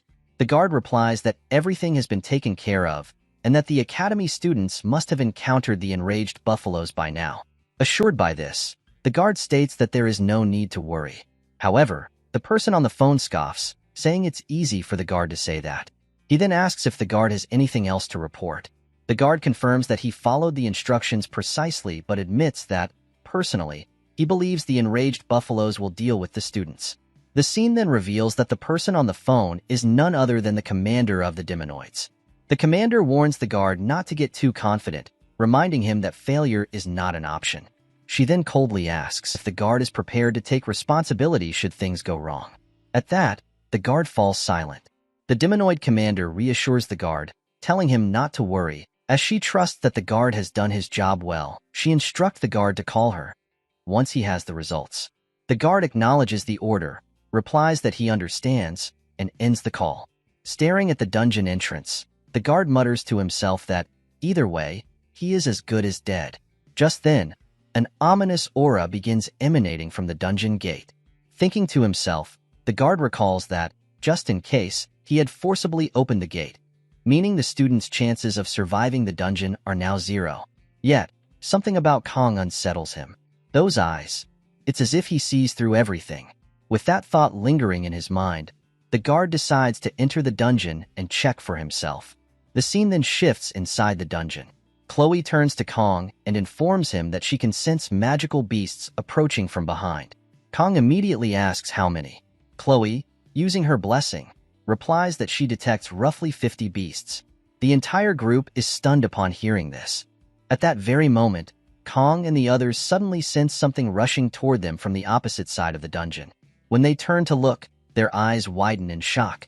A massive horde of buffaloes is stampeding straight toward them. Dumbfounded, Batten exclaims that none of this makes sense. Since when do buffaloes swarm like this? The creatures appear to be completely enraged, charging at full speed toward Kong and the others. Still in shock, Batten turns to Kong and reminds him, "Didn't you say these buffaloes were harmless?" At that moment, Kong recalls a memory from his past life, where his master once told him that every blade has its purpose, just as a sashimi knife is meant for handling fish. Returning to the present, Kong smiles and remarks that he was suddenly reminded of the past. He then declares that it looks like he will be taking care of these buffaloes using the fish knife. Turning to Chloe, Kong instructs her to distract the herd of buffaloes. However, he warns her not to charge straight in. Instead, she should move left and right to disrupt their formation. He emphasizes that she doesn't need to attack. Her only task is to draw the buffalo's attention. Chloe nods and replies that she understands.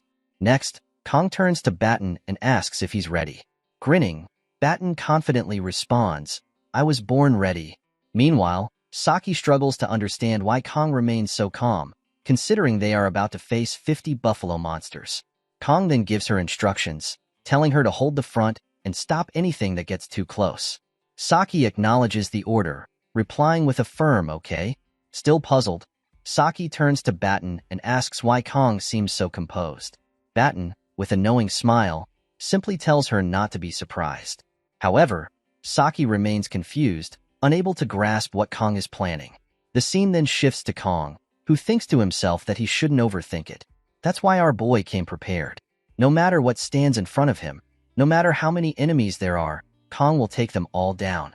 With that resolve, Kong draws his weapons and activates the blessing of the sword god. As one of the buffaloes charges toward him, ready to attack, Kong doesn't hesitate. He surges forward as well, swiftly throwing his daggers toward the oncoming beast. Meanwhile, Saki remains in shock, still unable to comprehend how Kong plans to handle all those buffaloes alone. Saki was stunned to see Kong effortlessly defeat dozens of buffalo monsters in a split second. Meanwhile, Chloe, using her feline's blessing and a spell named Schrodinger's cat, took down 3 buffalo monsters with a single strike. Our boy charged forward, handling the buffalo monsters that came before him one by one. Kong quickly disposed of them, but suddenly, a group of buffalo monsters charged together at him. Caught off guard, Kong couldn't strike back in time. The buffaloes pounced on him, leaving no room for escape. Saki and Batten were shocked. Saki tried to shoot an arrow to help Kong, but she realized there was no clear opening with so many buffalo monsters swarming him. Just as she was about to despair, she was stunned again. Kong had already taken care of all the buffalo monsters on his own. She couldn't believe how powerful Kong truly was. Wasting no time, our boy began collecting the horns of the buffalo monsters. Thanks to Kang's 40-second painless blessing, taking down 50 buffaloes was surprisingly easy. Of course, with the party's help. Chloe approached Kong and commented on how impressive he was. Kong patted Chloe's head and told her she did a nice job as well, saying it was a clean run. Chloe, excitedly, thanked him. Seeing Saki's expression, Batten teased her, reminding her that he'd told her not to be surprised. Frustrated, Saki said it was impossible not to freak out over what had just happened. Batten smiled knowingly and remarked that Saki was speechless, as Kangiyama always found a way to shock him too. Saki started to wonder about Kang's true identity. Batten admitted he had no idea either. As they moved forward, Batten informed Kong that the dungeon's clear condition was 20 buffaloes, and he was sure Kong had taken down twice that number just to show off. Kong shrugged, replying that he hadn't done much during midterms anyway. At that moment, Batten was about to question Kong about when he fought the demonoid mermaid but stopped himself because Saki was with them. The party continued forward, chatting and eating the snacks Saki had brought. Suddenly, Chloe noticed the eerie silence around them and inquired why everything was so quiet. Saki, looking ahead, saw a pillar-like structure and mentioned that she might know why. Just then, the gate chains began to break, releasing a dark aura. The group was shocked to see a gate before them. Kong recognized the place instantly. The scene shifted to a security guard who had entered the dungeon to check on Kong and his party. The guard was shocked to see that Kang's party had managed to defeat all the berserk buffalo monsters. As the guard observed them, he thought back to a few days prior. A woman had approached him, claiming to be a Hawkin instructor. It was Demon Commander Aker. Aker had made him an offer. She would clear his debts if he did one thing for her. The guard had asked what she wanted.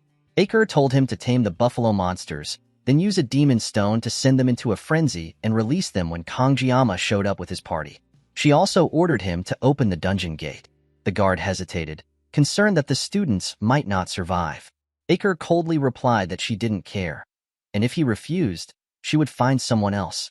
Desperate, the guard took the demon stone, agreeing to help her. Aker, satisfied, told him he had made a sharp decision and reminded him to answer every unknown number. After she left, the guard had been excited, thinking he could finally be free of his debt. Back in the present, the guard watched Kong and his party with frustration. They had survived the buffalo onslaught, but the guard was certain they wouldn't make it through the dungeon, not with the stone gate open.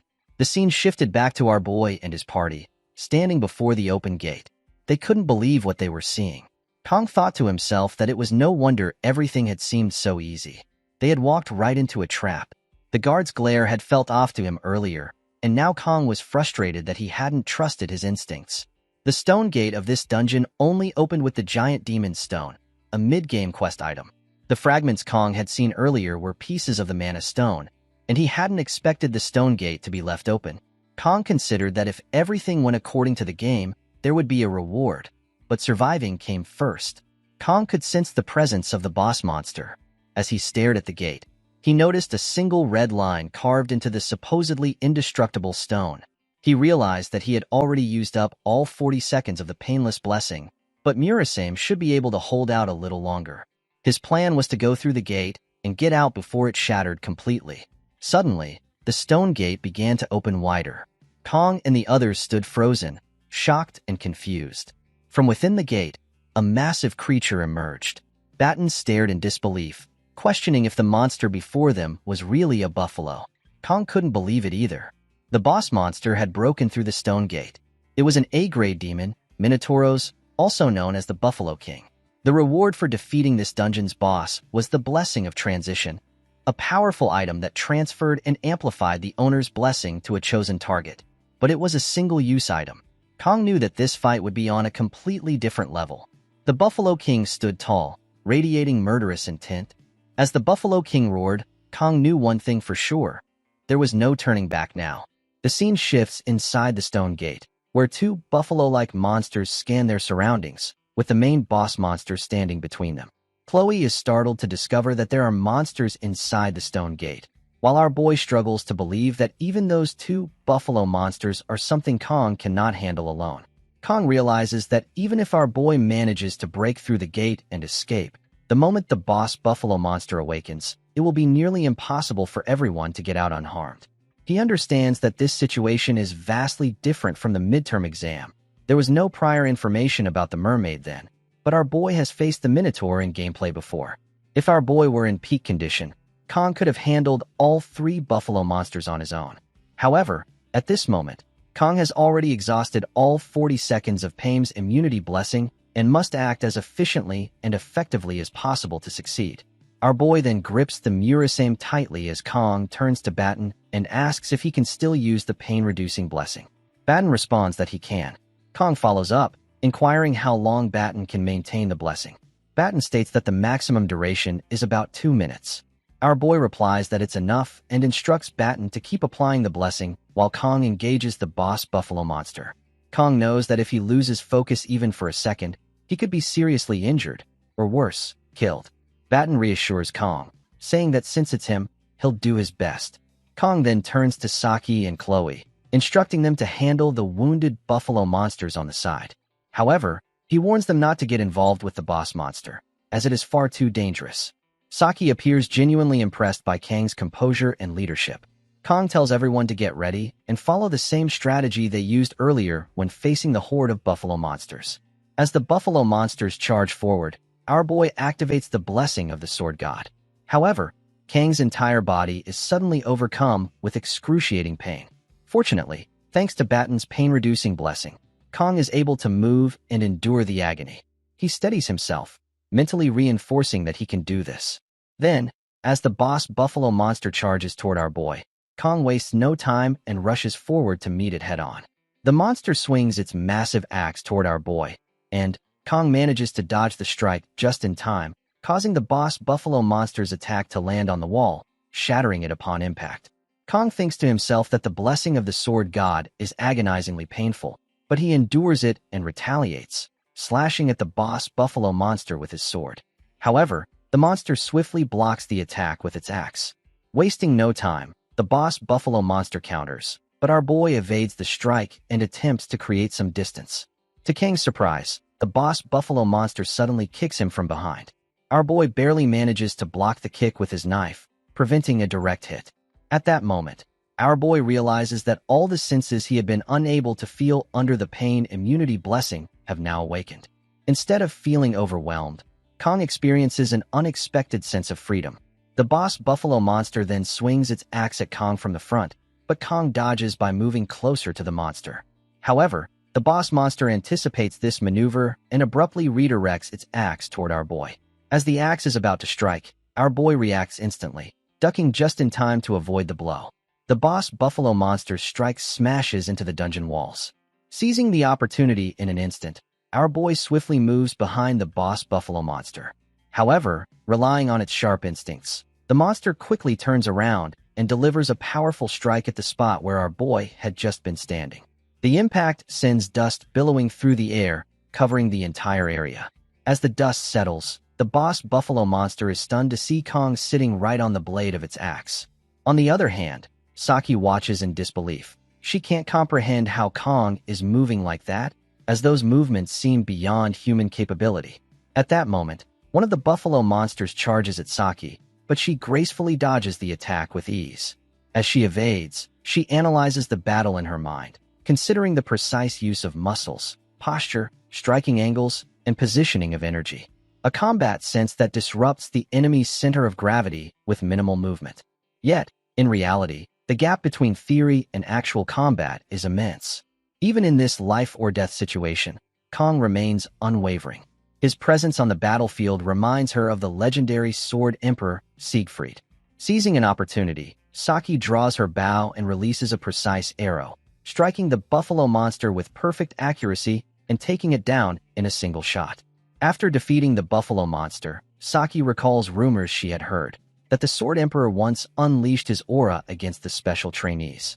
She pieces things together and deduces that the special trainee must be Kanjiyama. Meanwhile, our boy is releasing his blessing aura, which now surrounds him entirely. However, the boss buffalo monster remains unfazed.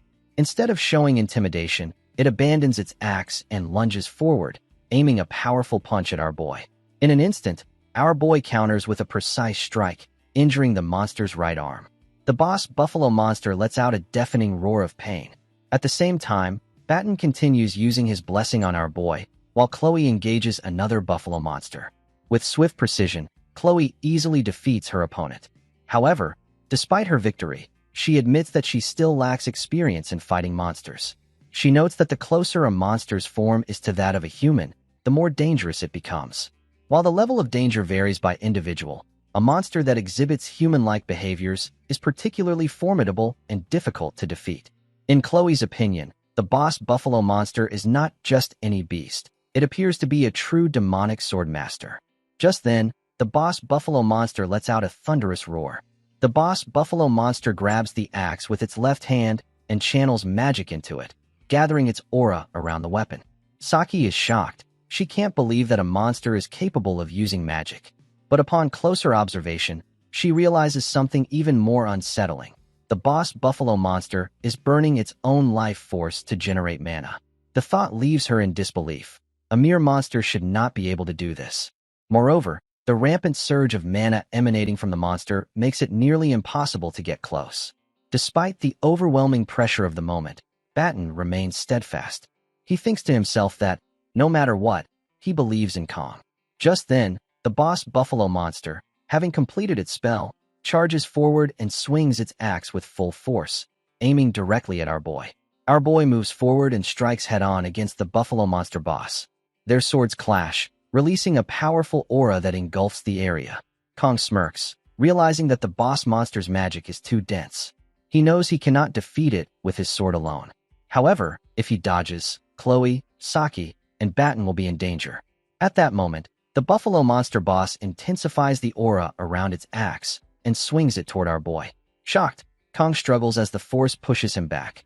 Seeing this, Saki quickly draws her bow and fires an arrow at the boss monster. The arrow lands on its face, momentarily distracting it. Kong hesitates, confused, but Saki shouts, urging him to act. "What are you waiting for, Kong? Take down the boss monster now." Barely holding his ground, Kong pushes himself beyond his limits. He unleashes 100% of the sword god's blessing.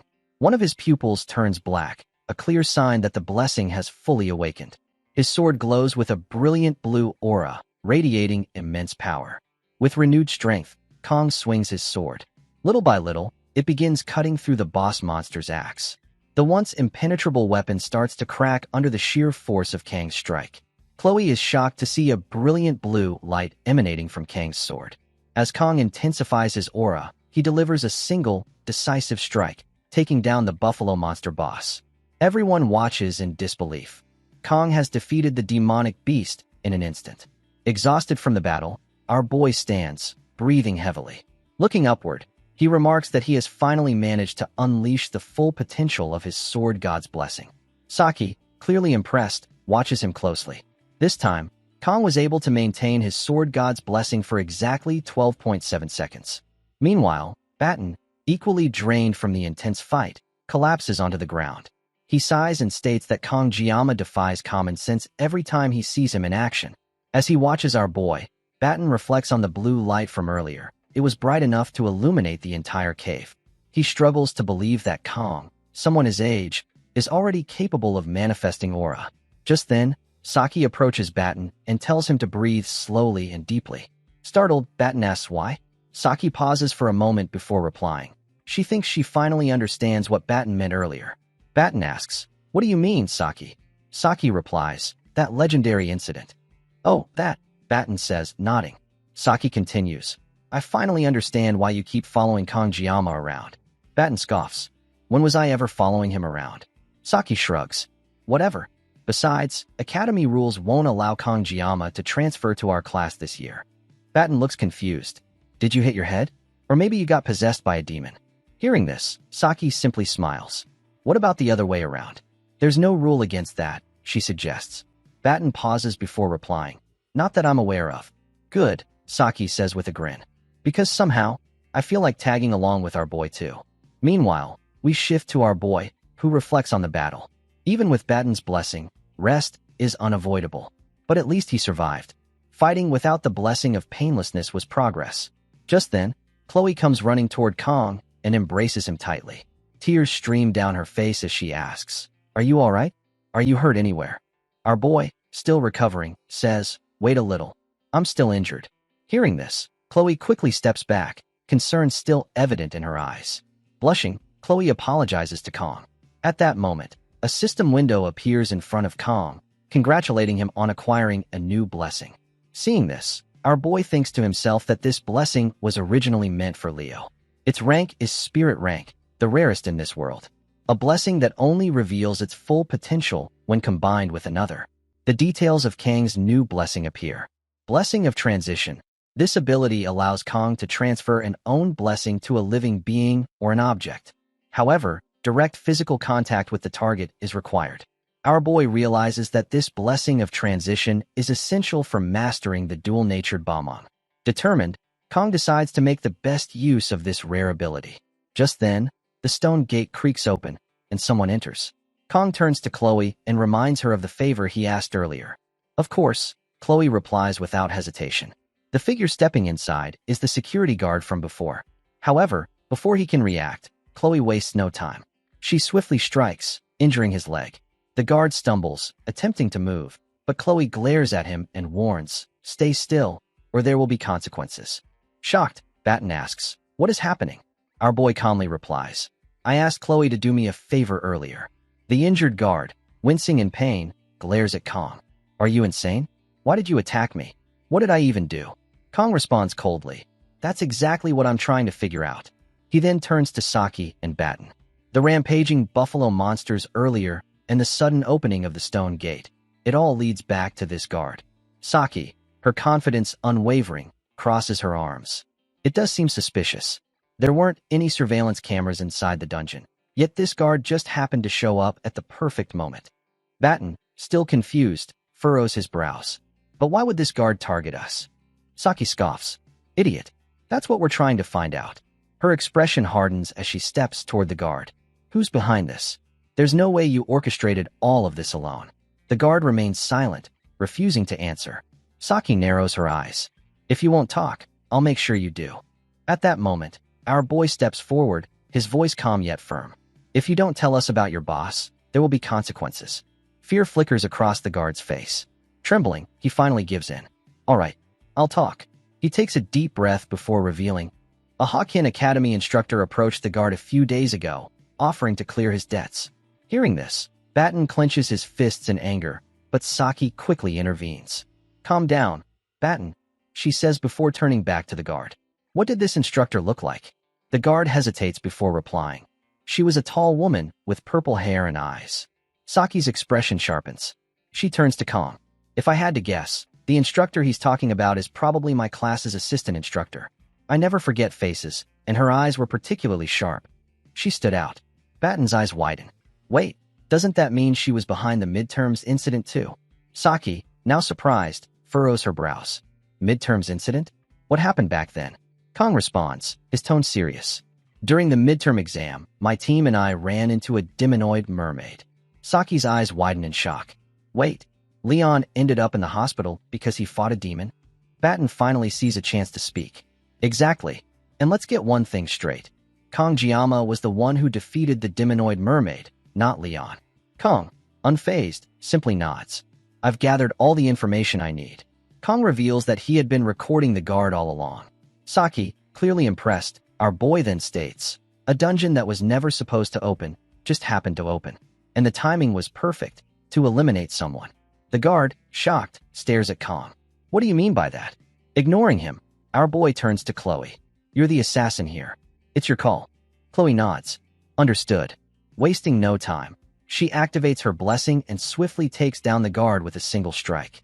As they leave the dungeon, Kang's thoughts linger. "The elders and instructors of Hawkin Academy, they're the ones targeting me." His expression hardens. "If those elders want me gone, they should come at our boy directly. And when they do, I'll eliminate them all." Our boy, Kong, presents the Cow King's horn, the horn of the Minotaur, the boss of the Buffalo Hidden Dungeon. This rare material guarantees success when enhancing weapons below A rank. As Kong approaches the blacksmith to upgrade his weapon, the blacksmith is stunned to see the Cow King's horn in his possession. He can hardly believe that Kong has acquired such a high-grade material. Despite Kong being a student at Joaquin Academy, it seems almost impossible for a student to defeat an A-rank boss monster. Shocked, the blacksmith asks if this is truly an A-rank material and whether Kong took down the monster alone. Kong clarifies that he defeated the monster with his team. How could he possibly defeat an A-rank boss monster by himself? Kong then places Musarame on the table, revealing that his knife is in terrible condition. He states that since the weapon is already damaged, he might as well have it repaired while enhancing it. The blacksmith, now visibly irritated, demands to know what Kong did to his weapon to cause such extensive wear. With a serious expression, Kong responds, questioning what the blacksmith means by messing it up like this. Feeling uneasy, the blacksmith forces a nervous smile and hesitantly remarks that Kong could have taken better care of his weapon. As the blacksmith worried that Kong might get hurt, Kong reassured him by reminding him of his promise to do everything as agreed. Trusting the blacksmith, Kong left his weapon in his care. As our boy turned to leave, the blacksmith was visibly frustrated, his anger directed at Kong. Internally, he thought to himself that this time, he would make the knife even shorter. Suddenly, Kong stopped, surprising the blacksmith. Our boy turned around and casually told the blacksmith to sell the leftover materials for himself. Hearing this, the blacksmith's anger seemed to cool off, and it appeared that he no longer intended to shorten Kang's knife any further. The scene then shifted to the classroom, where Kong reflected on his recovery. He had healed quite a lot, and was feeling much better from the injuries he sustained while fighting the boss buffalo monster. However, our boy knew he would need to ask Batten once again for his healing blessing. Leaning back in his chair, Kong sighed. As he looked up, he noticed his status window, which revealed that his physical rank had increased from 8 to 9, and the sword restrictions had loosened.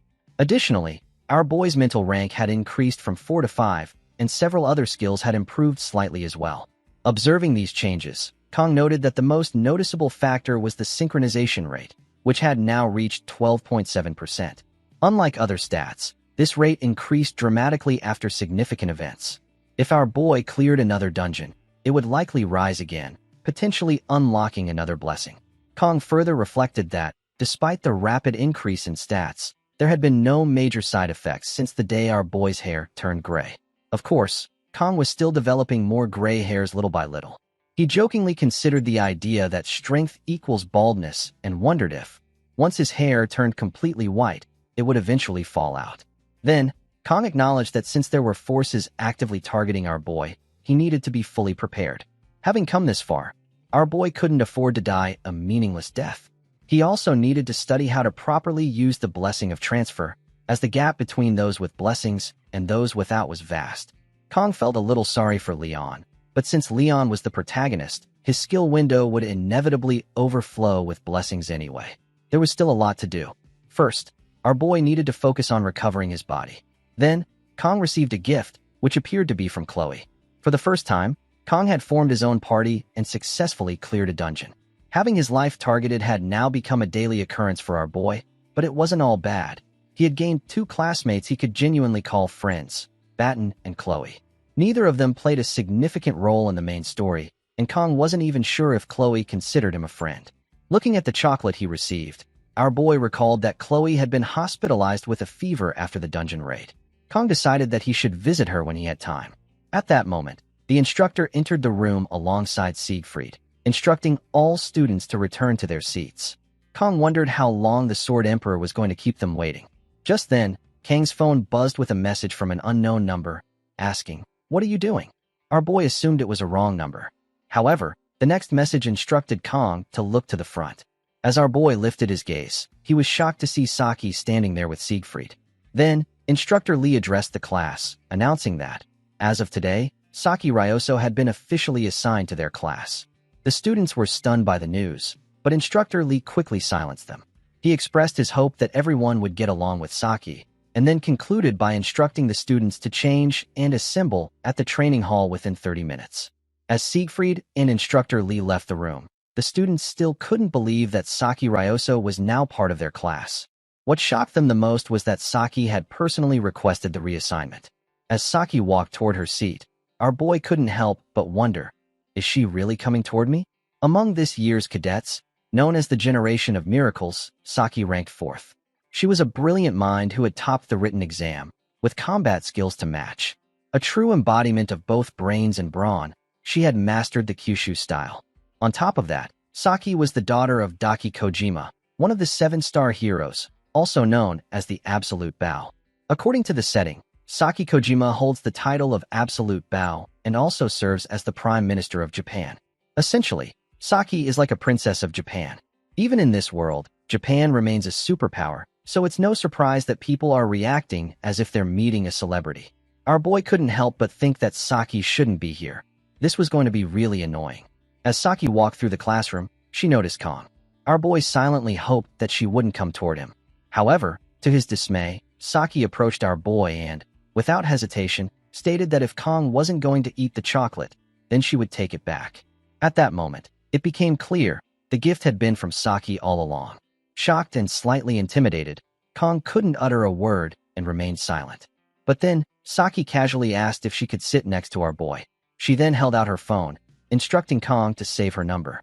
Internally, our boy sighed, thinking to himself, why are my bad feelings never wrong? The scene then shifted to a dungeon, where an investigation was underway. An officer named Leo questioned a guard, asking what the individuals had said before entering the dungeon.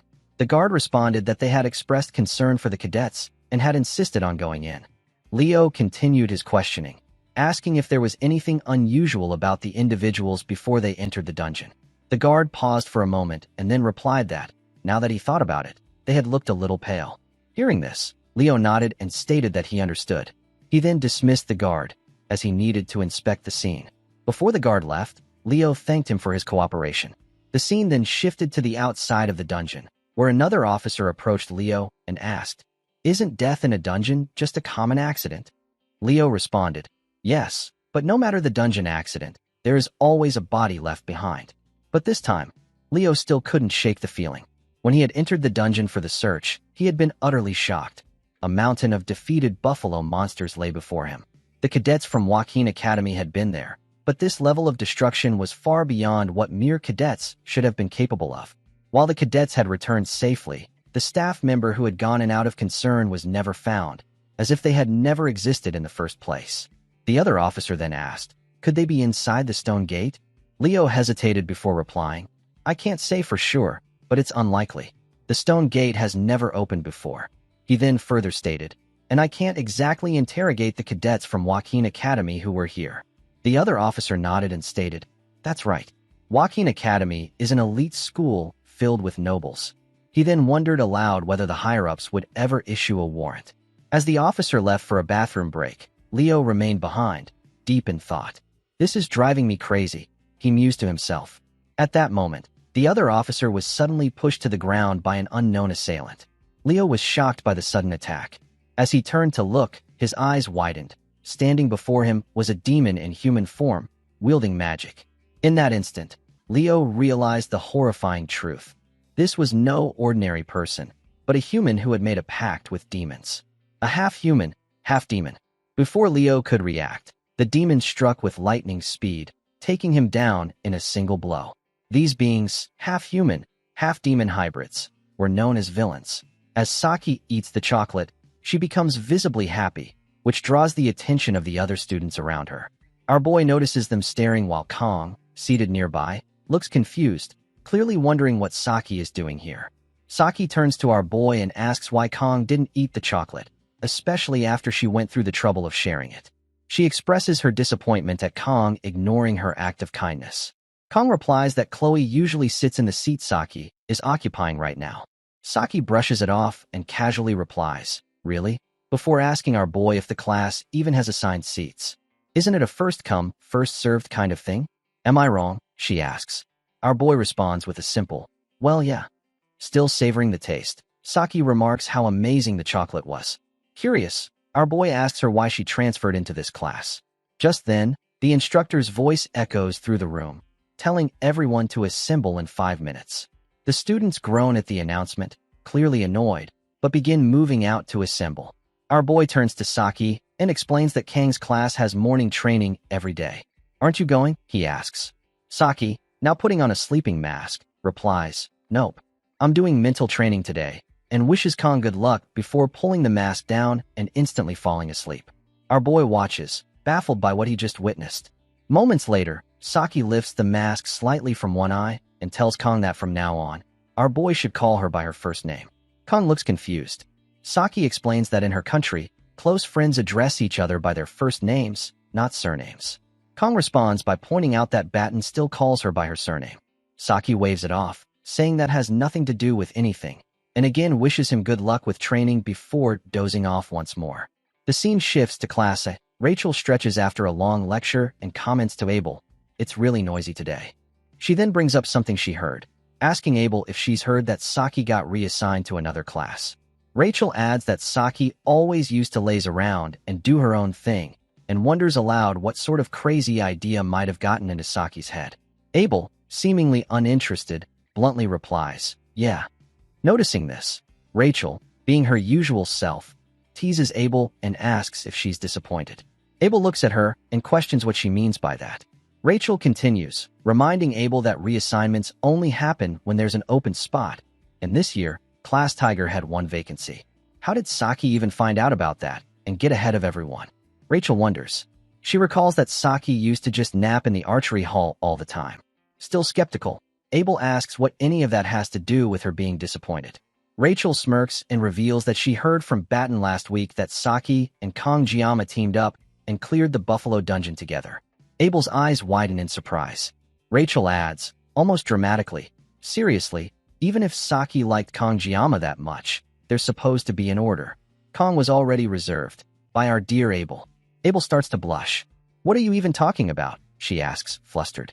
Rachel smiles and explains that she's always noticed how Abel reacts the most whenever Kong Jiama's name comes up. "Are you really sure there's nothing going on between the two of you?" she prods. Abel grows serious and insists that she'll make it clear. "I've only talked to Kong Jiama a few times. That's it. We don't have any kind of relationship. So I'd appreciate it if you stopped making weird assumptions," she says. Rachel grins but calmly replies, "If you say so, until now. But who knows what the future holds?" Abel falls silent. Then, with a sudden shift in tone, Rachel looks directly at her and says, "Lying to others is one thing, but lying to yourself? That never ends well." Abel is visibly taken aback by the comment. Rachel thinks Abel should seriously reflect on her feelings. The narrative then cuts to a memory from earlier that day, where Abel is with her grandfather, Siegfried. He tells her that starting tomorrow, he'll be taking on a temporary instructor position at the academy.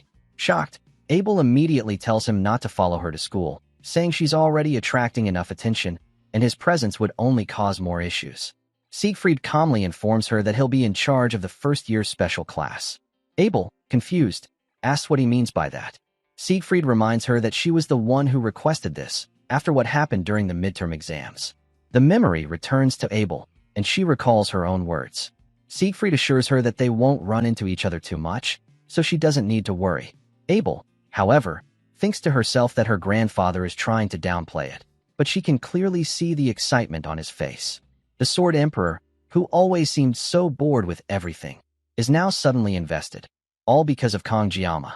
Thinking about it fills Abel with frustration and anger. Abel continues thinking to herself about someone so absurd, so undeniably gifted, that it feels unfair. A once-in-a-lifetime genius who ignores status and noble background, solving everything purely through strength. On top of that, he's a special trainee. The first time Abel saw Kong Jiama, our boy was just a scrawny kid, always slacking off.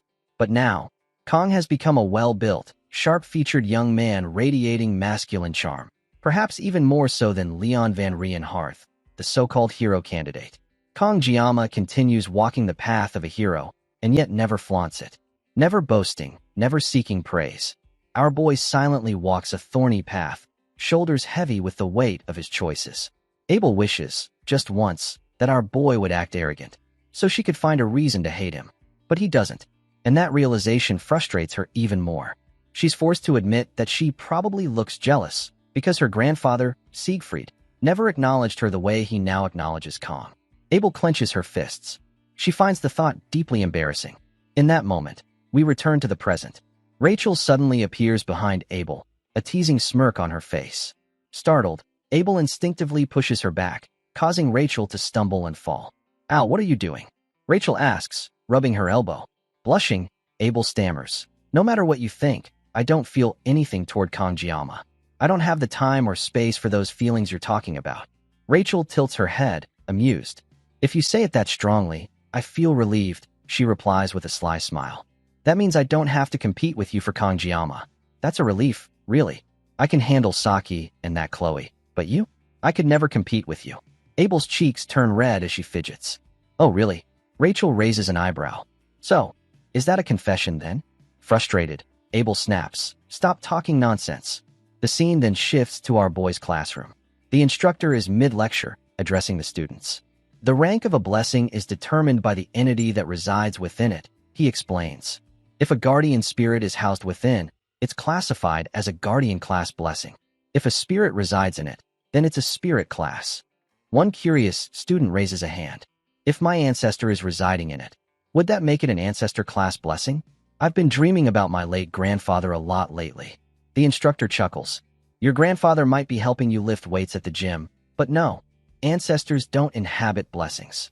During this exchange, Saki momentarily wakes up from her nap, mid-lecture, only to fall right back asleep seconds later. The instructor notices but doesn't say anything. Our boy watches this unfold and wonders silently if Saki is somehow untouchable, even by the professors. The lecture wraps up with the instructor saying, "That's enough for today." Our boy glances at Saki, who still sleeps peacefully. He thinks to himself how well she sleeps, like she truly doesn't have a care in the world. It's been 2 days since Saki transferred into the class, yet Kong still hasn't heard the reason behind it. And she's done nothing but sleep since she arrived. It's ridiculous. Kong wonders why. If Saki was just going to sleep all day, she didn't choose a corner seat instead. Why does she have to sleep here? Our boy also thinks it's fortunate that Chloe is currently hospitalized. Who knows what could have happened if Chloe had seen Saki sitting next to our boy. Still, he can't deny the truth. Saki handled all the post-dungeon cleanup. Thanks to her, everything wrapped up without any major issues. Her skills are on another level, even compared to someone like Batten. Kang's eyes drift to the blackboard where the instructor had written the various blessing ranks. The professor reiterates, blessings are typically classified like this. Most cadets here probably have personal class blessings. But don't be discouraged. With skill, even a personal class blessing can perform as effectively as a guardian class one. Spirit class blessings are incredibly rare in this world, anyway. Hearing this, our boy thinks to himself, is that supposed to be comforting? After all, he just happened to obtain one of those incredibly rare blessings a few days ago, the blessing of transfer. Just then, another student raises a hand. Professor, what about heroic class blessings? The instructor pauses for a moment. Ah, yes. The world refers to those as hero-grade blessings. As a blessing studies professor, I hesitate to even bring them up, since they're practically the stuff of legend. Since the first recorded manifestation of blessings in human history, only one person has ever awakened one. He clears his throat and concludes, that person was the founding hero, Baylor Joaquin. Everyone in the class gets excited, their faces filled with awe upon hearing this. The instructor continues, of course, in modern times, there is one more. But before he can finish his sentence, the bell rings. He sighs and says, we'll continue this in the next lecture. Just as the instructor is about to leave the room, our boy raises his hand and calls out, Professor, I have a question. The instructor pauses. Yes? What is it? Kong asks. Do you know anything about this phrase? May the blessing of the gods be with you? The instructor freezes for a moment. Saki, who had been sleeping peacefully, stirs awake upon hearing the question. After a brief silence, the instructor responds, I'm not sure I understand the intent behind your question, but there's a contradiction in what you just said. Our boy looks confused. What contradiction? The instructor turns back and replies calmly. It's because there are no gods left in this world. A moment of silence follows. Then the instructor adds, still, your thirst for knowledge is admirable. If you have more questions, feel free to visit my research lab anytime. With that, the instructor exits the classroom. Kong notices Saki smirking at him before she promptly returns to her nap. Seeing this, our boy thinks he might as well take a nap too. He rests his head on the desk, eyes slowly closing. But the moment Kong drifts off, he awakens somewhere else, surrounded by broken train parts floating through the air. Suddenly, a glowing window appears. GM is requesting a conversation with our boy. Another window pops up. Will Kong accept? Kong was shocked and couldn't understand what was going on. Then, a window appeared, stating that the GM was interfering with the world line. Seeing this, our boy wondered what world line even meant. Everything was so unfamiliar to our boy. Kong then noticed that the things surrounding him had started to move, before calming down again. Another message appeared, stating that the opponent's level was too high, Kang's level was too low, and our boy still did not meet the requirements. A new message followed. Does Kong still want to proceed? Kong thought to himself, this didn't feel like a dream. Maybe this was the reason our boy had fallen into this world. Perhaps he could find a clue about the blessing of the sword god that had been granted to him. Resolving to continue, Kong chose to proceed. A new message appeared. GM has confirmed Kang's intent. GM is using suppression force to make contact, beginning dull adjustment and transformation of world line. Suddenly, the surroundings started to break apart. Seeing this, Kong thought to himself, it was similar to the day our boy awakened the blessing of the sword god at the academy entrance. Whatever Kong had seen that day, he had to find out what it truly was. Kong moved forward, and little by little, our boy kept pressing on. But then, suddenly, someone called out to our boy, telling him to wake up. At that moment, a message popped up. Due to external interference, GM is losing memory. Our boy was shocked. Kong had been so close to uncovering the truth. Another message followed. GM leaves Kong a message. The GM urged Kong to defeat whatever it was, and concluded with, "May the blessing of the gods be with you." We then see that it was Saki who had been calling Kong to wake up. As our boy opened his eyes, Saki reminded him that he had scolded her earlier for sleeping too much, and now he was the one caught sleeping. Saki told Kong to be thankful. If she hadn't woken him up, he would have gone to school still asleep in class. But then Saki was surprised to see that our boy was crying. The scene shifts to later that day. Our boy is sitting alone on a bench, deep in thought about what had happened earlier. When Saki asked him why he was crying, she suggested maybe Kong had a sad dream. But Kong couldn't remember the dream. Our boy found it embarrassing enough to be caught like that by sleepyhead Saki, but what puzzled him was why he had cried. Just then, Batten, Chloe, and Saki arrived. Batten stated that they needed to go over things again, as there seemed to be an enemy inside the academy targeting Giamma during midterms. Saki interrupted, telling Batten she already got it. How many times was he going to repeat himself? That's why, she added, Batten wasn't at the top of the class. She told him to stop rambling and get to the point. Watching them argue, Kong thought to himself that he had asked Batten to explain everything beforehand, and Batten must have had a rough time. Batten, in turn, fired back, asking if Saki thought she'd stay on top forever. He told her to wait for next week's written exam. Saki covered her ears and said she couldn't hear anything. At that moment, Kong noticed Chloe standing a bit away. Our boy asked if she was feeling better. Chloe replied that she was, but she would keep her distance so as not to spread her cold. Kong realized that's why she had been standing far off. Then, our boy said that while Saki had probably heard the explanation, the situation had gotten a bit tangled. Racking Kang's brain alone hadn't helped much. Saki then moved closer to our boy and told him to call her by her first name, Ryoso. She sat next to him on the bench. Kong asked how he should address her, and Ryoso replied that she was looking forward to working with Kong Giamma. Batten jumped in, saying he had organized everything and that they needed to figure it all out. In the back, we see Saki getting frustrated, as Batten still kept talking about his plan again. First, he stated, the academy elders were targeting Kong Giamma. Second, there was the appearance of the female instructor, whom they'd heard about from checkpoint staff. Batten showed everyone a picture he had drawn based on the description. Chloe remarked that it was well drawn. Batten said he felt like he'd be able to find this instructor soon, but then admitted that knowing all this might not even be that important, since the elder's request had been vague. It would probably get cut off at Aditor's level anyway. Saki chimed in about the female instructor. She said she definitely remembered her. Saki had even broken into the academy's internal records and checked everyone, from head instructors to assistants. A total of 546 people. She did find one that matched, but strangely, she couldn't verify the instructor's identity. Surprised, Kong asked if Saki could really do things like that.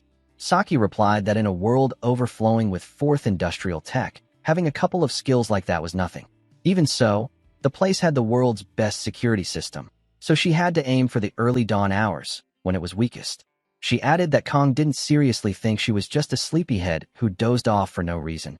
Did he? Our boy thinks to himself that Saki is like a ghost. Even the number Kong never gave her, she somehow had. Now, Kong understands that's how Saki figured everything out. Batten comments that, basically, nothing has been clearly revealed yet. Still, he and the others can't just barge into the elders' quarters and start making threats. Well, Batten says, Kong might be able to pull it off, but it would probably just make things worse. Saki admits that she agrees. Chloe nods, saying she thinks the same. Then, Batten suggests they should start a club. Kong is surprised to hear this. Saki explains that at Joaquin Academy, clubs not only have free movement, but also receive funding, as the academy encourages cadet cooperation, real or not. So, the academy offers benefits to fit that ideal. One of those benefits is that clubs are treated as affiliate organizations of the academy. In other words, at that point, Batten cuts in to clarify. What Saki meant is that just being in a club grants a degree of protection from the academy, because being just a cadet isn't enough. Saki adds that for them, with enemies both inside and out, a club would serve as a double barrier. Our boy thinks to himself that one of the systems in Blessing M is the club system. Since the game is set in an academy, this feature allowed players to decorate a private space with furniture and items, invite characters, and build affinity, a staple of otaku games that emptied many fans' wallets. The so-called housing system. But our boy had never paid much attention to it, since Kong was always short on time. Now that it's real, who would have thought it would have this kind of use? Kong asks if there are specific requirements to start a club. Batten replies that first, Kong needs at least 5 members and a club funding proposal to be submitted to the proper department. Hearing this, Kong realizes he's one person short. He then asks if everyone here plans to join the club. Batten laughs and tells Kong not to be like that. Of course they're in. He wouldn't have brought it up if they weren't doing this together from the start. Chloe adds that if it helps Kong, she's in. Saki says she still owes Kong one from that dungeon anyway. Besides, doesn't Kong think a brainy type should be part of this too? Our boy thinks to himself that, as he got older, relationships became nothing but calculated give and take. But these people, who barely even know Kong, are saying they'll follow and trust him, even in this world where social class means everything. Kong thanks everyone for believing in him. Batten then suggests they pick a name for the club. Chloe proposes Memories of Assassination, saying their club will take care of corrupt powers. She asks how that sounds. Batten immediately says he doesn't think that's going to work. Saki chimes in, suggesting something like Leaf Village Neighborhood Patrol, questioning why the name even matters. They should just pick something random. Batten tells her to stop talking nonsense.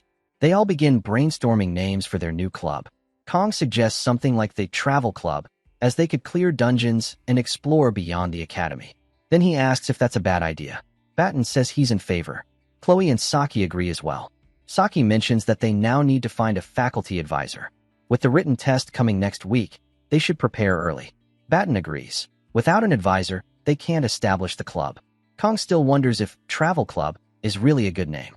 Saki says honestly, this is the biggest problem, because the club advisor must be a professor or higher. Chloe suggests they try asking the Blessing Studies professor, since that professor is known to be both popular and kind.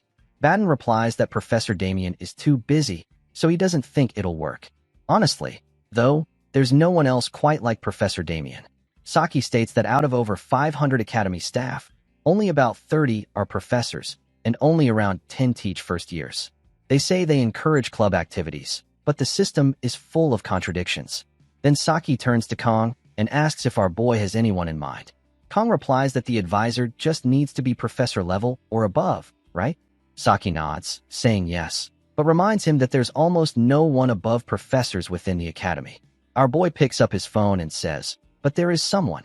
Everyone turns to look, and they're all shocked when they see Kang's phone screen. In that moment, they immediately understand who that someone is Kong is talking about. The scene shifts to the administrative office, where a staff member informs Kong that, in order to establish a club, the head of said club must apply in person. Kong calmly replies that he is the head. The young woman looks him up and down, clearly unimpressed, and remarks, "You? Really?" She enters Kang's name into the database, suppressing a laugh that eventually escapes her lips. Annoyed by her attitude, Kong frowns and thinks to himself, is this girl really an academy staff member? Her condescending tone over something as trivial as someone's grade seems ridiculous. Our boy finds it particularly irritating. Remaining composed, Kong states, as long as I follow the procedure, the application should go through. You should just accept it. The yellow-haired girl suddenly stands up and, with an exaggerated air of authority, tells our boy, first-year cadets need a faculty advisor to apply for a club. And honestly, just looking at you, I doubt anyone would want to be your advisor. Kong narrows his eyes and asks seriously, what exactly do you mean by that? The girl crosses her arms and smugly replies, don't you get it?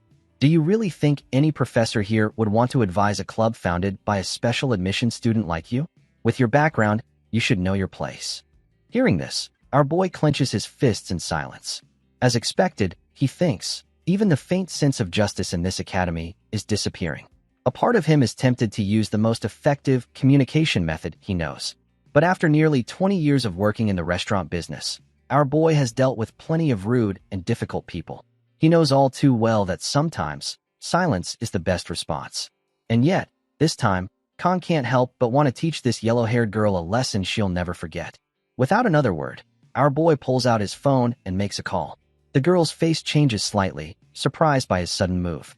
Into the phone, Kong says, I'm at the admin office regarding club registration.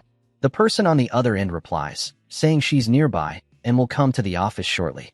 To Kang's surprise, she doesn't hang up. I'll see you soon, Kong adds, ending the call. The yellow-haired girl's brows furrow with disbelief.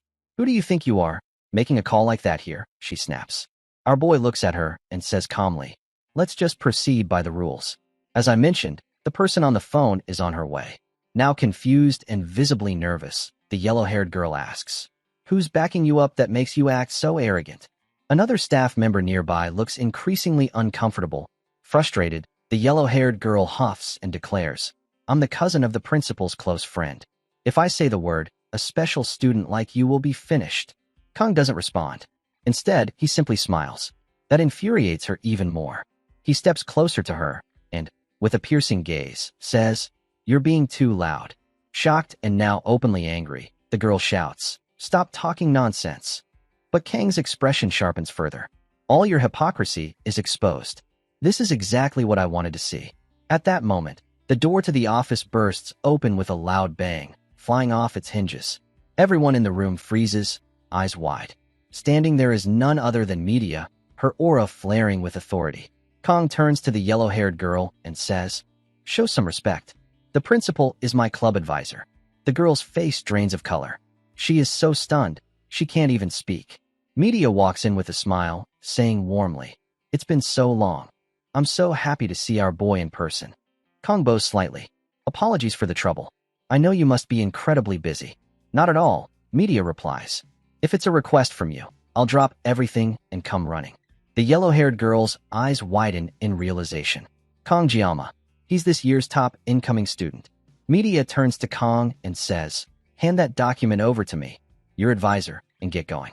You have a written exam next week. Thank you, Kong replies. I'll leave the registration in your hands.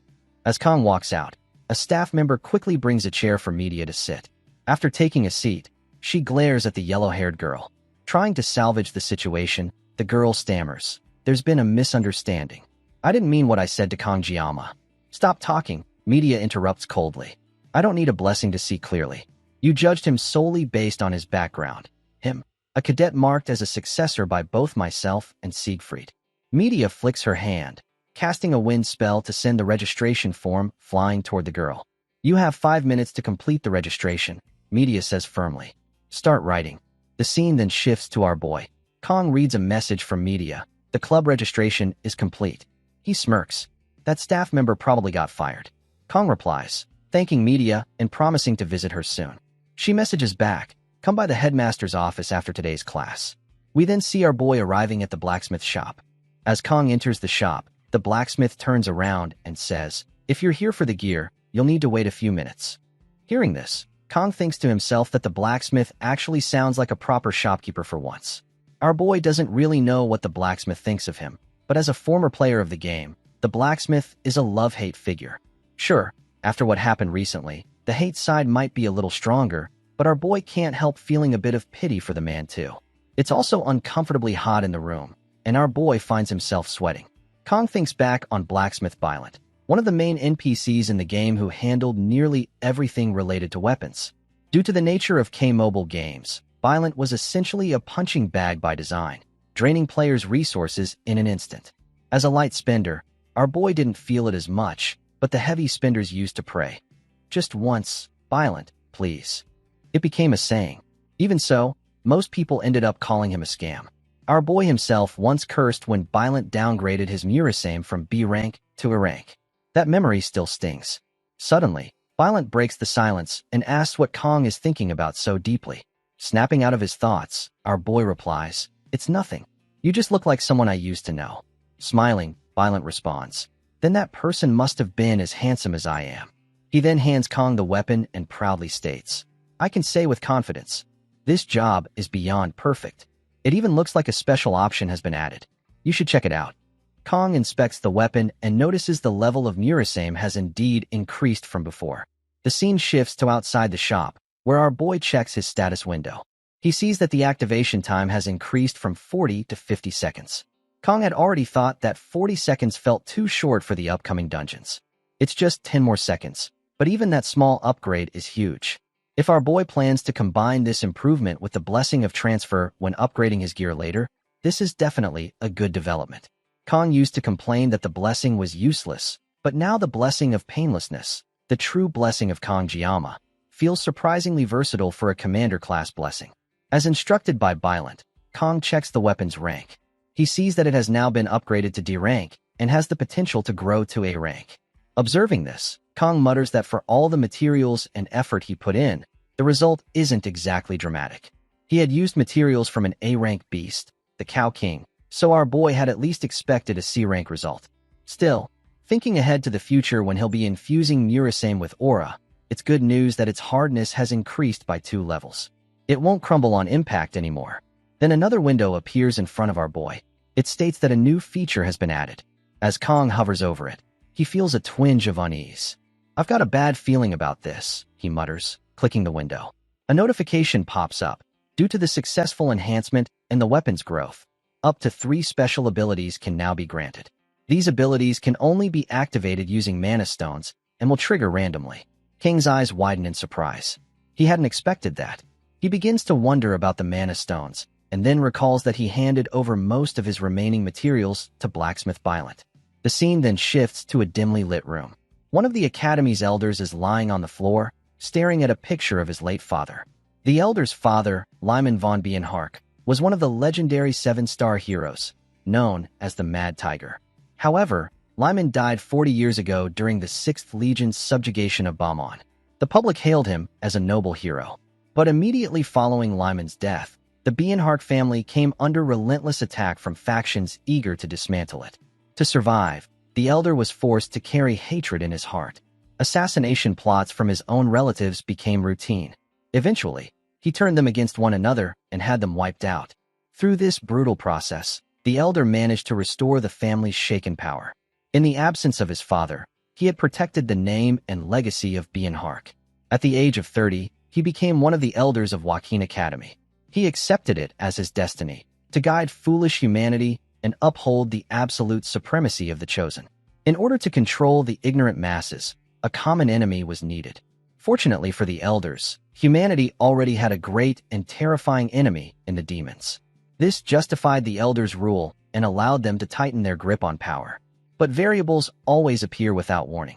Leon von Reinhardt, the hero born with the power to defeat the Demon King, was one such variable, the one chosen by the heavens. Of course, the gap in power between humans and demons is vast, and the Elder knows that Leon's chances of defeating the Demon King are practically 0. Even so, legends persist. The founding hero who sealed the First Legion's commander, Lekin, Valor Joaquin, that myth lives on as a dangerous precedent. Such a thing must never happen again. The Elder then remembers the day a humanoid demon entered his room. At first, he assumed she was an instructor. But the moment their eyes met, he knew exactly who stood in the light and who stood in the shadows.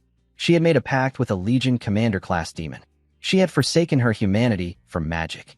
Half human, half demon, such beings were known only by one title, villain. The Elder mutters to himself, dealing with Leon alone is already enough of a headache. And now that kid named Kong is stirring things up. Even Auditor is hesitant, saying the reason isn't clear enough to act yet. Sighing, the Elder sits up. "Is my butler here?" "Yes, Elder Clady von Bienhark," the butler replies from the shadows. "Then summon the Undertaker squad," Clady says coldly. "We have work to do." Then the scene shifts to the classroom.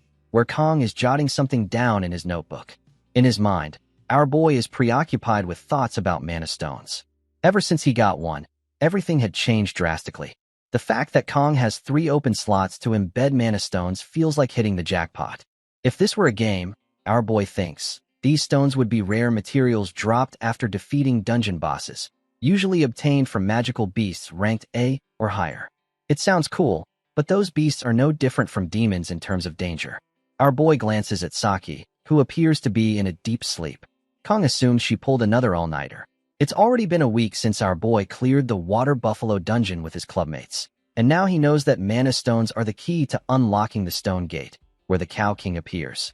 That particular stone had come from Behemoth Gigant. Somehow, someone managed to defeat Gigant and obtain its mana stone. In the game, even one stomp from Gigant could shake the entire area. Still, Gigant pales in comparison to monsters introduced in later updates. Tainted Knight, Basilisk, S-Class, Manticore, S-Class Beast, Lich King, Drog, all S-Class threats. These monsters are on par with natural disasters. Our boy wonders if risking his life just to strengthen his equipment is really worth it.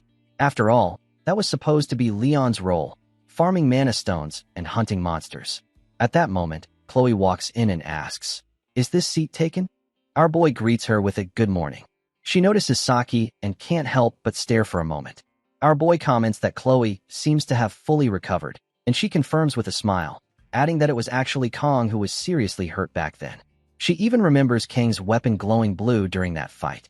Hearing this, our boy silently reaffirms that farming mana stones is definitely worth the risk. Ironically, Kong now craves power more than anything. Our boy has long discarded any desire for peace, stability, or safety. Yet, his primary goal remains unchanged: survival. But survival is harder now because of the unpredictable variables that didn't exist when Kong was just a player. The storyline our boy once knew is starting to shift, like the entire world is conspiring against him. And somehow, it's already been a month since our boy entered this academy. Soon, the truth behind the Second Demonic War, which erupts 3 years from now, will come to light. In preparation, strengthening Kang's body and upgrading his gear aren't just choices anymore, they're necessities. Then Batten notices that Saki is sleeping again in class. Chloe remarks that if Saki is just going to sleep, she should do it somewhere else. We then see Batten attempting to startle her awake.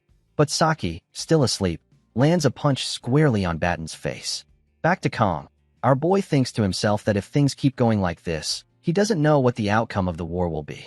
Honestly, Kong doesn't fully trust Leon, the so-called protagonist. Even though that mermaid was a demon and allegedly the next hero, Leon was still defeated by her in a single strike. Frustrated, Kong mutters that he's seriously annoyed. Just then, our boy is surprised to see Batten standing there and asks when he arrived. Batten complains that Saki hit him. Saki wakes up and mumbles that Batten is still 10 years too early. Batten tells Kong he came to check on the club's progress. Our boy replies that the principal has already approved it. Now they just need to recruit one more member. Batten nods and says he understands. He then asks if Kong has heard that Leon's been doing really well lately. Apparently, Leon even cleared a high-rank dungeon.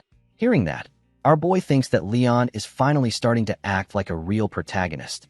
Saki then adds that Leon cleared an A-rank dungeon just yesterday, and with a small party too. Meanwhile, their own party barely managed to handle a C-rank dungeon. Batten teases Saki, saying she seems to know an awful lot about Leon, and then accuses her of liking him. Saki remains silent. Seeing her quiet, Batten insists he must be right. But Saki simply glances at Kong, then turns her head and says she's not interested anymore, before dozing off again. Batten, clearly confused, asks what she meant by that. On the other hand, our boy is still thinking to himself, Leon is indeed getting stronger. At this rate, Leon will probably get Balmung during the deserted island survival training later on. Truthfully, the fact that Sashimi, 0 notable traits, has survived this long is already a miracle. Our boy has a theory. Maybe he's acting as a lightning rod, diverting all the misfortunes that were originally meant for the protagonist. That thought makes him a little nervous. Batten then asks Chloe if she's feeling better now. Chloe nods and assures him she is. Coming back to Kong. Our boy thinks that doesn't mean he'll just accept it. If Kang's life is on the line, then our boy won't hesitate to swing his sword. Kong has neither the reason nor desire to play the perfect protagonist, because Kong is not the main character. The one truly living in this world is Kong Jiama, the sword demon. Then the scene shifts to a palace, where a maid is guiding three individuals through a hallway. One of the men excitedly tells his boss that they did it. They got summoned by one of the elders from Joaquin Academy, and now's the time to seize the opportunity. The boss immediately tells him to stop spouting nonsense, or she'll teach him a lesson. Hearing this, the man nervously tells her to calm down and stop being so cold. Then the brown-haired guy comments that the blue-haired guy must be new, since their boss really hates the Academy's higher-ups. The blue-haired guy asks, if that's the case, then why did they accept this job? The brown-haired man replies it's because the pay is enormous. The blue-haired guy nods, admitting that's true. It's just business, after all. 100 million won up front, and double the bonus after the job is done. At that moment, their boss tells both of them to shut up. Scared, they instantly go quiet. As they approach the room, the maid turns to Clady and announces that she has brought them. Clady tells her to let them in. We then see that the boss of these men is a villain named Ray Shun. The brown-haired guy is the vice captain, Jang Taepum, and the blue-haired guy's name is Perik. They belong to an assassin-villain union known as Undertaker. Clady thanks Shun for coming, but Shun remains silent. Clady then hands over a file containing information about the target. It's our boy Kong. Upon seeing Kang's picture, Perik comments that he looks like some spoiled, newly rich teen. Clady states that the deserted island survival training is scheduled for next week, and he wants Shun to eliminate Kong during the exercise. As agreed, there's 100 million up front and a bonus after the job is done. Shun then inquires about the cleanup. Clady replies coldly that Shun will have to figure that out herself, adding that the island is surrounded by sea. Then the scene shifts to the written exam day. Our boy is sitting alone, eating lunch and reading about how divine blessings began appearing roughly 694 years ago after the revolution. He thinks to himself that since his midterm scores were good, Kong doesn't have to stress too much over this one. However, the rankings are posted publicly on the Academy's board. If not for that, our boy would have just half-heartedly written nonsense answers. Luckily for Kong, two of his clubmates ranked first and second.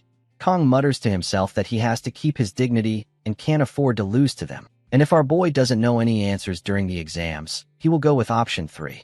Suddenly, Kang's phone vibrates. Our boy wonders who's texting this early. It's Saki. She reminds him it's exam day and asks if he had breakfast. Our boy thinks Saki isn't his mother but still replies, saying he had a sandwich. Saki then tells him he needs enough sugar or his brain won't function properly during the exam. She recommends he eat red bean jelly since it boosts metabolism, aids weight loss, provides anti-aging skincare benefits, and improves blood circulation. Reading this, our boy wonders what Saki is even talking about this early in the day. He replies that in Korea, it's traditional to eat sweet snacks before exams. Saki, surprised at Kang's quick response, asks what kind of snacks. Our boy replies, eat yod. Frustrated, Saki tells him to stop joking around and answer seriously. Kong doesn't respond further.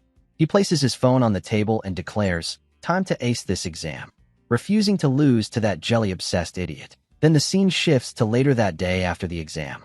Our boy thinks he's doomed, and it turns out Kong really is the idiot this time. Meanwhile, we see Saki and Batten bickering over some exam questions. Afterward, Chloe asks Kong how the test went. Our boy shrugs and replies that he answered 3 for everything. Chloe laughs, saying Kong sure likes keeping his answers short. Kong reflects that he relied too heavily on his old game knowledge to get by. Chloe teases him, saying our boy can be pretty evil sometimes. On the other hand, Batten thinks to himself that he is probably doing better than Chloe. Our boy then asks Chloe if Knox has contacted her lately, since he hasn't checked in for a while. Chloe replies that her brother did call yesterday, but she missed it because she went to bed early. Our boy asks what time the call was. Chloe says it was at 7 p.m., but she's been staying up late recently, so she fell asleep early that night. Hearing this, our boy quietly suspects that Chloe dodged Knox's call on purpose. Kong also considers the fact that auditorium members' contact info is confidential. So unless Knox shows up himself, our boy can't exactly press Chloe for answers. Still, Kong assumes Knox must have his reasons. Despite the distance between the siblings, Kong hopes they can get along. On the other side of the room, Batten suddenly panics over the exam and shouts about why he stayed up so late. Saki teases him, suggesting he should just admit that this was a failure of intelligence. Then she turns to our boy with a teasing smile and asks what Kong and Chloe were whispering about. Saki jokingly asks if Kong and Chloe are dating. Chloe immediately blushes, and Kong thinks to himself, Is that all the students here can think about? Our boy tells Saki, like he said before, that nothing's going on. Chloe's face returns to normal. Then Saki leans in closer to our boy and asks why Kong has been ignoring her messages all this time. Surprised, Kong asks what she means by all this time, since he only ignored her once. At that exact moment, we see Chloe snap into her Yandere mode. Upon hearing that Saki has been texting Kong, Chloe's aura flares up with jealousy. With a serious face and intense energy, Chloe asks if Kong and Saki have been secretly talking. Seeing Chloe like this, Kong gets scared and thinks to himself that Chloe didn't care when our boy sat next to Saki, but just a bit of full contact has her acting this way. Batten, on the other hand, is surprised and wonders what's going on with Chloe. With a smirk, Saki turns to Kong and curiously asks what's up with Chloe. Frustrated, Kong snaps at Saki to get away from him. Confused, Saki asks what's going on. Kong thinks, our boy has known Chloe for a while, so Kong should know why she's acting like this. Frustrated, Kong wonders what kind of nonsense Saki is thinking. Then, Chloe, in full Yandere mode, declares that Kong didn't even give her his number. Our boy calmly responds that Chloe's number is classified.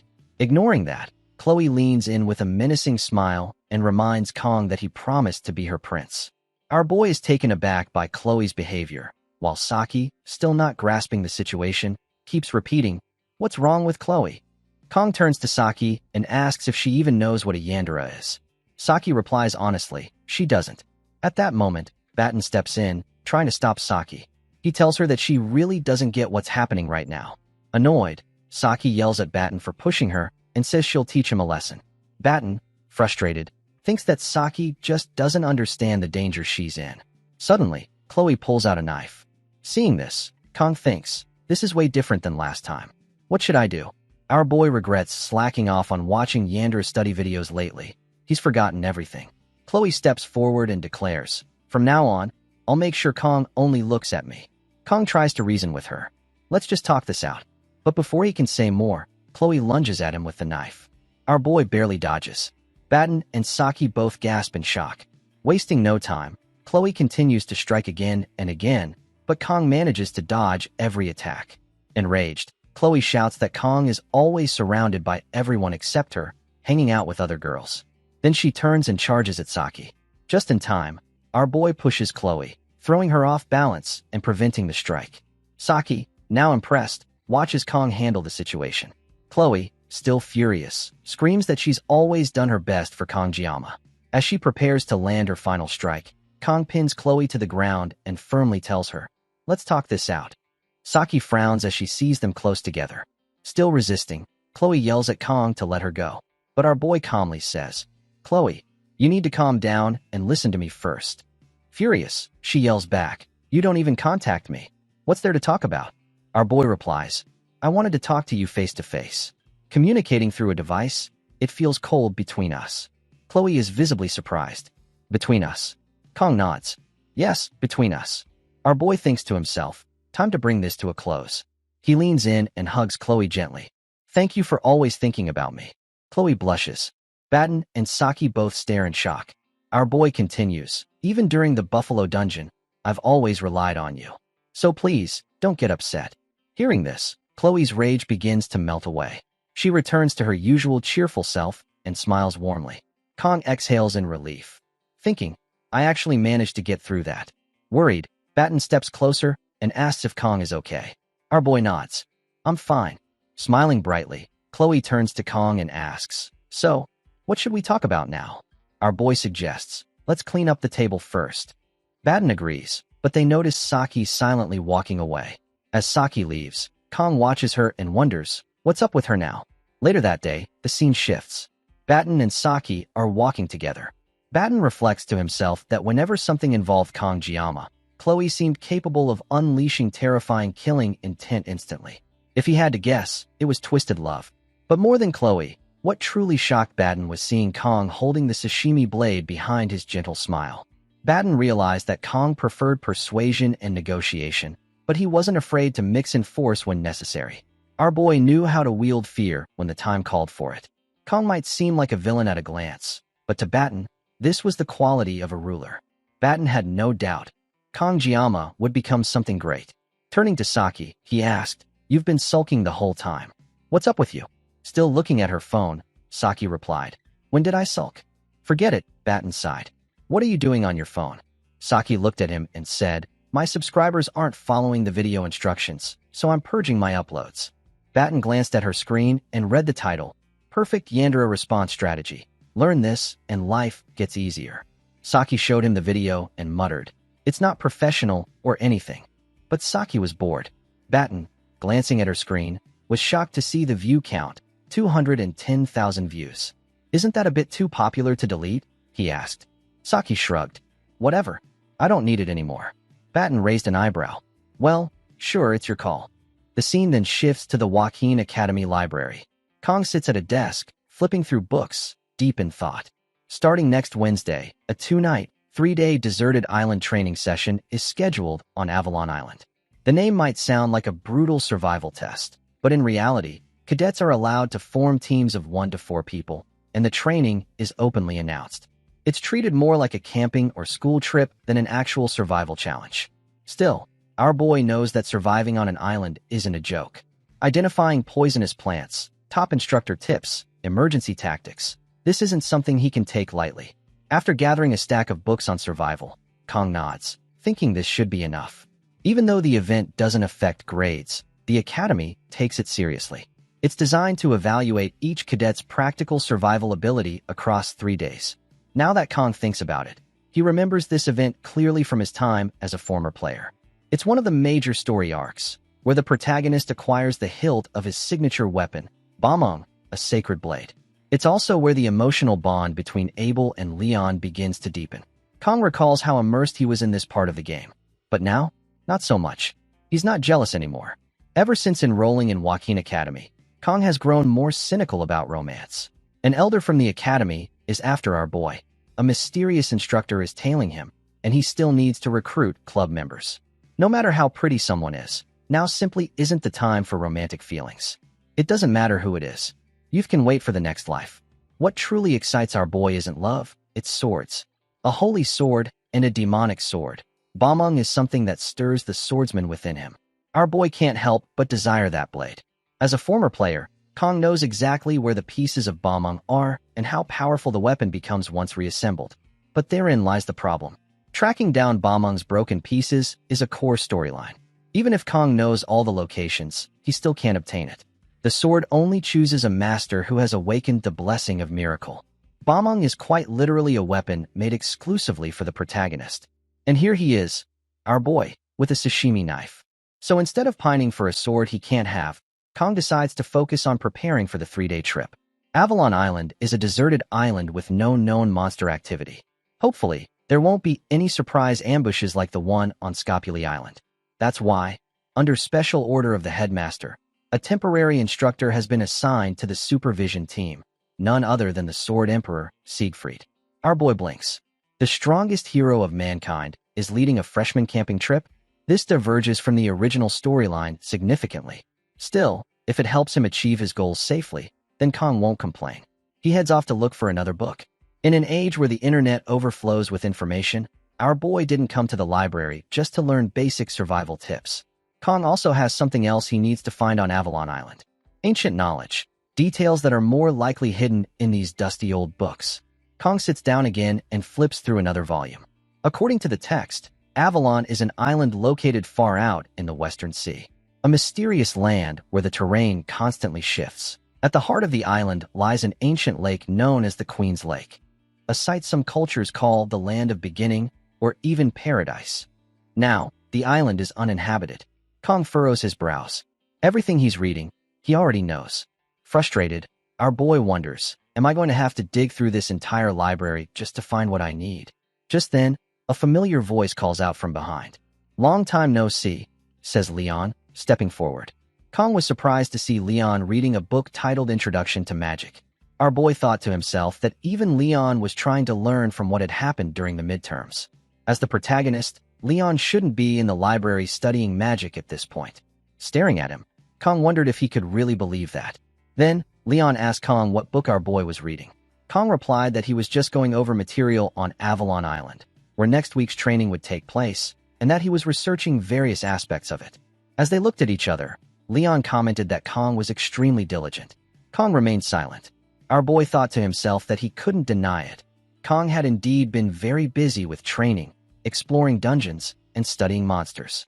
Since Kong knew what would happen 3 years from now, our boy had to prepare thoroughly for his own future.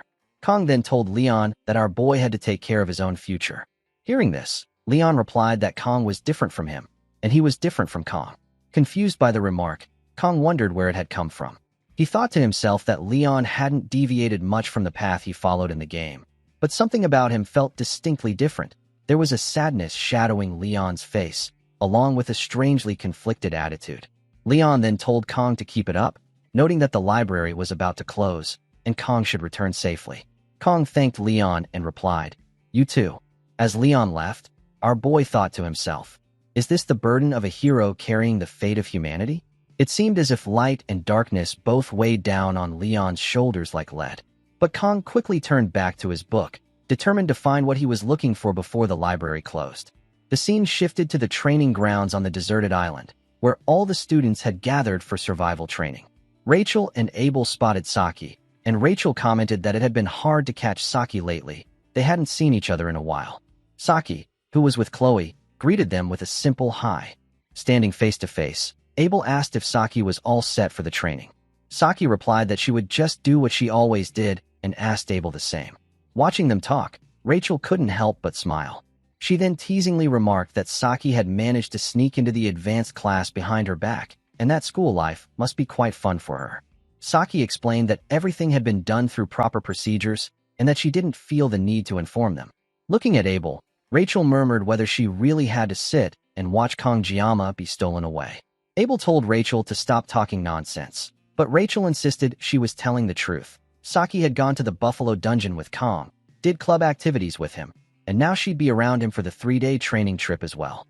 Saki clarified that Kong had said he wanted to do this particular training alone. Chloe agreed, adding that Kong mentioned he had things he wanted to try solo, so he would be acting independently. Rachel lit up upon hearing this and pointed out that this meant no one had been officially paired up with Kongjiyama for the trip. Saki raised an eyebrow and asked what Rachel was trying to say now. Abel, too, questioned what she was planning. Rachel responded by saying Kong had said he wanted to go alone, but he never said not to follow him, right? Saki was impressed by Rachel's logic. Rachel continued, saying she believed all 4 of them were thinking the same thing, even if no one had said it aloud. That's why she proposed a fair and square challenge, calling it the Rachel game. The trio was taken aback by the announcement. Rachel explained that, as everyone knew, Avalon Island's terrain and environment constantly shifted. Even with a warp gate, students would arrive at random locations. She, Abel, Saki, and Chloe would each have to find their own way to team up, and simply meeting up would be a challenge, part of the training's intended difficulty. Being herself, Saki told Rachel to get to the point. Rachel declared that during the 3-day survival training, whoever found our boy Kong first would get him. The others would have to back off, meaning that the winner would get exclusive rights to Kongjiyama. The trio was shocked by the idea. Rachel asked excitedly what they thought. Chloe said she liked it and announced that she would win this time. Saki also said it sounded fun and decided to prove it by sending a verification photo. Rachel grinned and told her to show how much she had grown. Meanwhile, Abel blushed at the mention of exclusive rights and then thought about her grandfather. Rachel asked if Abel was in too. Abel apologized and stated she didn't have time for such petty games and would not participate. Rachel nodded and said the rest of them would proceed without her. As Abel walked away, Rachel noted that Abel had been busy with special training lately. Chloe commented on Abel's diligence. On the other hand, we see our boy, who is also there. Kong states that he feels tired, having been holed up in the library all night. Fortunately, our boy had already noted everything Kong needed in his phone, which included a reminder that the headmaster said the island wasn't classified as a monster zone, though students should still bring light equipment. Among the gear listed were 24 sashimi knives from Daso, our boy's secret weapon. Just then, Kong received a message from media asking whether our boy had packed medicine and clothes. Smiling, Kong muttered that media was like a real mom, or maybe even a grandmother. As the instructor began calling out student names, Kong realized it was time to depart. He suddenly remembered what the academy's security guard had told him about a female instructor, someone with purple hair and eyes, fairly tall, and possibly dangerous. Our boy didn't know the instructor's true intent, but if she were targeting Kong, This deserted island training would be the perfect opportunity. The island's constantly shifting terrain made cleanups easier. Of course, Kong also knew that the same logic could be applied in reverse, for our boy's benefit. While Kong didn't like using his blade on people, he certainly wasn't about to let himself die. Come to think of it, Kong recalled that Batten had drawn a sketch of the mysterious instructor. Our boy examined the drawing, but when he looked around, he noticed that most of the female instructors had purple hair. With a sigh, Kong thought to himself that Batten's drawing didn't help at all. How was Kong supposed to identify anyone with that vague sketch? At that moment, Siegfried entered wearing a vacation shirt, accompanied by Abel. Siegfried commented that Kong hadn't been slacking off in training lately. Abel appeared surprised to see Kong. Siegfried went on to say that when great talent is paired with hard work, the results don't just add up, they multiply. But even then, the body needs rest to endure. So he encouraged Kong to enjoy the training as much as our boy could. Kong thanked him and replied that he hoped Siegfried landed a big catch too. Hearing this, Siegfried chuckled, calling the remark clever, then thanked Kong and left. Watching him go, Kong thought to himself that Siegfried actually seemed kind of cool. But then Abel stared silently at Kong before walking away without a word. Seeing that, Kong thought Abel should lighten up a little, especially since Abel would probably have a boyfriend soon anyway. Suddenly, Saki crept up behind Kong, intending to scare him. Just as she was about to scare him, our boy's instincts kicked in and Kong flicked her forehead, completely shocking her. Angry, Saki complained that she was just trying to joke around because she was bored, and now Kong had hit her. She added that it hurt. Kong smiled and explained that he'd sensed a presence and reacted instinctively.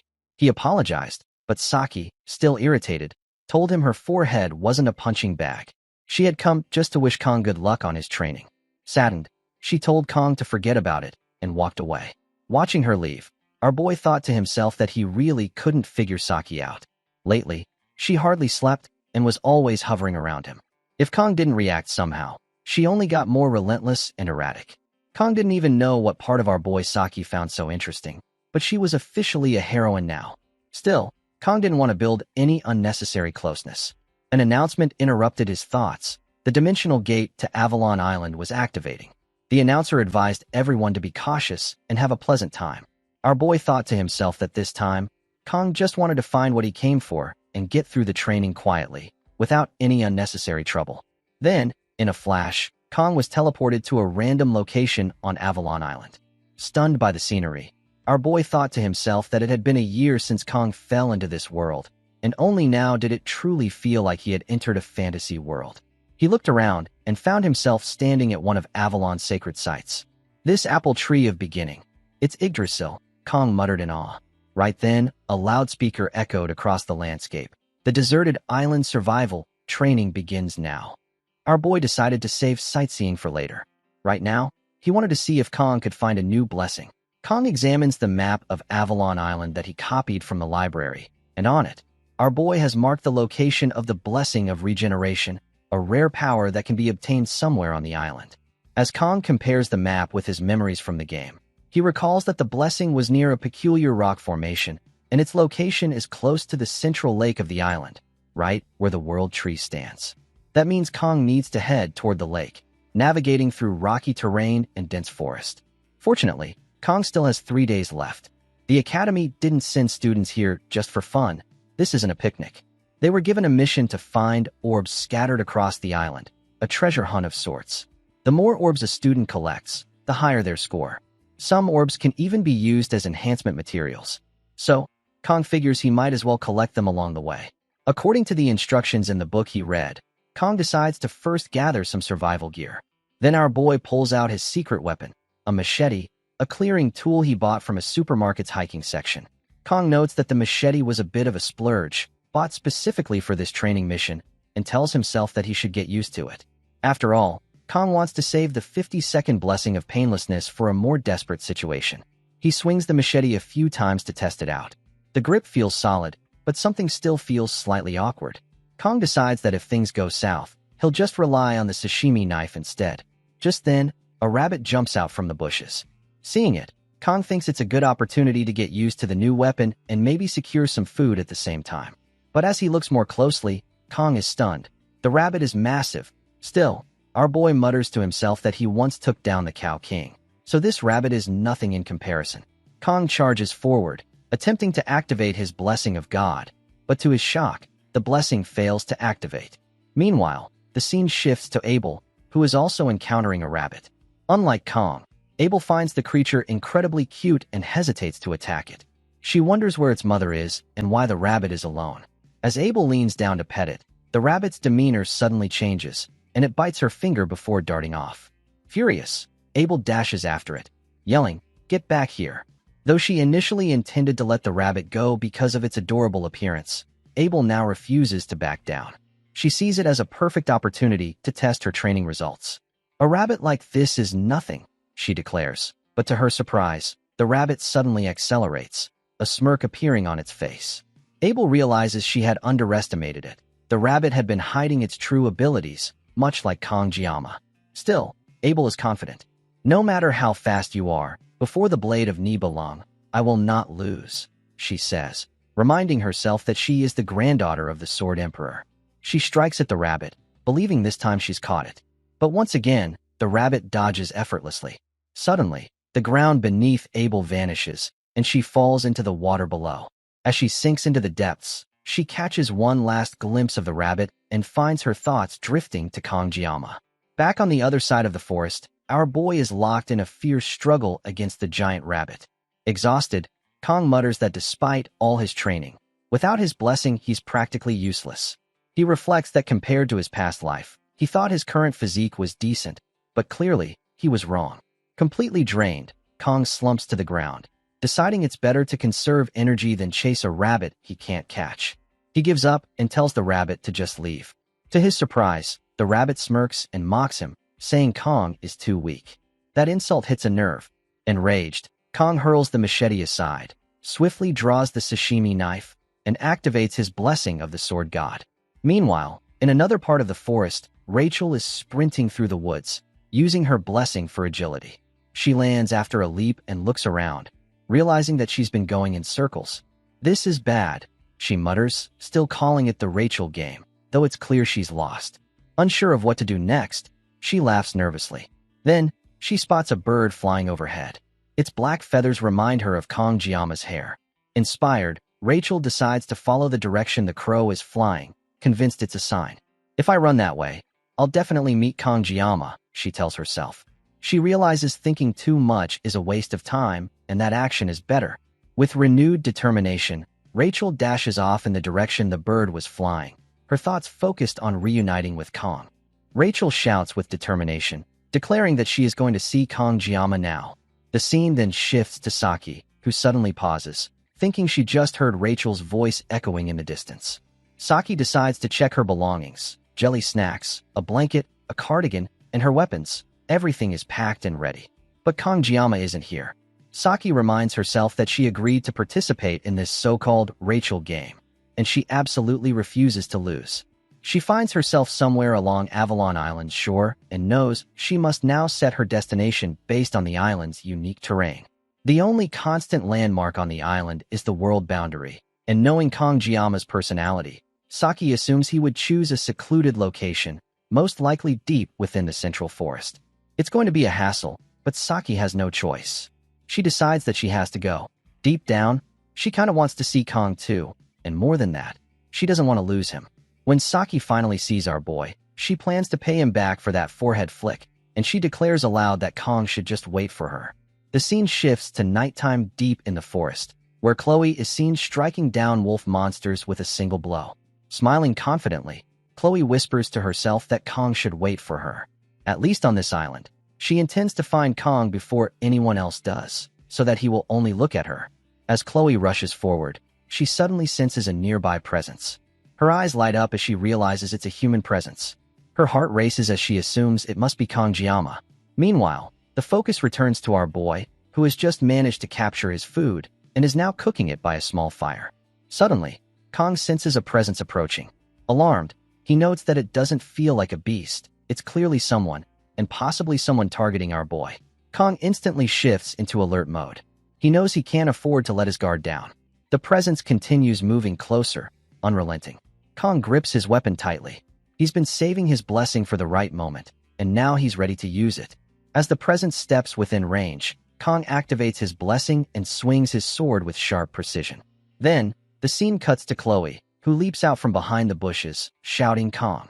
But to her utter surprise, the presence she sensed was actually Rachel's.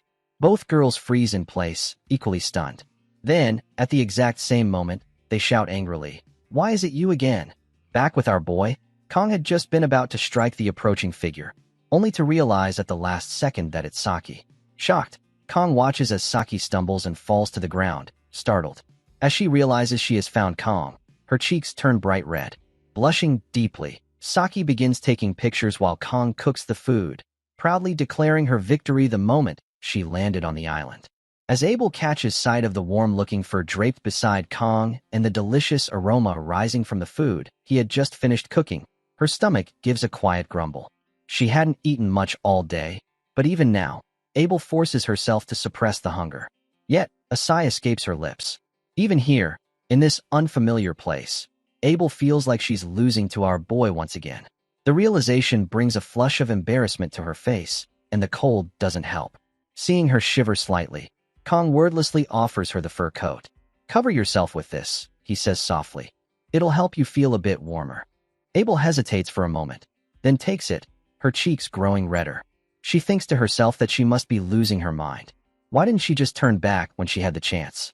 But the smell of the food had been too tempting, and now she feels foolish for coming here. As the warmth of the fur slowly seeps into her chilled body, Abel murmurs a quiet, "Thank you," to Kong. Just then, a sharp pain shoots through her ankle, making her wince.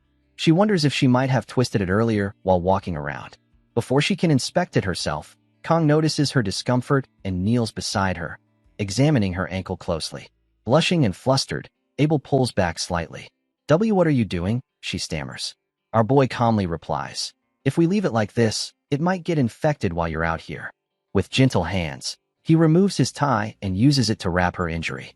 Abel looks down, both embarrassed and grateful, whispering another thank you as an awkward silence settles between them. After a few moments, Kong breaks the quiet. "Why were you wandering around here alone?" he asks. Abel freezes. Her mind drifts back to Rachel's ridiculous game, the one where Rachel declared that whoever found Kong Jiama first would get to claim our boy. Blushing, Abel replies, "There were things I wanted to do. Being alone made it easier."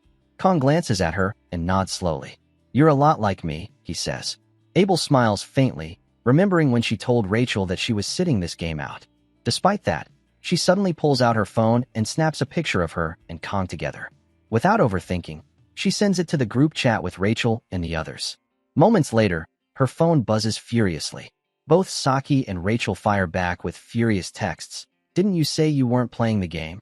She stares at the screen for a while, then places it face down without replying. The tension lingers until Kong silently offers her a plate of food. "Eat this," he says. Abel blinks, surprised, then quietly begins eating. For a while, neither of them speaks. Our boy thinks to himself that the silence is getting heavier and more awkward by the second.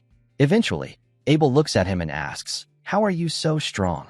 Kong stares into the distance for a moment before replying, "If only for a single minute. I've had to survive in this academy, no matter what kind of situation came at me." He pauses, then adds with a faint smirk, "Maybe it's because I had an amazing teacher." Abel's curiosity is piqued. "Your teacher? Who taught you to use a sword?" she asks. She reflects silently, recalling that Abel spent 17 years learning under her grandfather. It was a short life in the grand scheme of things, but one fully dedicated to the blade. Abel used to believe she understood swords better than anyone, but Kang's style was something entirely unfamiliar. "What exactly did you learn?" she asks, her voice quieter now. "And what's your family name?" Our boy leans back and responds thoughtfully. "There's something I realized a long time ago. Being strong doesn't mean you always win. The ones who never give up, who endure and survive to the end, those are the real strong ones." Abel stares at him in silence, then chuckles. "You sound like an old man right now," she teases. She laughs a bit more before apologizing. "Sorry, that was such a cliché. I couldn't help it. You just really reminded me of my grandfather for a second." Her laughter fades, and Kang's expression subtly changes.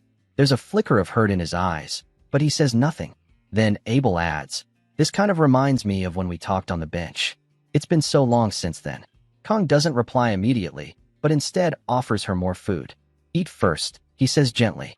She accepts the plate again, and this time, as she chews, she realizes just how good the food tastes. Warm, comforting. The scene fades into the next morning. Abel slowly wakes up, blinking against the morning light. She sits up and looks around, but Kong is nowhere to be seen. Everything he brought with him is gone. Her brows knit together. Where did he go? She wonders aloud. As she moves to sit up fully, a blush creeps onto her face as she remembers the way Kong helped her with her injury the night before. Then, unexpectedly, tears well in her eyes and start rolling down her cheeks. Surprised, "Why am I crying?" she whispers to herself. It was the first time, perhaps in her entire life, that someone had shown her kindness without expecting anything in return. Abel had always faced hardship alone. Even when confronted by overwhelming obstacles, she endured. Even when she wanted to cry, she didn't. She had always denied herself the right to be vulnerable, believing it was her duty, her burden, as someone who carried the name of Nibelung. Through her quiet sobs, Abel murmurs, "Why did Kongjiyama go this far for me?" Until now, she had envied and even resented people who offered help without strings attached. But last night felt different. There are still 2 days left, she tells herself. Her hand closes around the hilt of her sword. And for me, nothing changes. If Abel simply sits and cries, then what's the point? Abel quickly decides that she should return the favor, shouldn't she? With renewed determination, she pulls the fur coat tighter around herself and moves forward. The scene shifts to our boy, deep within the forest, trekking through thick undergrowth and uneven terrain. Kong remarks to himself that while it had been chilly during the night, the sun now blazes down, making it uncomfortably hot. He wipes the sweat off his brow and thinks that Abel is probably awake by now. He had found Abel really pretty, though not in a romantic sense. Not yet, but for some reason, it always felt like Abel didn't like him very much. Kong shrugs off the thought. That's just the type of character Abel is supposed to be. The aloof noble lady, cold and distant, yet noble and proud. Still, after that unexpected encounter with her last night, Kong had chosen to show some kindness. Not because our boy had any feelings for Abel, but because she had looked so pitiful in that moment, and Kong just didn't have it in him to ignore someone in pain. Besides, showing a bit of compassion once wasn't going to drastically change the storyline. The overall plot might veer slightly off course, but compared to the scale of everything else, this wasn't exactly a game-breaking deviation. As Kong pushes forward and emerges from the thick woodland, he realizes he has exited the forest area. From the top of the hill, he gazes down at the view, the sun high in the sky. He begins his descent. Today is the day when Abel and Leon are supposed to begin developing feelings for each other. Our boy's face tightens slightly at the thought, a trace of annoyance visible in his expression. Kong mutters to himself, "She's not really going to give the blanket to Leon, is she?" It's at this moment that our boy gets a small, bitter taste of reality, something he hadn't been prepared for. Maybe he shouldn't have brought that blanket in the first place. With a sigh, Kong shakes his head and tells himself to stop wasting time on these pointless thoughts. There are more important things to focus on, like finding the blessing before sunset. Specifically, the blessing of regeneration, a spirit-level blessing, one rank below the renowned blessing of transfer. It dramatically enhances regenerative abilities, making recovery from injuries significantly faster. However, it's worth noting that the blessing of transfer, Kang's own unique gift, has no such limitation, as it applies only to the user, making the regeneration boost even more effective. Even the fragile Sashimi blade, known for its delicate structure, should recover partially thanks to this enhancement. At a glance, the blessing might seem incredibly useful, but Kong knows better. It won't heal every wound or make someone invincible. In the original game, this blessing was treated as a hidden piece. It didn't even contribute to Leon's growth, as he was destined to grow monstrously powerful regardless. Still, for someone like Kong, the benefits were too good to pass up. Our boy moves deeper into the clearing, scanning the area. The terrain looks eerily different from the game graphics. The landmarks are familiar but warped, like a dream remembered imperfectly. He keeps walking. Then, suddenly, Kong stops. A smile spreads across his face. He's found it, the blessing of regeneration. However, just beyond it, something catches his eye. A faint glimmer, something shining in the fading light. According to Kang's memory, the blessing was supposed to be hidden. Yet here it is, sitting in plain view beside a massive orb, gleaming like treasure in an ancient tomb. That orb wasn't supposed to be here. It's a bonus. Kong came only for the blessing and ended up discovering the orb as well. For a moment, our boy feels genuinely lucky. Finally, he mutters, luck is on my side. Until now, it felt like the world had been stingy with fortune. Kong moves closer, deciding to examine the orb first. His curiosity is too strong to resist, but he also wants to grab the blessing before it gets too dark. Just as he's about to reach for the orb, it suddenly rolls off its resting place and falls down a slope. Kang's eyes widen in surprise, and before he can move, a familiar voice cuts through the silence. I didn't expect anyone to come this deep into the forest, says Leon, stepping into view with that same calm confidence. Most of the students are still busy sightseeing around the world tree. Leon pauses, his gaze narrowing slightly. But you came all the way here just for the orb? Our boy stiffens slightly, eyes locking with Leon's. He hadn't expected to run into him here. Leon walks forward, his tone shifting. Or maybe you had another reason to come all this way. Kong remains calm, but serious. I saw the orb from a distance and came to investigate, nothing more. Leon raises an eyebrow and slowly draws his sword, its blade shimmering with a blue aura. Then I guess I have no choice, he says. With a flash of steel, Leon lifts his weapon and declares, if you want the orb, you'll have to defeat me first. Our boy immediately recognizes the weapon Leon is wielding, the Twilight Blade. The day Leon was born, half the world seemed to smile upon him, as if destiny itself had chosen him for greatness.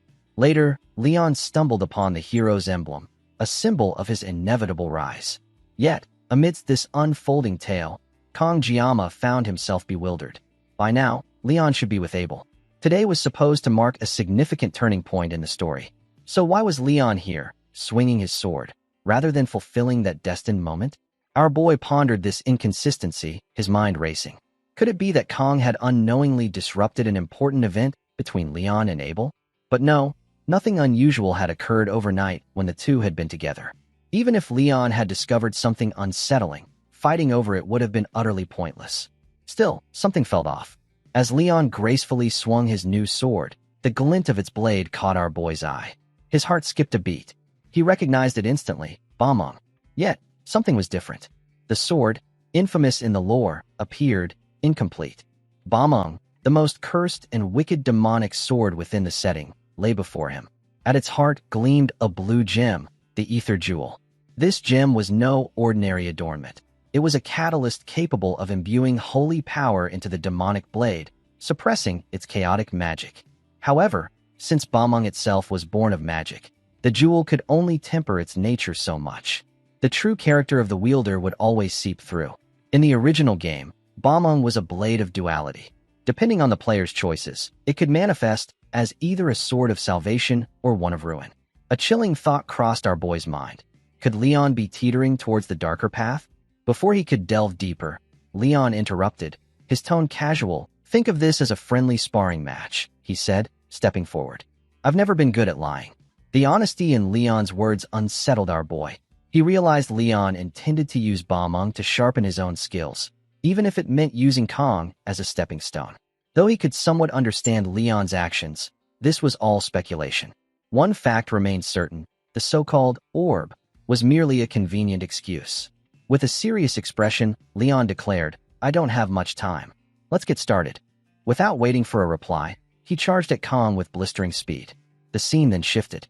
Elsewhere, Saki was visibly irritated as she crossed paths with Batten. Her frustration boiled over. Of all people, why did it have to be you? She snapped.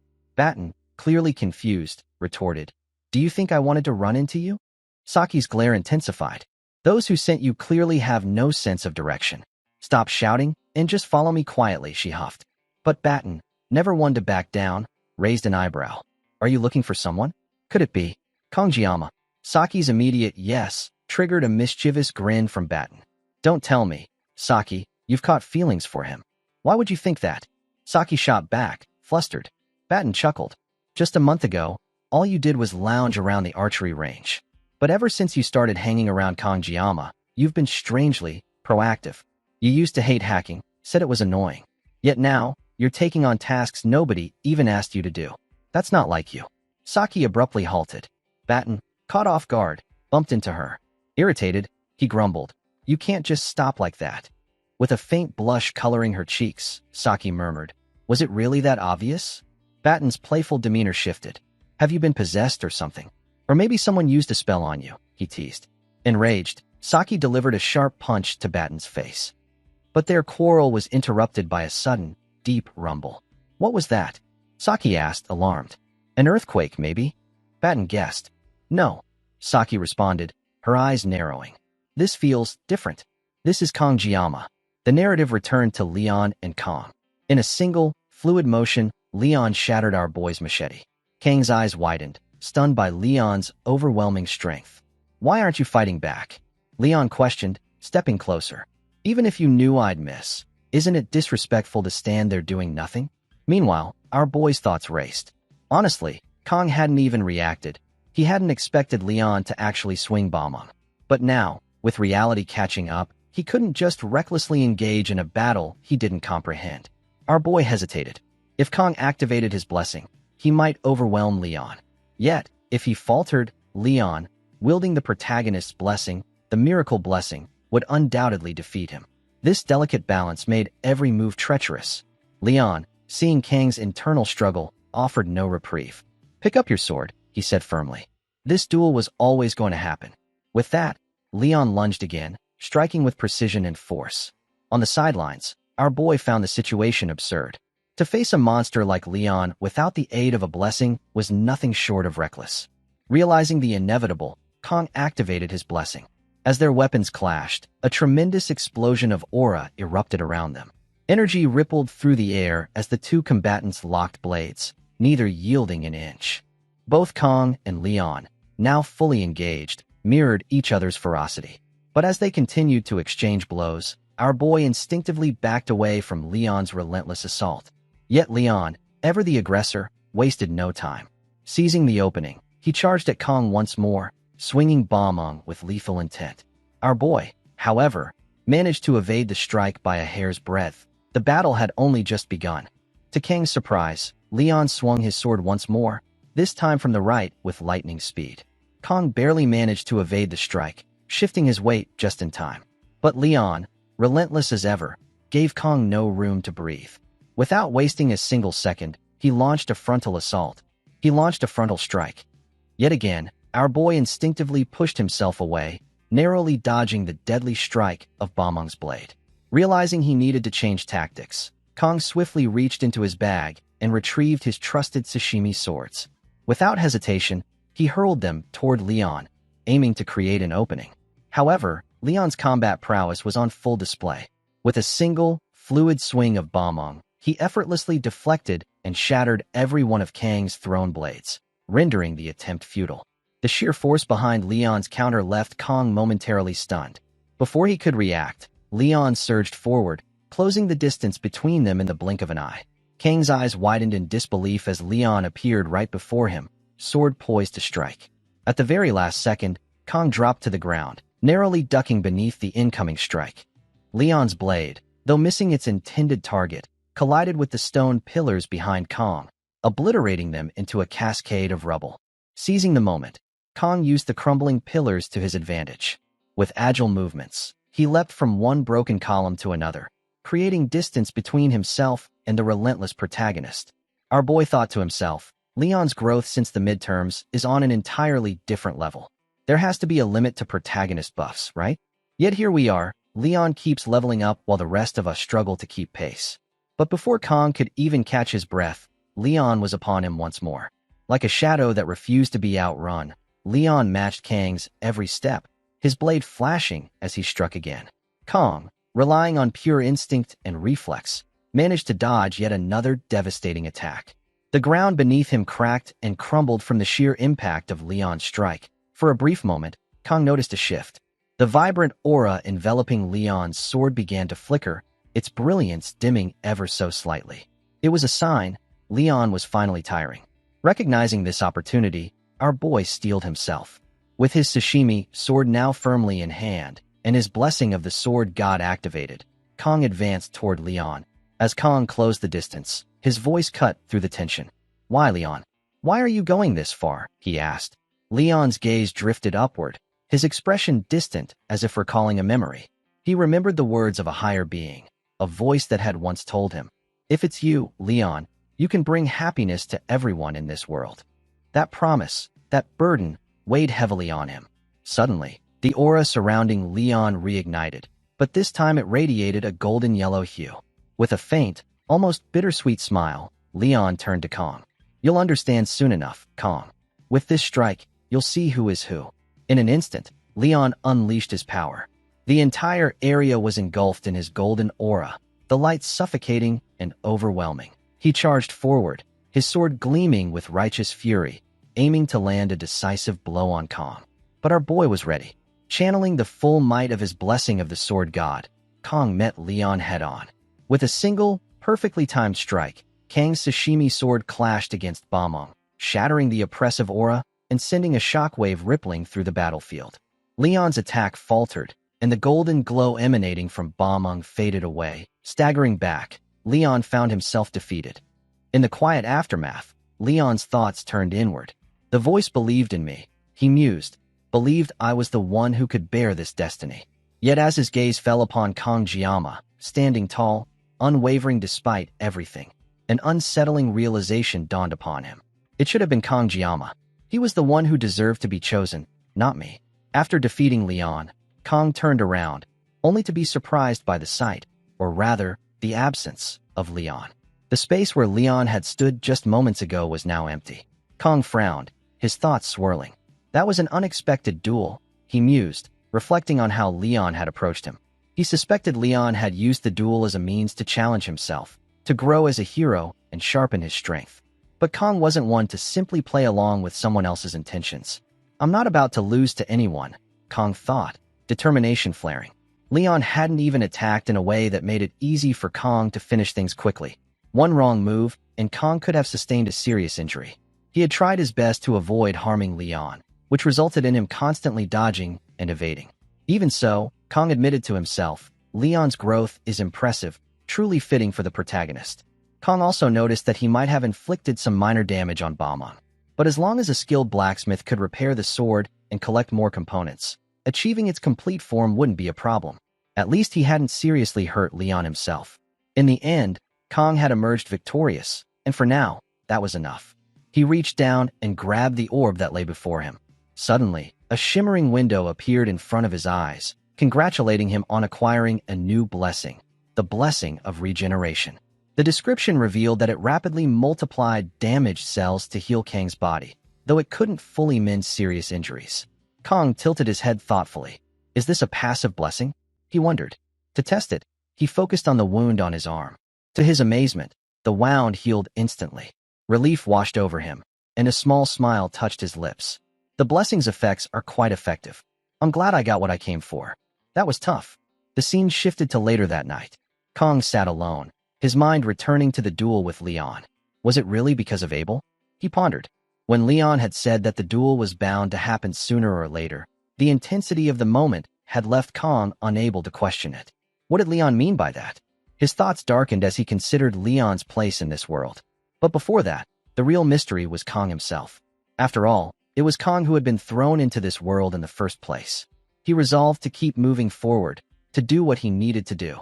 Even in his previous life, Kong had possessed a fiery, unyielding personality. Though he had restrained himself lately, his sense of justice had never wavered. Back then, he had often found himself in confrontations with rude customers, never backing down, driven by an innate sense of fairness and integrity. At first, Kong had tried to avoid interfering with the main storyline. But as time passed, he realized that simply protecting himself became his top priority. Even though his actions were initially motivated by a desire to acquire a blessing that wouldn't alter the main plot, he had ended up clashing with Leon today. And now, he was facing threats of assassination. Kang's life is truly on the line, he thought grimly. If it comes to that, I'll have to bring down a person, not a monster. With a sigh, Kong looked up at the night sky. Am I really okay? He wondered. Maybe I need to learn how to take it easy for once. Just then, a familiar voice startled him from behind. You talk too much, Saki said, her tone half annoyed and half amused. You should just act like yourself.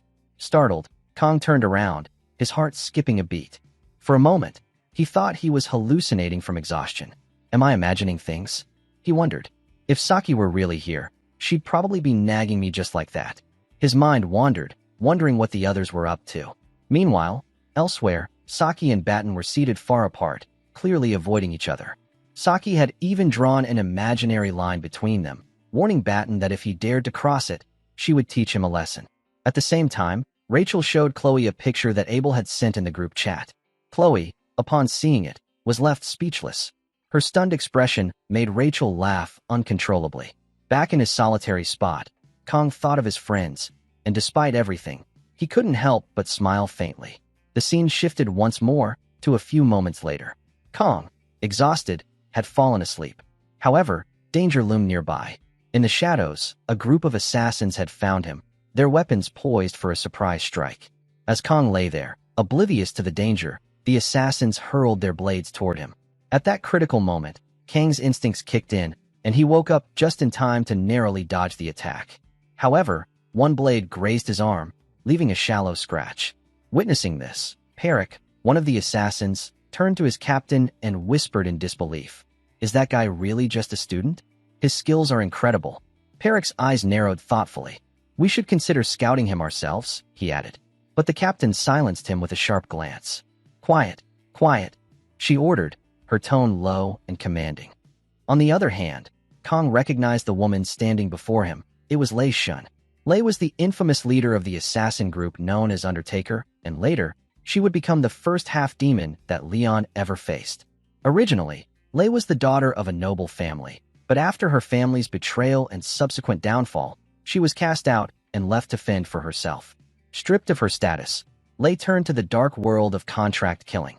Over time, her hatred and bitterness festered, transforming her into a tragic villain, doomed to fall at Leon's hands. Even now, though Kong understood her past, he couldn't bring himself to feel sympathy for a killer who had willingly abandoned her humanity. Perik's voice cut through the tense atmosphere. "Hey, what's your deal, kid?" he said, eyeing Kong. "I held back a little, but you shouldn't have dodged our attack so easily." Perik inquires, is Kong also a contract killer, too, undercover? Kong met Perik's gaze with an icy glare. His piercing eyes locked onto Perik and the others, causing a wave of unease to ripple through the group. Perik hesitated for a moment before remarking, "How does someone so young have that kind of look in a situation like this?" He turned to his captain. "What do you think, Captain? Should we really consider scouting this kid for real?" Before the captain could respond, Lei's voice rang out. "Which organization are you from, boy?" she inquired, her tone laced with curiosity and suspicion. Kong remained silent, his mind racing. Why are hitmen asking me that? He wondered. Do they not see me as just a cadet? His confusion was quickly interrupted when Perik sneered. "You're about to die, kid. But just so you know, you've got guts. It's the first time the captain's ever been this interested in someone. Isn't that right, Vice Captain?" The Vice Captain nodded. "Yes," he said. "Judging by this kid's moves, he's clearly not just an ordinary cadet. I thought being the top freshman meant he was just a go-getter, but though his skills aren't perfect, they're certainly impressive." As he spoke, the Vice Captain's aura darkened. Kang's eyes narrowed, his mind snapping into focus. "So, the people behind this, they must be at least an elder," he declared boldly. His words sent a shockwave through the group, leaving even the hardened assassins momentarily stunned. Frustration etched across his face. Perik stepped forward. "Who do you really work for?" he demanded. "And how dare you investigate us?" The Vice Captain turned sharply, his eyes widening in realization. "Wait, how does he know about us?" he muttered, more to himself than anyone else. At that critical moment, Lei stepped forward, raising her hand to stop her subordinates. "Enough," she commanded, her voice sharp and authoritative. The tension in the air seemed to settle slightly under her command. Kong, however, took a step forward, his voice cutting through the silence like a blade. "Lei Shun and her group, people who'll kill for money. Isn't that right?" His words struck a nerve, especially with the Vice Captain, who clenched his fists in frustration. Kong had just voiced the very thing their captain, Lei, hated the most. Before anyone could react, Kong closed the distance between himself and Lei in a single, fluid movement. Standing mere inches away from her, he challenged, "What's wrong, Lei? You don't like being called an assassin by a scholarship cadet like me? Just because you used to be a noble?" The sudden display of speed left everyone, including Lei, stunned. Angered by Kang's words, the Vice Captain launched a strike at him. However, at that precise moment, Kong activated his blessing. With a single, decisive strike, he brought the Vice Captain down.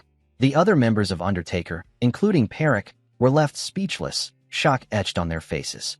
Inwardly, our boy reflected on the weight of his actions. I've taken down a person, he thought grimly. Not in a subspace or a simulation, but here, in the real world. The realization hit him hard. Without hesitation, Kong pushed his blessing to its maximum potential. His body radiated an intense, dark energy, and his right eye turned pitch black. Facing Lei and her group, he raised his voice. "What are you waiting for?" he demanded, his tone resonating with newfound strength and resolve. Lei, stunned by the overwhelming force emanating from Kong, hesitated. Peric and the others froze, uncertain of their next move. Meanwhile, Kong noticed something else. His blessing's duration had also increased. A faint smile played at his lips. This isn't bad at all, he thought, his confidence bolstered. Then the scene shifts to a memory where Kong was rummaging through his fridge, looking for something. However, our boy couldn't quite understand who had organized everything so meticulously inside. As Kong peered closer, he noticed the wording on a juice box, which instructed him to take down everything. This message left Kong bewildered. He couldn't quite grasp what was going on. Perhaps he hadn't gotten enough sleep, as the note seemed unfamiliar and out of place. Suddenly, a brilliant light emanated from the fridge, shocking our boy, and the timer for Kang's blessing of painlessness began. The system's voice echoed once again, urging Kong to eliminate everything that stood in his way. The narrative shifts back to the present, where Kong has just defeated the vice president of the Undertaker group. Wasting no time, the remaining members of the group charged at Kong with full force. However, Kong met their advance head-on. With swift, precise movements, he take down all of them with a single strike. Seizing an opportunity, two other assailants lunged at Kong, but he agilely leapt into the air, deftly dodging their attacks. In one decisive motion, he brought them both down with a powerful strike. Peric and Lei stood in shock, unable to comprehend what they were witnessing. Peric shouted at his subordinates to regain their composure, berating them for panicking when their opponent was just a student. He ordered them to launch a coordinated attack against Kong. Meanwhile, Lei struggled to comprehend the situation. Lei had expected this mission to be a routine assignment, simple, with little resistance. Now, faced with Kang's overwhelming strength, Lei was at a loss. Peric turned to Lei, asking what they should do next. Before Lei could respond, Kong closed the distance between him and Peric in an instant. With incredible speed and precision, Kong struck Peric down with a single, decisive blow. Lei stared in disbelief, her thoughts racing. This was supposed to be an easy job, and yet here she stood, facing a force unlike anything she had anticipated. She recalled how the elder had promised 100 million and a bonus if she succeeded. Now, she silently cursed that elder. Before her eyes wasn't a mere cadet, it was something else entirely. Lei couldn't shake the feeling that Kong was more than human, perhaps a being that straddled the line between man and demon, merely disguised as a cadet. After swiftly taking down all of Lei's subordinates, Kong advanced toward Lei herself. However, to Lei's astonishment, he did not strike her. Instead, he pointed his sashimi sword at her, calmly stating that everything was mostly taken care of. In his mind, Kong noted that only 9 seconds of his blessing of painlessness remained. Nearly all of the allotted time had been consumed dealing with Leon and the Undertaker group. Though it had been self-defense, Kong hoped he wouldn't have to rely on the blessing again. It was an unfamiliar and unsettling sensation, starkly different from the battles he'd faced against demonoids. Yet, his opponents were an assassin group, sent with the sole purpose of eliminating him. There was no reason for Kong to show mercy. He felt no regret about the actions he had taken. Now, the only ones left standing were Lei and our boy. Then Kong inquired who had sent Lei. Lei retorted, asking if Kong truly thought she would reveal that information. Kong mused silently that this might be his chance to finally uncover who was after him, and the most effective way to make Lei confess would be to crush her with overwhelming fear. If he were to take her down without learning the full story, he knew he would regret it. Turning back to Lei, Kong said coldly, "Are you stupid or just brave?" Lei, confused, asked what Kong meant by that. Kong explained, "Look at what happened to your subordinates. Why don't you just start talking while I'm still feeling generous?" Frustrated, Lei called Kong a demon. "Now I understand why that person put a bounty on you. I should have realized when all your personal records were erased. Even your parents and relatives, gone. That elder dared to hire the Undertaker group to take down a villain disguised as a cadet." Kong froze, utterly shocked. He didn't understand what Lei meant by that. All his family records erased? His parents? Desperately, he tried to recall his parents' faces, but to his horror, the memories were gone. His mind was blank. Overwhelmed by anger, Kong demanded, "What did you just say?" Lei hesitated, confused. "What do you mean?" Kong, seething with rage, drew his sashimi sword and stated in a voice trembling with fury, "Did you just say that all my relatives and parents have been erased?" Originally, Kong had intended to extract the name of the person who had hired Lei to kill him and then let her go peacefully. But now, he had something far more pressing to demand, and this was no longer a negotiation. "For the record," Kong said darkly, "this isn't a request. It's a threat." Terrified by the sudden shift in Kang's demeanor, Lei was about to respond when an overwhelming surge of magical pressure descended upon them both. Neither Kong nor Lei could comprehend what was happening. Kong felt his breath catch, wondering, what is this pressure all of a sudden? But just as quickly as it had come, the pressure dissipated. Something strange began to happen to Lei. Kong watched, stunned, as Lei's body started to transform. Before he could react, the scene shifted to Siegfried, who was fishing peacefully by a quiet pond. It had been some time, and Siegfried had yet to catch a single fish. However, after a few moments, he managed to catch several in quick succession. Suddenly, he sensed a surge of magical power and the unmistakable oppressive pressure emanating from the forest nearby. His eyes narrowed. "A demon commander," he muttered, realizing the significance of what he was sensing. The scene returned to Kong, where a massive burst of energy erupted from Lei. As the dust settled, Kong stood frozen, staring in disbelief. Lei had completely transformed. With a twisted smile, she declared, "This is it. 700 years since I last walked the human world." Kang's shock deepened. 700 years. The magnitude of the magical power radiating from her made even the mermaid demonoid he had faced before seem insignificant. Right now, before his eyes, Lei had fully transformed into her true identity, the 5th Legion commander of the Demon King's army. The demon tilted her head and asked, "Is this not how humans greet one another?" It had been over 700 years since she last left the demon realm, and she admitted she no longer understood human customs. She turned to Kong and introduced herself with a faint smile. "My name is Ager," she said. "I am the commander of the Demon King's 5th Legion. It's a pleasure to meet you, Kong." Then, with curiosity gleaming in her eyes, Ager asked for Kang's name. However, our boy remained silent. Seeing his lack of response, Ager gave a soft laugh and remarked, "You're a cold one, aren't you? Not even willing to share your name." On the other hand, Kong was deep in thought, searching his memories for any detail about her. His greatest advantage in this unfamiliar world was his memory from playing the game Miracle Blessing M. He remembered Ager well. Among the Legion commanders, she wasn't known for her physical strength.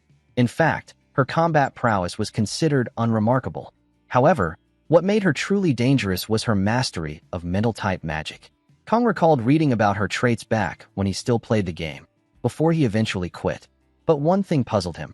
Why had Ager descended to the human world after 700 years? And more importantly, why had she chosen to possess Rayon as a host? While Kong silently contemplated her motives, Ager casually looked around the battlefield and observed the carnage. "Impressive," she remarked, her tone almost admiring. "You defeated all of them on your own. No wonder you didn't seem like an ordinary human." She studied him more closely. "And even now, standing in front of me so calmly. Judging by your appearance, you're still just a kid. But I suppose you might grow into a fine warrior someday." With a small, unsettling grin, she continued, "So while we're here, why don't we make a contract?" Without warning, Ager released her control magic toward Kong. Shocked, Kong didn't understand what was happening. Ager smiled and said, "Consider this an honor. I'm giving you a special opportunity to become stronger." She stepped closer, her voice turning sharper, yet strangely persuasive. Humans always act noble, pretending to hold themselves to some higher standard while secretly ranking and judging one another for their own gain. Isn't that right? In an instant, she closed the distance between them and whispered, "So why not dream a glorious dream with me, Kong?" It became clear that Kong was falling under Ager's mind spell. His thoughts grew foggy. Her words started to make sense, and he found himself thinking, maybe this isn't such a bad idea. If I accept her offer, I might survive longer. Riding with the Demon King's army would make reaching my goal so much easier. Ager's voice echoed in his mind. Yes, it would be a glorious dream. But just then, something inside Kong shifted. His divine blessing suddenly activated. A surge of clarity shattered the haze clouding his mind. Kang's eyes widened as he realized the truth. Ager wasn't just a legion commander. She was a demon queen, and thanks to his blessing, he had managed to break free from her high-tier enchantment. Ager's expression twisted in surprise. "You broke the spell?" she muttered, stunned. That was a high-level mental binding. Then she frowned and looked down at her hands. It must be this new host body. I couldn't channel the full extent of my power. Kong chuckled. Ager's head snapped up, surprised. "Did you just laugh?" she asked. "Yes," Kong replied, "because what you said was nonsense." "Me? Your subordinate? That's hilarious." With that, Kong unsheathed his sashimi sword, its blade gleaming with sacred energy. "I'll never accept an offer like that." Ager narrowed her eyes. Such terrible manners. The scene cut to a few moments later. The battle had begun. Kong was locked in a fierce fight with Ager, but she was clearly overwhelming him. She dodged every strike effortlessly, often without even turning her head. Kong gritted his teeth and intensified the aura of his blessing, channeling it into his sashimi blade.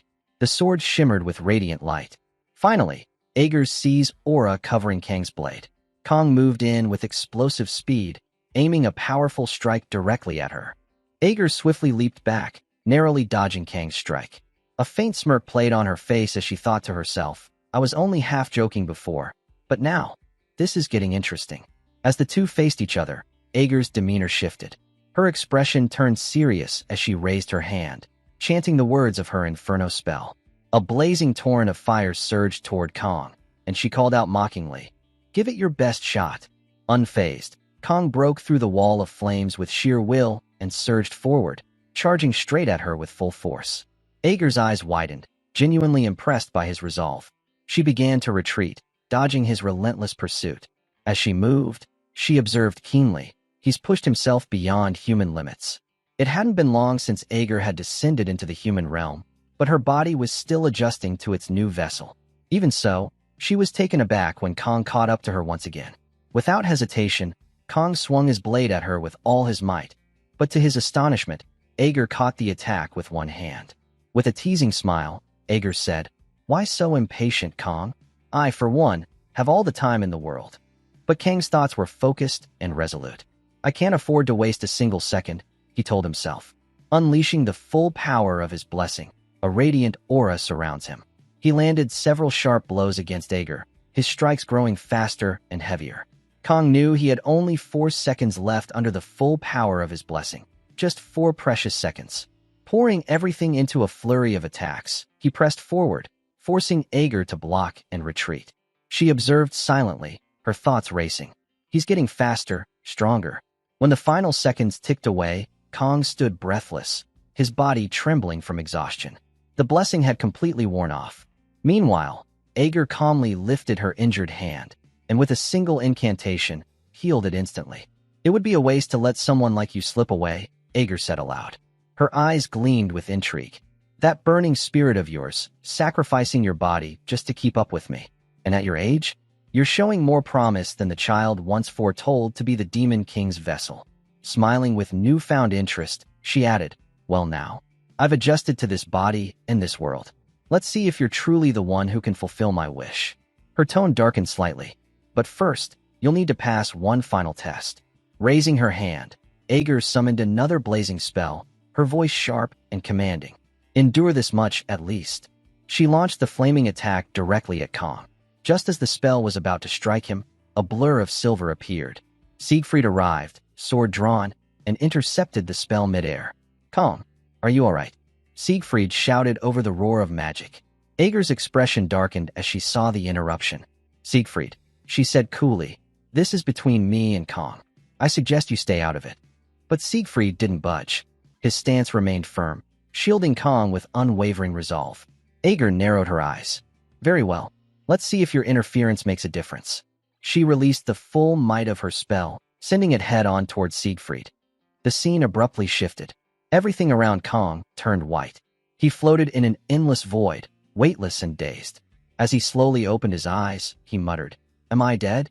But the haze cleared, and Kong found himself back in the real world. His eyes widened in shock. In front of him stood Siegfried, blade still drawn. having fully blocked Aeger's powerful attack. The scene shifts to a few moments earlier, where Siegfried intercepts Aeger's powerful strike. As he blocks the attack, he thinks to himself, such unmatched talent shouldn't be wasted in a place like this. Kong Jiama, this child might be the one to finally break the cursed chain between humans and demons. Though Siegfried successfully deflects the blow, his arm is caught in the clash and sustains a severe injury. But Siegfried remains standing, unshaken in the face of the demon before him. He knows in his heart that Kong will become humanity's hope. Wincing from the pain, Siegfried coughs and glances at Kong, who is slowly regaining consciousness. He softly urges Kong to rest and let his body recover. Despite the dire circumstances, Siegfried tries to maintain a calm demeanor, though he knows the situation is grim. Kong notices the injury and expresses concern, but Siegfried reassures him with a small smile. "Don't worry," Siegfried says, tightening his grip on his sword. "I don't need both hands to wield a blade. Focus on your recovery. I'll hold her off." On the other side of the battlefield, Aeger looks puzzled. She finds it hard to believe that Siegfried, a mere human, managed to withstand her strike. "How is this old man resisting my magic?" she mutters to herself. "This makes no sense." As they face each other, Siegfried evaluates the situation silently. For a demon commander to manifest in this world, a sacrifice must be offered to weaken the boundary between realms, he thinks.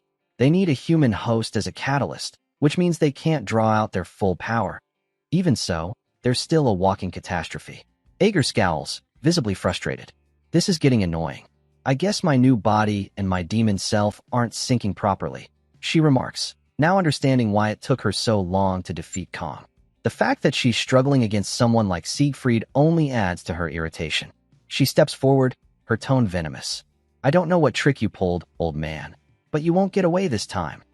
With that, Aeger lunges forward, but Siegfried suddenly releases a burst of aura, clashing with her head-on and landing a severe blow to her arm. Aeger recoils in pain, shocked. What just happened?" she gasps, staring at her injured arm. Siegfried narrows his eyes. "You're afraid, aren't you, Aeger?" she shouts angrily. "Stop talking nonsense." Furious, Aeger raises her hand and casts a blazing fire spell aimed directly at him. Siegfried braces himself, his stance solid. "I don't know exactly why a demon commander crossed over into this realm," he says, eyes locked on the oncoming flames. "But I can see it clearly now, your fear." With precision, Siegfried deflects the fire spell effortlessly. Aeger is taken aback. "Don't get too full of yourself," she snaps. "Just because you blocked a few of my spells doesn't mean anything." In the blink of an eye, Siegfried closes the distance between them and launches a full-force strike. Aeger manages to narrowly dodge by leaping back. Panting, she stares at him with disbelief. Where did this man come from? She wonders. His aura is incredibly dense. Then, she sees it, Siegfried's eyes. Recognition flashes through her mind. He's a descendant of Eren. Realizing the gravity of her situation, Aeger clenches her fists.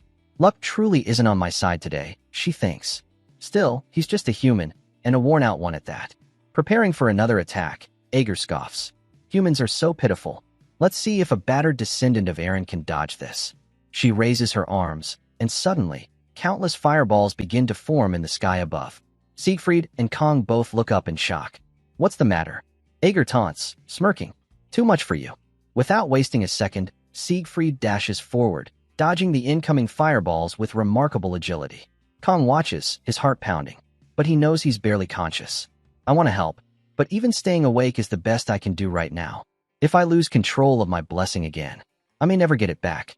As fireballs rain from the sky, Siegfried continues weaving through them, taking down those in his path. His speed and grace defy his age.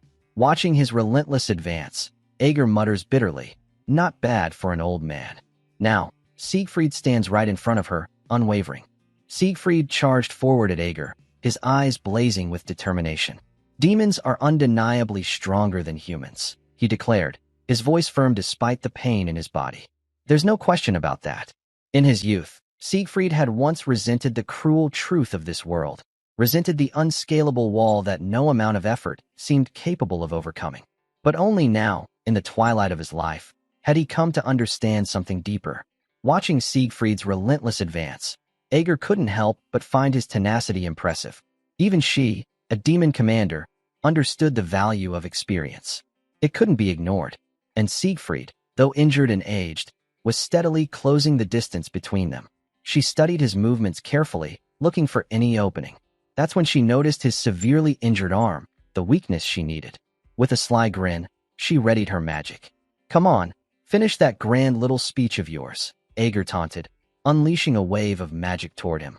Infuriated by her mockery, Siegfried pressed on, weaving between her attacks with fierce determination. "Even you know this, Ager," he shouted. "Humans evolve. We grow stronger, even in hopeless situations. That's what you demons truly fear. That's why you keep invading our realm, because you're terrified of what we might become." Suddenly, Siegfried was right in front of her. He raised his sword, infused with his aura, and brought it down with tremendous force. Ager initially looked surprised, but then a cold smirk spread across her face. With a flick of her wrist, she activated a hidden spell, and jagged spikes of black energy erupted from beneath the ground, halting Siegfried's momentum. He gasped, his movement blocked. Caught off guard and frustrated, Siegfried hesitated. What now? He thought. Ager wasted no time. She darted forward and landed a direct magical strike to his abdomen. Siegfried staggered back, severely injured. "Is that the best line you could come up with?" Ager sneered, laughing softly. "Even after 700 years, you humans are still so cliché." Watching the brutal blow, Kang cried out from the distance, "Siegfried, are you all right?" Ager's ears perked at Kang's voice. She turned and, with a teasing tone, addressed him. I almost forgot about you, Kang. Sorry for the delay. I still owe you the result of that little test we began earlier." "Kang-jiama, run!" Siegfried screamed, his voice raw and desperate. But Ager ignored him. "You passed, Kang," she said calmly, and then extended her hand, as she cast a mind control spell. "You will now serve the will of the demons," she said coldly. "Don't hate me for it. It's just the natural order." Siegfried's eyes widened in horror. "Ager, stop this. That boy is just a cadet," he yelled. But Ager remained unmoved and completed the spell. A glowing mark etched itself onto Kang's forehead. At that moment, a notification window suddenly appeared in the air. "Error. Unauthorized external intrusion detected. Initiating autonomous defense protocol. Unexpected error. User level too low. Program cannot operate. Wordline tier insufficient." A second window appeared. "Override engaged. Yggdrasil identified as catalyst. User level temporarily elevated. Autonomous defense program activated. Initiating wordline synchronization. Time limit extended from 12 seconds to 100 seconds." Suddenly, Kang's body surged with divine energy. His blessing ignited to its maximum potential.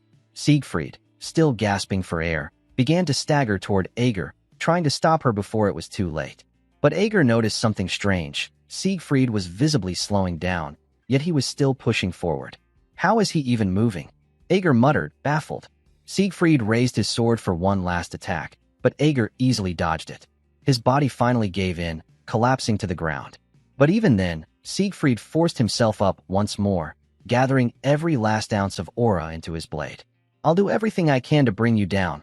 Right here, right now," he said through gritted teeth. Seeing the brilliant golden hue of Siegfried's sword aura, Ager's eyes widened. This aura, it's the same as 700 years ago, the Sword Saint's power. Despite his injuries, he had evolved his aura beyond what even Ager had expected. She narrowed her eyes. "I have to end him now." Ager charged at him without hesitation. But just as she closed the distance, a powerful strike came from behind. "What?" she gasped, spinning around in shock. To her disbelief, it was Kang. But something was different. He wasn't the same boy from earlier.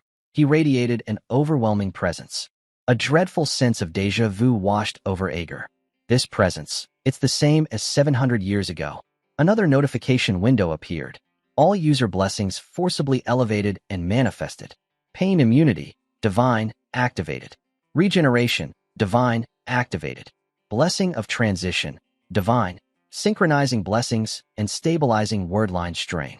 Blessing time extended to 100 seconds. Ager's face contorted in rage. "Aaron Hoakin, you're interfering again." Before her stood a transformed Kang-jiama, his body enveloped in divine light. A final window flashed. Blessing of the Sword God, disengaged. What Kang had now was something entirely new. The scene shifts to Abel, who stands quietly beneath the sky, her gaze distant as she reflects on the moment. It's the final day of the test, she thinks to herself. Her eyes wander upward toward the sky, and she can't help but wonder how the others have fared so far. Did they manage to hold on? Elsewhere, Rachel checks the time on her phone, her expression tense. Just then, Batten stirs awake, rubbing his eyes groggily as he notices Rachel standing nearby. It's not even dawn yet, Batten murmurs with a yawn. You haven't slept at all, Rachel? Rachel doesn't look away from her phone. It already is dawn, she replies curtly. Batten blinks, confused. What? That can't be right. With growing irritation, Rachel turns to him. I said the sun rose a while ago. Still disoriented, Batten squints at the sky. Then why is it still pitch black? He mutters, frowning. Is it just me, or are you sure you're really the runner-up in the written exam? Rachel snaps, her patience clearly running thin. She adds, it's almost time to return to the academy. We need to get back to the return point, quickly.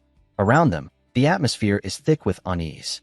Other cadets have begun gathering since the day before, each one appearing equally puzzled by the unnatural darkness. Murmurs spread among them as they look around nervously, whispering questions to one another. Hasn't the sun already risen? Why is it still so dark?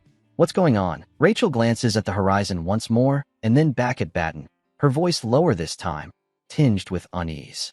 Either way, this doesn't feel like a good sign. The scene abruptly cuts to the battleground, where chaos brews. Siegfried and Ager stare in stunned disbelief as Kong Jiama completes his transformation before them. Ager's heart races. What she's sensing is impossible. That's Hokin's energy, Ager whispers, her voice trembling. But how? How is this kid radiating Hokin's power? As Kong lands on the ground, the truth strikes her with a jolt. It really is him. Kong Jiama. And yet, his aura carries the unmistakable mark of Hokin. How is he using Hokin's power? She mutters, her mind racing. I was careless. I thought. No, I knew. Hokin was just a human. There's no way he could still be alive. Panic creeps into her thoughts. This situation was already bad, but now it's far worse. Ager's new body, still unfamiliar and underpowered, is a poor match for what stands before her. Her judgment, too, feels clouded, and she can't comprehend how Kong managed to replicate Hokin's power so precisely in the strike he landed earlier. On the other side, Siegfried, severely injured and barely staying conscious, can only watch, utterly lost. He drops to one knee, unable to make sense of what's happening. Then Kong approaches.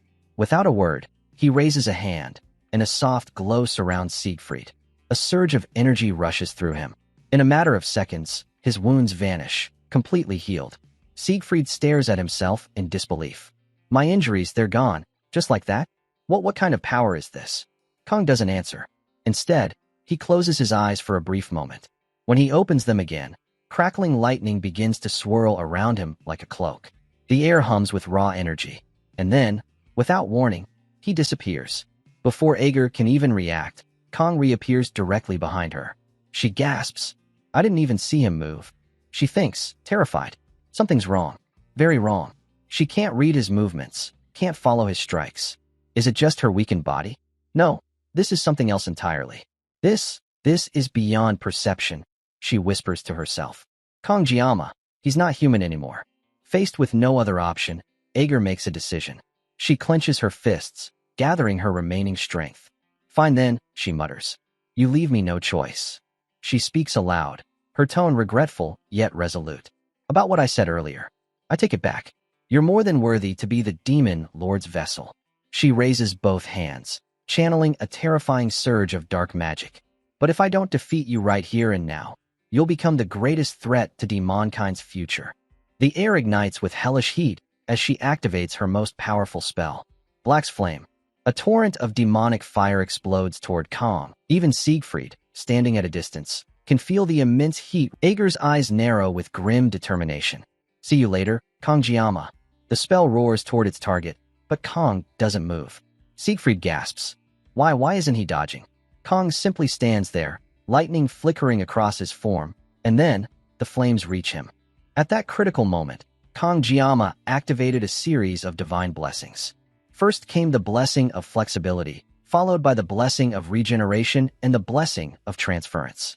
As a final surge of energy flooded the battlefield, the blessing of the sword god began to release its power. Standing tall amidst the chaos, Kang's voice echoed with unshakable resolve. I will bring everything down. As Ager's devastating spell surged toward him, Kong gripped his sashimi blade tightly. With a swift, precise motion, he unleashed a strike empowered by the heavenly sword technique. The sheer force of his counterattack didn't just stop the incoming spell, it completely shattered it. The wave of energy, rather than dissipating, continued forward and crashed into Ager herself. Caught off guard, Ager's eyes widened in disbelief. The force of Kang's strike hit her directly, sending her crashing to the ground with brutal impact. The scene abruptly shifted. Back at the return point, the students who had been anxiously waiting looked up at the sky. Slowly, the thick, ominous clouds began to part. The first rays of sunlight broke through the darkness, casting golden beams across the earth. Murmurs spread among the cadets as they stood, speechless, mesmerized by the sight of the long-awaited sunrise. Meanwhile, back on the battlefield, Ager lay sprawled on the scorched ground. Her body was severely injured. She tried to initiate her regeneration spell, but nothing happened. Her body remained limp and broken. It felt as though the very source of mana had been disrupted. Terror crept into her voice as she whispered to herself, "At this rate, I'm going to die." Kong, who had been standing silently in front of her, finally collapsed. His body, overwhelmed by the power he had unleashed, gave out. He fell forward, exhausted, completely drained. Ager forced herself to move. She gritted her teeth, trying to gather the last remnants of her mana. Her body trembled as she pushed forward. "I can't die like this," she thought desperately. "If I let Kangjiyama live, it will spell catastrophe for all of demonkind. Even if I'm going down, this is my only chance." Channeling every ounce of strength she had left, Ager conjured one final spell, her signature fire magic. Flames surged in her palm as she prepared to strike down Kong once and for all.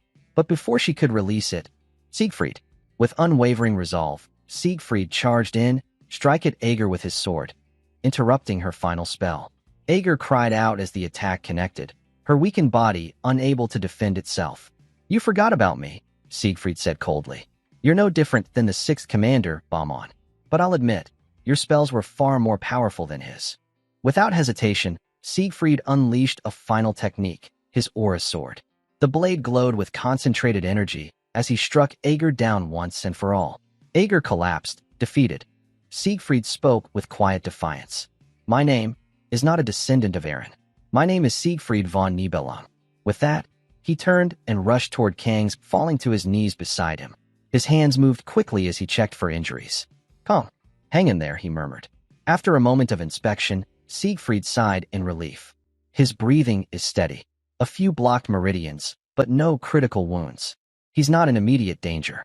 Even so, Siegfried couldn't shake the questions racing through his mind. What exactly had Kong become during that earlier transformation? That overwhelming power, that divine presence. It was unlike anything he had ever seen before. His thoughts turned inward. What are you, Kangjiyama?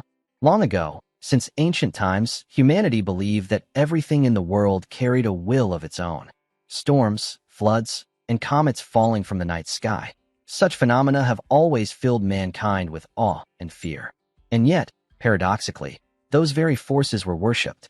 People revered them, begged for protection, for favor, for power. Over time, these forces came to be known by many names, calamities, or gods. The scene shifts to the forest, where a portal has opened and the academy's teachers have arrived to retrieve the students. However, to everyone's surprise, the students are told to wait. Saki and Batten notice Siegfried approaching with an injured arm, followed closely by Kong, who also appears wounded. Saki is left stunned by the sight, while Chloe becomes visibly upset upon seeing Kong and attempts to run toward him. Before she can reach him, Rachel and several teachers intercept and hold her back. Meanwhile, Abel is shocked to see her grandfather injured. Tears well up in her eyes, and she begins to cry. Saki gently approaches and tries to console her. The scene then transitions to later that day, inside a classroom. A news report plays, announcing that as humanity continues its fragile ceasefire with the demons, they now face a major blow in strength due to the recent incident involving the Sword Emperor. The report raises concerns across the globe about whether another vacancy will arise among the 7 heroes, of whom only 4 remain active. As Saki listens to the report, she silently hopes for news about Kangjiyama, but there is none. Maybe he's awake by now, she thinks. A group of students nearby begins talking about not having seen the special admission student lately. They recall witnessing Kong being carried off Avalon Island and speculate about his condition. One student mentions hearing that Kong was severely injured. Growing increasingly frustrated by their chatter, Saki turns to them and says, "Sorry, but could you go talk over there? I didn't get much sleep last night." Internally, she grumbles about how noisy they're being. Hearing this, the students quickly leaves from there. Still, despite her confident words, she can't help but worry. There's no way Kong Jiama would die, right? She notices Chloe quietly crying again. Saki feels a pang of sympathy. Chloe hasn't stopped crying since that day. Despite reassuring Chloe that Kong would be fine, even Saki has to admit she's scared. It's been over a week since they last saw him. She recalls how, when they tried to visit him, the staff informed them that visitors were strictly prohibited. The trio, Saki, Batten, and Chloe, had been surprised by this. Batten had argued, "We're students too. We just want to check on our friend." But the staff had firmly replied that the restriction was a direct order from the academy director. Chloe, unable to accept it, tried to push past, but Saki and Batten held her back. Saki now reflects on that moment. If the restriction is a special directive from the director, then it must be related to the Sword Emperor. She remembers the strange, ominous manna she sensed multiple times on Avalon Island, and how the strongest man in humanity ended up with a wounded arm. The only logical conclusion she can reach is that a demon or demonoid must have invaded, and the Sword Emperor had to personally intervene to stop it. She scoured the Academy forums for any information, but found nothing. Making matters worse, the director has announced that all updates will be reviewed and released through official channels only. All external communications have been suspended, and even reporters have been locked out of the loop. Feeling helpless, Saki opens her messaging app and begins to type a message to Kong, but deletes it before sending. The uncertainty is maddening. Her thoughts drift back to the last moment they shared, when Kong flicked her forehead teasingly. Now, she can only wonder anxiously when she'll see him again. The scene shifts once more, this time to the Star Class classroom. Rachel gently asks Abel if she's okay, but Abel doesn't respond. Rachel taps her on the shoulder and repeats the question. Snapping out of her thoughts, Abel apologizes and says she was just lost in thought. Abel remembers trying to ask her grandfather what happened on Avalon Island. Siegfried had only offered a vague response, apologizing and assuring her that she would learn the truth in time. He also mentioned that there was a reason why he, and only he, was personally taking care of Cadet Kong Jiama. Though she doesn't know the full story, Abel is convinced of one thing. Kong was injured while helping her grandfather. Elsewhere, the scene transitions again, this time to the elder of the academy, who is visibly frustrated. The mission had failed, and that failure carries consequences yet to unfold. The scene transitions to the media office, where media informs Siegfried that Kong was gravely injured and far from being in a normal condition. Siegfried responds, "But Kong has recovered now, hasn't he? In fact, he might even be healthier than before." Media nods and explains that every single medical staff member and healer had been mobilized for Kang's treatment, and that media had gone so far as to threaten them all, demanding they save Kong at any cost. After a brief pause, media attempts to shift the mood. "Let's try to stay positive," she says, then asks how Siegfried is holding up. With a weary smile, she adds, "I must have really lived a long life to be witnessing all of this." Siegfried replies calmly, "As you can see, I'm not facing any major inconvenience." The scene then flashes back to a memory. A doctor once told media, "In over 30 years of practice, I've never seen a case like this. Kong is not just healthy, his previous conditions are completely gone. It's nothing short of a miracle." Still confused, media thinks to herself, "I just don't understand what's going on anymore." She reflects that while Siegfried may bear some responsibility for Kong returning injured, he also never left Kang's side during the hospitalization. Siegfried had even spent a ludicrous amount of his own money to reserve the entire hospital ward for Kong. Media had never seen him go to such lengths, which made her wonder, what exactly happened on Avalon Island? Out loud, she says, "Even my blessing of the poet can't make sense of this. It's beyond cognitive reasoning. Now that Kong is awake, can't you just tell me what actually happened? The reporters won't leave me alone with their questions about you. I haven't had a single moment of rest." Siegfried lets out a breath and replies, "I needed time to gather my thoughts too. It's taken me days to fully process what happened on the island." "So what exactly happened?" Media presses. Siegfried finally reveals, Ager, the 4th Legion commander, appeared on Avalon Island. Media freezes in shock, unable to believe what she just heard. You're saying Ager is the one who injured your arm? Yes, Siegfried confirms solemnly. As unbelievable as it sounds, it's true. Media quickly rises from her seat, voice rising. So Kong got hurt because of Ager? Then what happened to him? Siegfried answers, Ager was eliminated. It's too early to make this public, but I saw it with my own eyes. There's no doubt. Did you defeat him yourself? Media asks, eyes wide. Siegfried chuckles. Do you really think that's possible? Media slowly sits back down, staring blankly. He's lost it, she thinks. Not even Siegfried could take down Ager alone. Even with help, they were fighting a commander. But then the realization hits her. The one who defeated Ager was Kong Jiama. Her breath catches. She still can't believe it. Siegfried reassures her. I'll explain everything when we gather everyone soon. But for today, he says with a smile, isn't there a place a young man should visit before worrying about all this? Media sighs. Fair enough. The scene shifts outside the academy, where Batten gathers Chloe and Saki. Listen up, he says with energy. We can't stay depressed forever. So I made a recruitment poster for our club. He holds up the poster with pride. We've always relied on Kong, but we've never actually done anything for him. I thought, maybe this could be our way of giving back. So, what do you two think? Saki blinks in surprise. Honestly, Batten, I'm impressed. I don't think I could have come up with something like this even if I tried. Batten beams. I knew you had taste. Color is everything in a poster, after all. But before he can bask in his small victory, Chloe calmly walks up and destroys the poster with a single clean strike. What are you doing? Batten cries out, horrified. There's no way I'm letting Kong see something that terrible, Chloe replies flatly. I worked all night on that. Batten protests.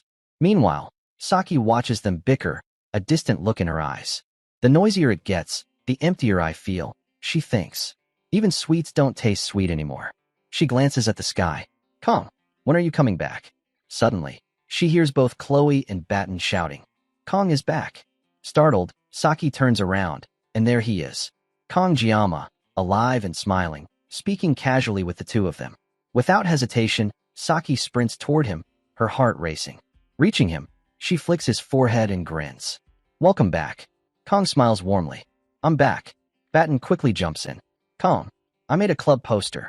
Saki and Chloe, without missing a beat, shout in unison, don't show him that trash poster. The scene shifts to Kong, who apologizes to his teammates and informs them that he will be heading out first. Everyone appears surprised and confused by his sudden decision. Batten immediately asks what is going on and why Kong is acting so unexpectedly. Chloe comments that perhaps the chairman called him, while Saki remains silent. Kong, meanwhile, reflects to himself that his relatives, his relationship with his parents, everything tied to his past, has been completely erased. He wonders if this is what Shinlei had been referring to earlier. Kong then recalls when the media showed him his student record. The documents had been wiped clean. All family-related and parental information that should naturally have been present was missing. The only details left were those recorded after Kang's admission to the academy. Even when he searches his own memories, he cannot recall the faces of his parents. Not wanting to worry them, he realizes that the last time he contacted them was before midterms. Wanting clarity, he decides to call them directly, but when he dials the number, an automated message informs him that the number is not recognized. Stunned, frustrated, and confused, Kong turns away. Rain begins to fall, and the scene cuts to Kong sitting alone on a bench, drenched, staring at a picture of his family on his phone. He realizes that even these photos may soon disappear. It isn't a hallucination, nor is his memory failing him. The resonance of the Blade God's blessing contradicts all those explanations. Kong finally understands that his parents were simply individuals placed in his life to help him adapt, and someone orchestrated this entire situation from the beginning. A designated board, the God of Swords, perhaps even one of his parents, or maybe both. Overwhelmed with anger, Kong takes out his sashimi sword and declares that one day he will confront the person responsible for everything that has happened. The scene then transitions back to the academy, where many students approach Rachel, hoping she will accept their invitations to join their clubs. However, Rachel politely declines, explaining with a light-hearted smile that she is simply much stronger and that they are not quite on her level. Her remark unintentionally frustrates everyone around her. She enters her classroom and takes her seat beside Abel, who comments that mornings are always a struggle. Rachel sits down without responding, and Abel notices that she seems a bit unusual today, perhaps affected by the gloomy weather. Rachel then asks Abel for advice regarding a personal concern. When Abel asks what the issue is, Rachel admits that her self-esteem has hit rock bottom lately. She says that she believes she isn't half bad. She is confident in her abilities and acknowledges that she is quite pretty, but something still feels off. Rachel then asks Abel if she knows that Kangjiyama recently started a club. Abel is surprised, and noticing her reaction, Rachel asks if something happened between Abel and Kong on Avalon Island. Startled, Abel insists that nothing happened and that Rachel is imagining things. Rachel accepts that answer, stating that Lady Abel does not lie. With a playful smirk, Rachel recalls claiming that she didn't have even a speck of interest in Kong. Abel responds that she never took her statement that far. Rachel then leans closer and asks whether Abel has taken an interest in Kong as well. Confused, Abel asks why the conversation is moving in that direction. Rachel continues teasing, saying that feelings can change at any time and that there are no absolutes in relationships. She goes on, reminding Abel that she had mentioned when Kong created his club. Rachel then reveals that she had wanted to join Kang's club, but Kong rejected her outright. Abel asks why, and Rachel explains that Kong said he would not accept anyone from the same class because it would be too burdensome. Abel then wonders what this has to do with Rachel's drop in self-esteem. Rachel explains that yesterday, in the cafeteria, she saw Kong and Saki interviewing someone else as a potential member for their club.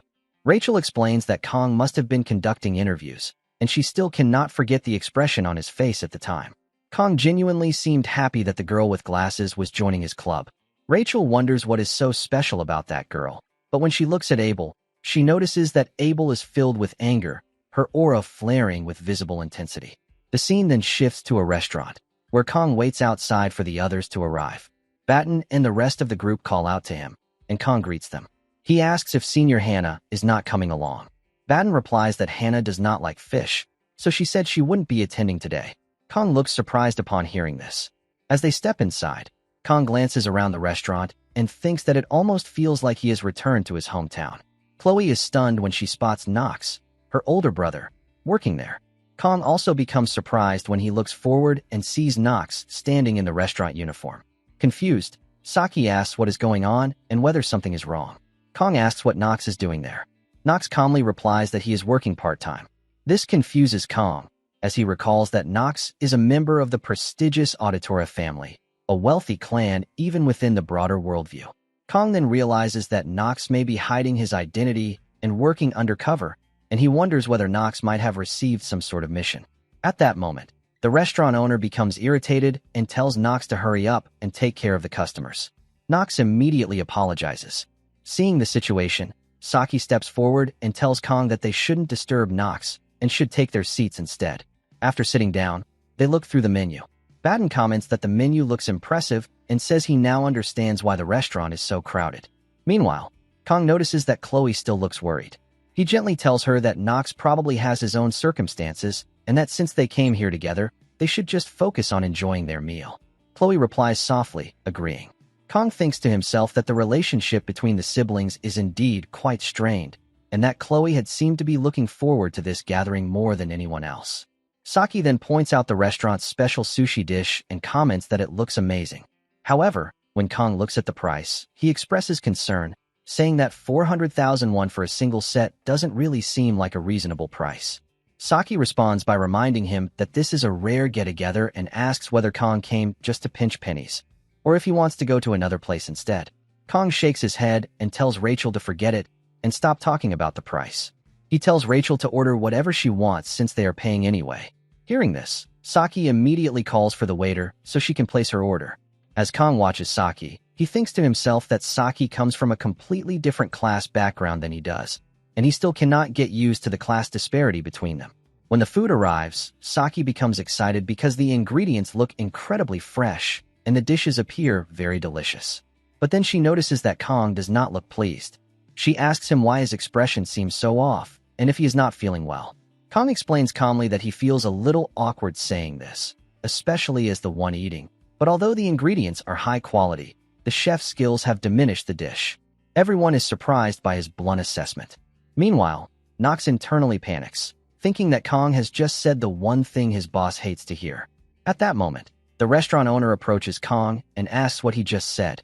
Everyone becomes worried at the tension. Kong does not back down and repeats exactly what the owner heard. He clarifies that the owner's technique isn't necessarily bad, but it is not skilled enough to justify the high price point. Frustrated but still composed, the owner replies that if Kong says so, then he would like to learn something from him. If Kong is so confident in his abilities, the owner would like to see Kang's skills demonstrated personally. The people in the restaurant begin to whisper among themselves, wondering if a conflict is about to break out.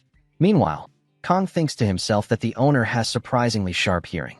Considering how shaky the owner's Korean pronunciation is, Kong is impressed that he understood the comment so clearly. Kong then stands up, prompting a startled Saki to ask what he plans to do. The owner steps forward and remarks that a student from Jokin Academy seems quite confident. He introduces himself as Monsieur and explains that he has been a sushi chef for 12 years. He then proposes a deal. If Kong is better than him, Kong and his friends can eat for free. Hearing this, Kong calmly replies that there should be no backing out from the owner's words.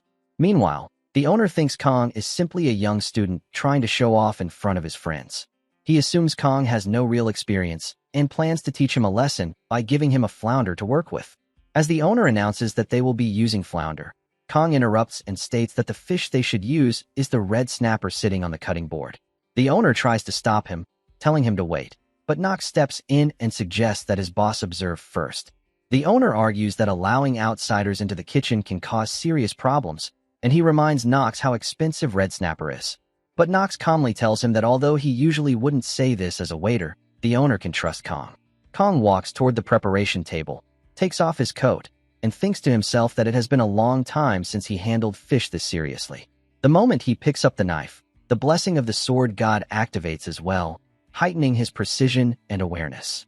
After Kong finishes preparing and plating the fish, the owner sits down on the ground in shock, admitting complete defeat. Customers gather and marvel at the dish. Just by looking at it, they can tell it must be delicious. The owner then tells Kong that in his 12 years as a sushi chef, he has never seen sushi crafted like this. He sincerely asks Kong to take him as a disciple. Kong politely refuses, telling the owner to stand up, but the owner insists that Kong should not worry and that he truly wishes to learn from him. Kong again urges him to stand, saying that while he is unsure about taking a disciple, he can at least offer some helpful advice. Hearing this, the owner instantly jumps to his feet and prepares to take notes. Kong explains that the owner's skills are not bad, but he should improve how he uses his knife. Kong suggests that the owner try a knife designed for left-handed chefs. The owner is stunned, and Kong elaborates that in the owner's earlier dish, he could see that the owner uses too much strength in his right arm, which caused the fish's texture to become crushed. By switching knives, the owner's cuts and overall output would improve drastically. The owner quickly writes everything down. Kong adds that the rest is something the owner will understand naturally after a few more years of experience, so there is no need for Kong to say more. Hearing the detailed advice, the owner declares that Kong truly is a master. Kong then reminds the owner about their agreement. They get to eat for free.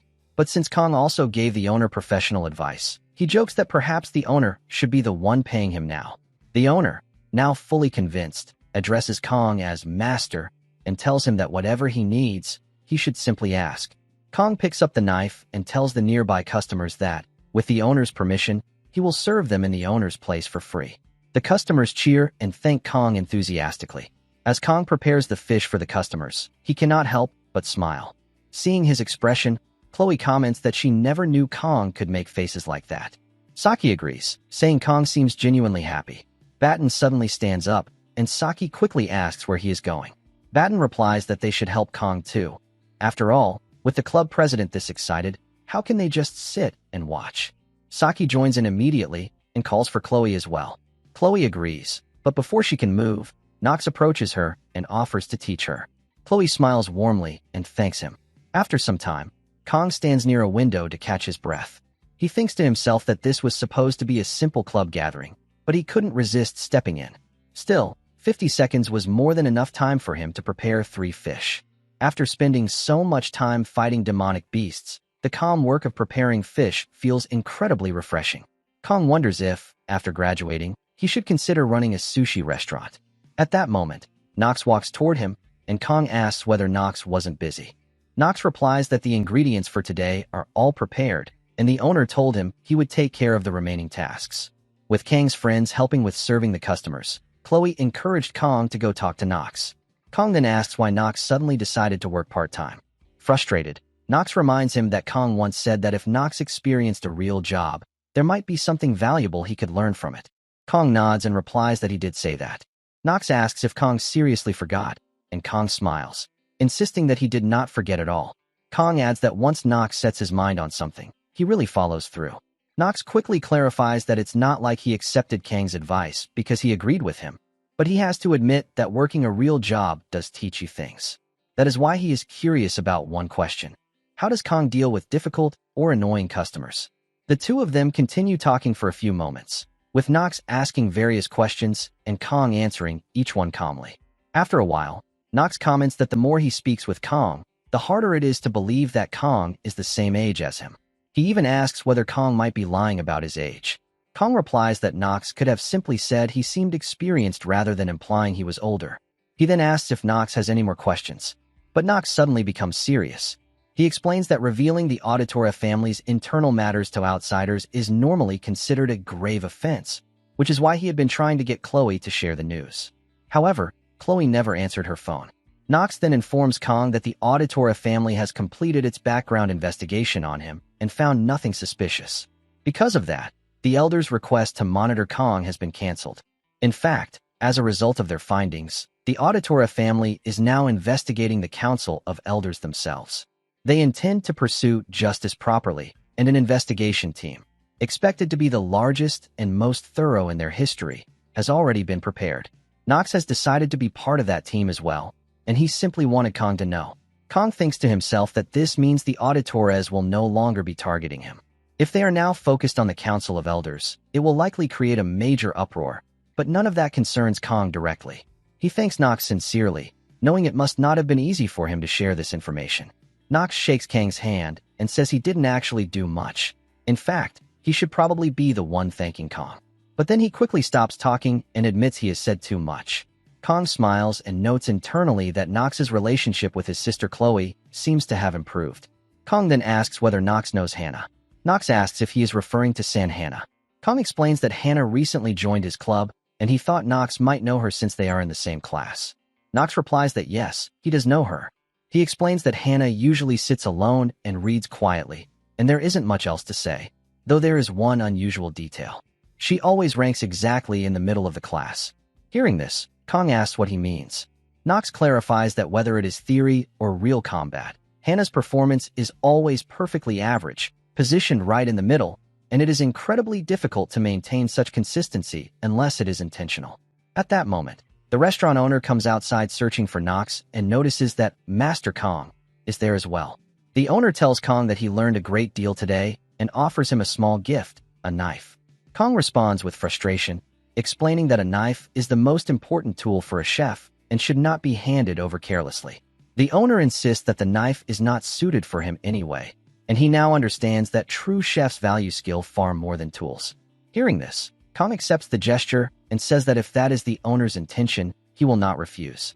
The owner gratefully thanks him and again calls him Master, prompting Kong to tell him to stop calling him that. As Kong examines the knife, he realizes it looks expensive and is crafted more like a weapon than a simple kitchen tool. This reminds him of his first teacher, who always used to say that true masters do not rely on their equipment, while still collecting the most luxurious knives. The owner asks whether Kong dislikes the knife, but Kong replies that he was simply thinking of a name for it. He then remembers that he carries the pride of the Seori Kong family line and decides to name the blade Everfrost. The scene then shifts to late at night. Inside a large building, many people have gathered together. A person wearing a cloak thanks everyone for coming despite their busy schedules. One of the attendees impatiently tells him to stop chatting and demands to know who called the meeting. The cloaked figure finally reveals his identity, stating that he is the professor. The man asks the professor why he called them there when he clearly knows they are all busy, and he questions whether the professor understands who he is dealing with. The professor suddenly starts laughing. Seeing the cloaked figure laugh, the man becomes even more irritated and demands to know why he is laughing. The professor calmly replies that the man seems far too confident in his newfound powers. Hearing this, the man becomes enraged and begins using his Earth attribute magic. Observing this, the professor realizes that the man serves the fourth general Permersh, since Earth attribute magic is not very common. However, the man refuses to listen to anyone and shifts into his true form before charging in to strike the professor with full force. The others present attempt to stop him, but he ignores them completely. Just as he is about to land his attack, the professor smiles, and with a single precise strike, he takes the man down instantly. Everyone is left stunned by the overwhelming difference in ability. The professor then addresses the group, stating that this demonstration should be enough to prove his capability, and that this will suffice as his introduction. He asks if everyone is ready to move on, but the room remains silent. Meanwhile, Instructor Kim thinks to herself that this must be the second General Kwon's true strength. Then the professor calls for student Kim to step forward, but quickly corrects himself and calls her Instructor Kim instead, explaining that after teaching for so long, he still has the habit of calling people student. The professor tells the group that Instructor Kim will explain the details. Kim steps forward and says she will get straight to the point. Contrary to the rumors, her master did not die to the Sword Emperor. Kim glances toward the professor and then reveals that Agor was killed by a single student, and that student is Leon van Reinhardt, the next hero. The scene then shifts to Kong, who is writing in his notebook.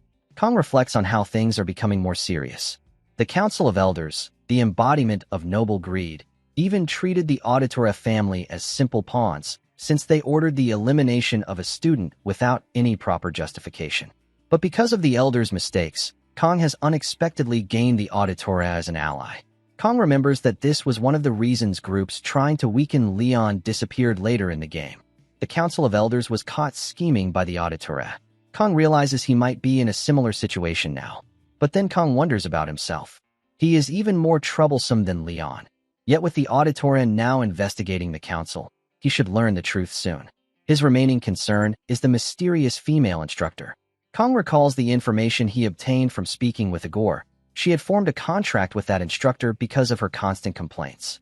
Kong wonders if the instructor might be two-faced. He also remembers that the instructor has purple hair. In the game, villains could change their appearance easily, so Kong knows he cannot rely on that detail alone. However, one thing they could never change was their eye color. Kong becomes confused, wondering how he will find her at this rate. The Sword God's blessing has limits on what it can sense, and more importantly, Kong lacks knowledge of magic. He debates whether he should wait or begin learning magic himself, unsure of the best course of action. Kong glances back at his notebook and notices he has been scribbling unconsciously. He thinks about how rarely he has ever actually studied. Then he decides to take an unexpected approach. Now is the time to be bold. Kong resolves to visit Professor Damien soon as well. At that moment, Saki and Batten enter the room while arguing. Saki tells Batten to stop getting so worked up over small things. Frustrated, Batten asks if Saki really doesn't know what day it is. Kong asks what is wrong. Saki sighs, but before she can explain, Baron steps forward and tells Kong to listen to him. He informs Kong that the 7th is coming soon. Hearing this, Kong remembers that his birthday is on that day. Kong tells Batten there is no need to do anything for him, but Batten insists that the 7th is also the day Baylor Joaquin sealed Leakin. But noticing Kong speaking, Batten pauses and asks if Kong was saying something. Kong simply replies that it's nothing. Saki tells Batten that even so, there is no need to make such a fuss. Batten states that there is even more to it. The strongest assassin known as the Old Man of the Mountain, Altair Auditora, the next master of the Iron King family, Mao Lan of the Iron, and the pride of Amera, someone expected to become one of the 7-star heroes, the silent and mysterious All-Mute, are all participating in the Joaquin Academy Festival. Hearing this lineup, Batten suggests that they should take care of their club preparations so the principal stays pleased. Saki, clearly frustrated, says that Batten simply wants to enjoy the festival and should stop pretending otherwise. Kong remains silent, observing their argument. Chloe then asks Kong if he has any plans. Kong replies that he doesn't have anything specific in mind. Chloe is about to suggest something to him, but Batten interrupts loudly, declaring that they should run a tasting booth. Since their club president is an excellent chef, Batten says it could serve as great publicity for their club.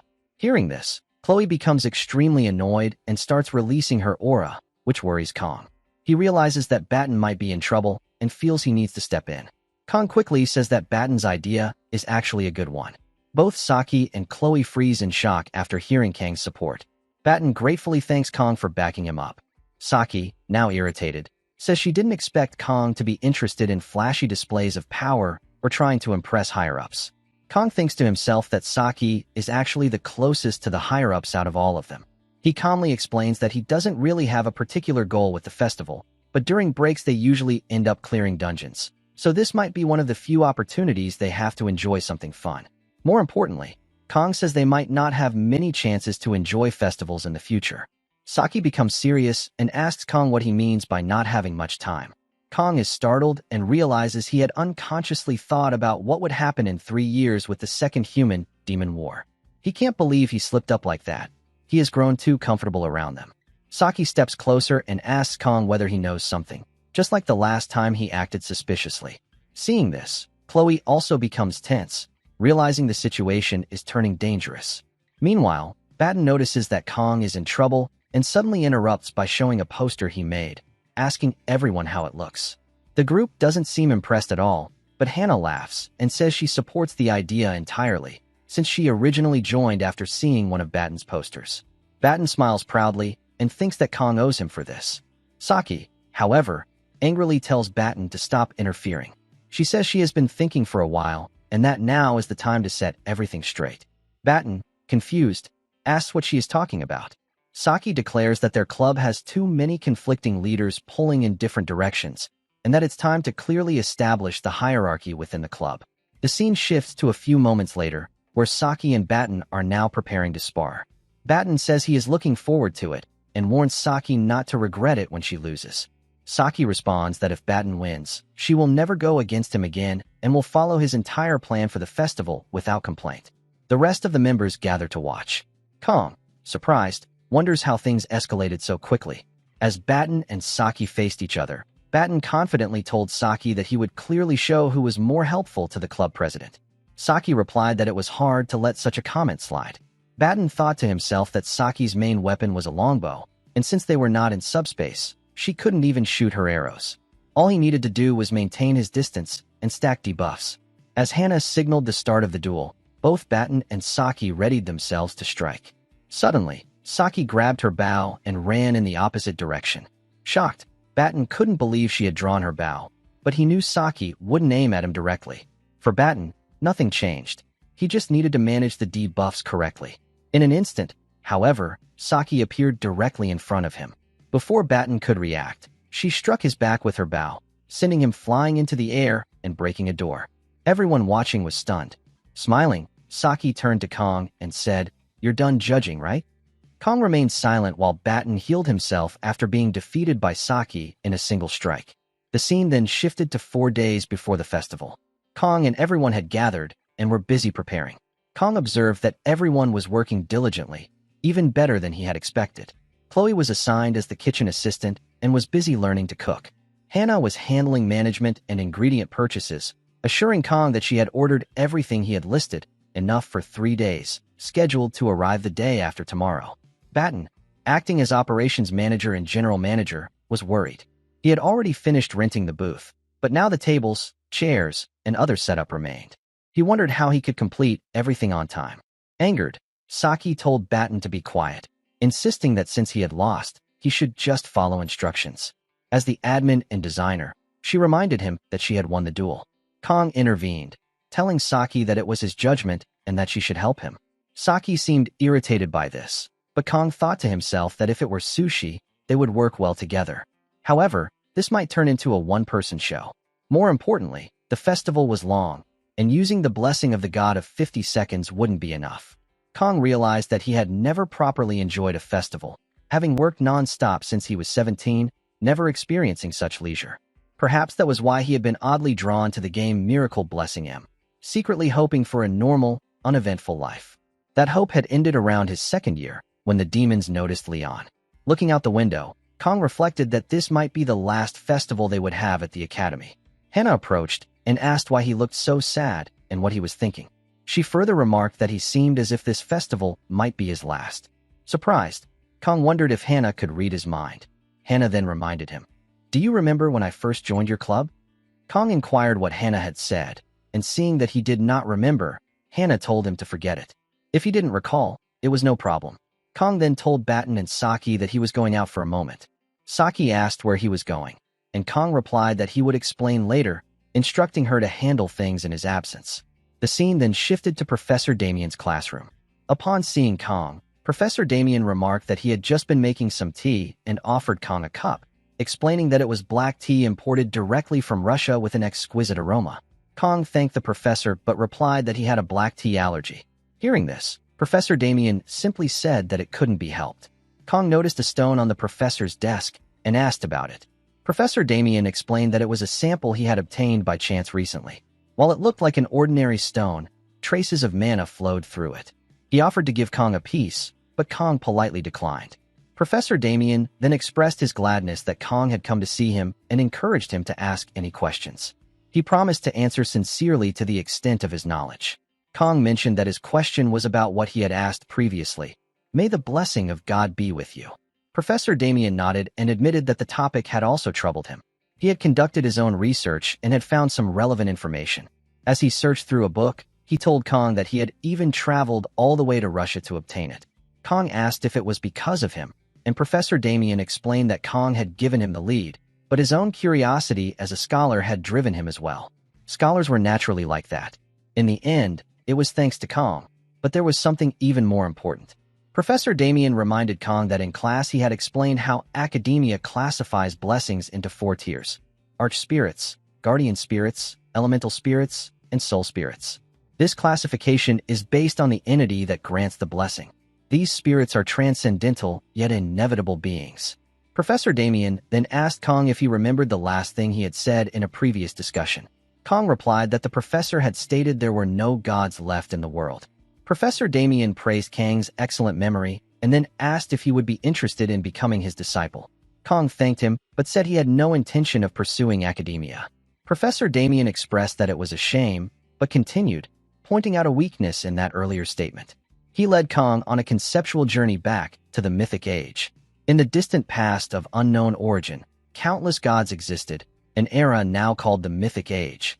Professor Damien clarified that these gods were not spirits or transcendental beings like those known today. They had no emotions, no mind, no physical body, existing more as pure concepts. Kong asked what he meant by that, and the professor explained further. The tier difference was vast. Spirits, in comparison, were like fireflies before the sun when measured against these absolute gods. They were free of mortal limitations, yet even they could not escape death. Kong listened intently, trying to process the complexity of what he was learning, feeling increasingly confused but deeply intrigued. Professor Damien continued, explaining that even these gods, as powerful as they were ultimately subject to one higher god who brought that age to an end, the god of the sword. Kong was stunned by this revelation. The professor went on to explain that the phrase, "May the blessing of God be with you," originated with humans after the Mythic Age. It was a saying used to honor the gods and to pray for power. Professor Damien then asked Kong if this answered his question. Kong remained silent, lost in thought. A few moments later, the scene shifted to Kong walking through the corridor. He reflected that he both had and hadn't gained something from his meeting with Professor Damien. He still couldn't believe that the professor had traveled all the way to Russia over something Kong had said. Perhaps he had taken too much and given nothing in return. Kong admitted to himself that he had been feeling suffocated earlier, realizing that his restricted sensory range was because he hadn't brought his sashimi knife, the ultimate high-tech sensor. Without his sword, he felt closed off and disconnected. Kong acknowledged that he had definitely changed. The scene then moved to 4 days before the festival. Everyone was working hard, learning cooking techniques. On day 3, they began preparing their stalls. On day 2, they tried on outfits for the festival. By day 1, everyone was impressed by how Kong had helped them improve their cooking skills. Finally, the day of the festival arrived. Kong stood in front of the stall, reflecting on his roughly 20 years of experience as a chef. He had revived countless struggling restaurants, always refusing payment and seeking out shops that were on the brink of collapse. It had always been for his own satisfaction. Now, however, he felt a wave of embarrassment. Chloe and the others called for him. It was just 10 minutes until the festival opening. Kong thought to himself that this might be their last festival. Since they were doing it anyway, they might as well enjoy it fully. As the festival begins, all the students gather to enjoy the lively atmosphere. Among the crowd, Abel and Rachel can be seen as well. Rachel reassures Abel not to worry, explaining that no one will recognize her because everyone is too busy enjoying the festival. As they move forward together, Rachel comments on how beautiful and charming the festival looks, adding that it was a good decision for them to come. Abel agrees and quietly thinks to herself that it might actually be nice to relax and enjoy moments like this once in a while. Rachel then jokes that at a festival like this, there should be something dramatic, such as a sword master appearing to give a speech. Abel replies that her grandfather has already retired and never liked these kinds of public events in the first place. Rachel responds by saying that her uncle also dislikes such occasions, but for her, it works out just fine. The scene then shifts to the main event, where the announcer proudly declares that he will introduce the heroes who once again defended humanity from the demons this year. 2 rising star heroes are invited onto the stage, appearing one after the other and facing the audience. Meanwhile, reporters comment excitedly that this year's festival is on an entirely different scale compared to previous years. Soon, a few reporters notice the hero Almute, rush toward her, and begin asking questions while taking photos. In the audience, Batten cheers enthusiastically as he finally gets to see his favorite hero in person, showing how much he truly admires Almute. However, Saki quickly appears and grabs Batten by the ear, scolding him for slacking off. She reminds him that she told him to hand out flyers and questions why he is wasting time while everyone else is working. Batten nervously replies that he only wanted to see his favorite hero. Hearing this, Saki becomes annoyed and points out that Batten was the one who insisted on setting up the booth in the first place, so he needs to return to work immediately. Feeling intimidated, Batten quickly agrees and follows Saki. Along the way, they run into Abel and Rachel. The scene then moves to the booth, where Kong and Chloe are busy cooking, while Hannah is handling the tables. Chloe is doing her best, and Kong observes that he only taught her a few things, yet she has already become quite skilled at cooking. Since Kong cannot properly use a knife, he left most of the preparation work to Chloe and focused on cooking the dishes himself. As customers continue to arrive one after another, Kong starts wondering where Batten and Saki have gone. At that moment, Saki returns with Batten, and Abel and Rachel arrive with them as well. When Rachel sees Kong, she moves in to hug him, but Chloe steps in and blocks her path. Smiling calmly, Rachel remarks that she did not realize Chloe was working with Kong. Abel also greets Kong politely, and soon they all sit down and place their orders. Kong thinks to himself that although he personally promoted the booth, he never expected Abel and Rachel to show up. Wanting to manage the growing crowd, he decides to prepare their food first and send them off before even more customers arrive. Soon after, another customer places an order. Rachel then tells Abel that the girl they just saw is the newest member of Kang's club. Noticing Abel's reaction, Rachel smirks and teasingly asks why Abel is acting like she does not care. Blushing slightly, Abel quickly denies it. Rachel then asks what they should do next, reminding her that a festival is meant to be enjoyed. Abel replies that exams are coming up soon, so they have a lot to prepare for and do not have much time to relax. At that moment, Saki approaches their table and overhears the conversation.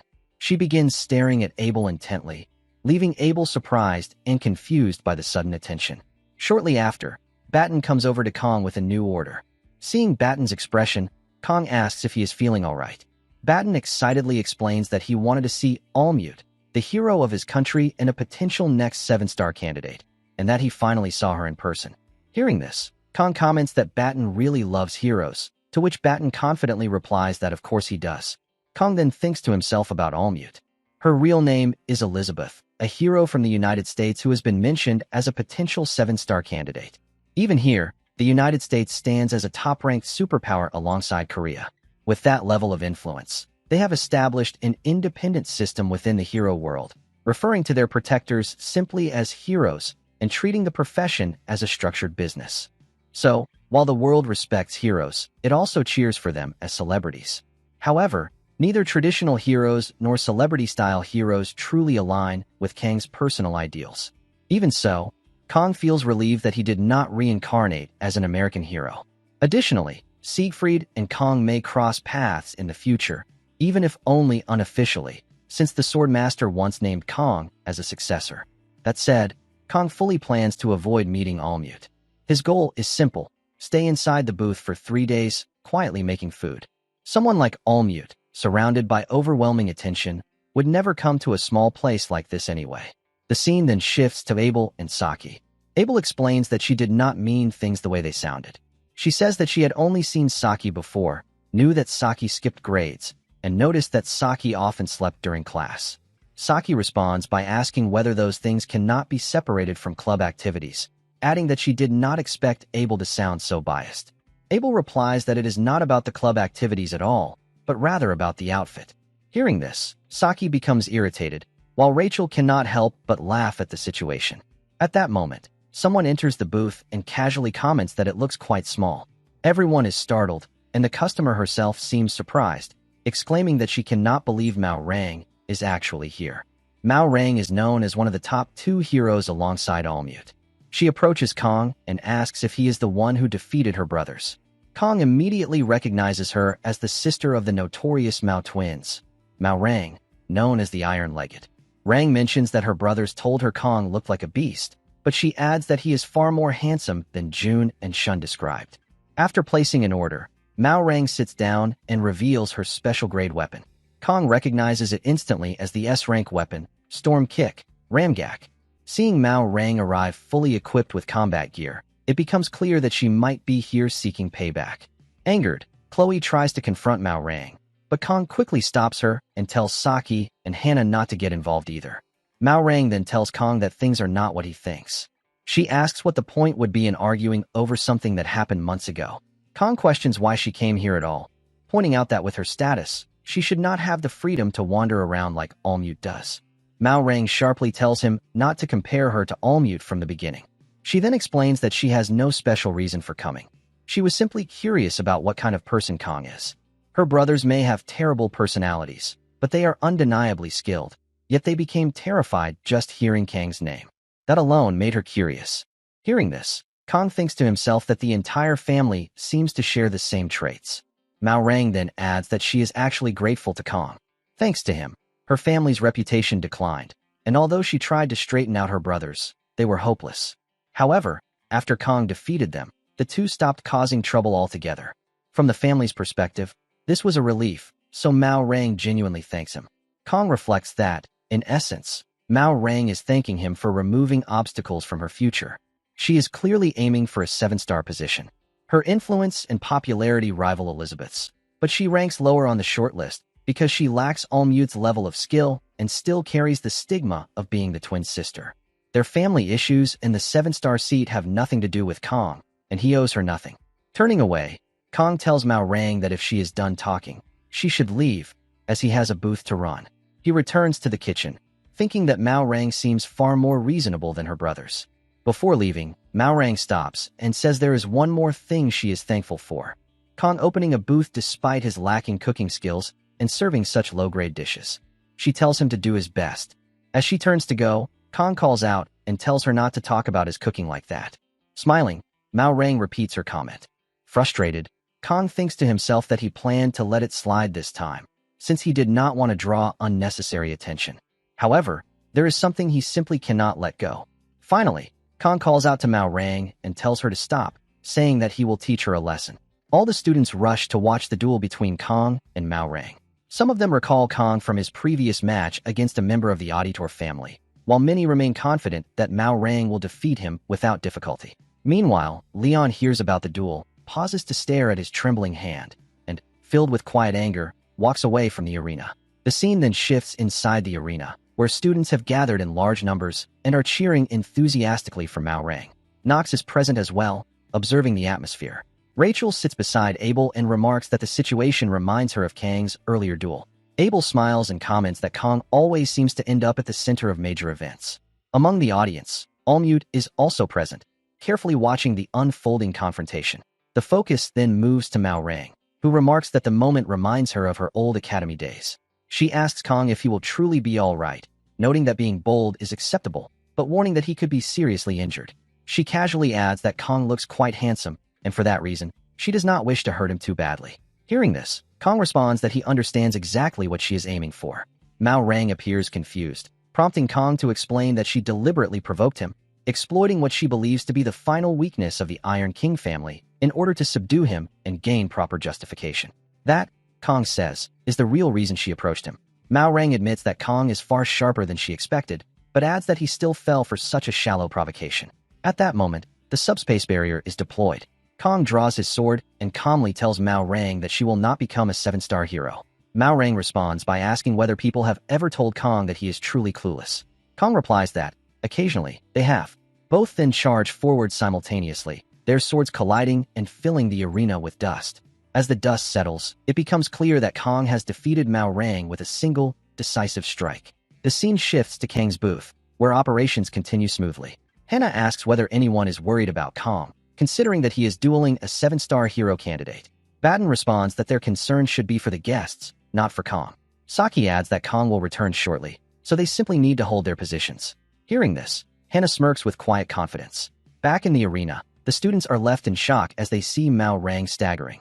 Neither Kong nor Mao Rang appears to have caused any visible damage, leaving the audience confused. Allmute, along with everyone else, struggles to believe what they have witnessed. Mao Rang, now clearly exhausted, realizes that Kong is capable of using the realm of the mind, an advanced martial domain that only 7-star level heroes, or Altair, the head of the Auditor family, can freely control. It is a realm typically reached only by supreme masters. Yet, as Mao Rang reflects, there are always exceptions, and sometimes raw talent can overwhelm years of experience.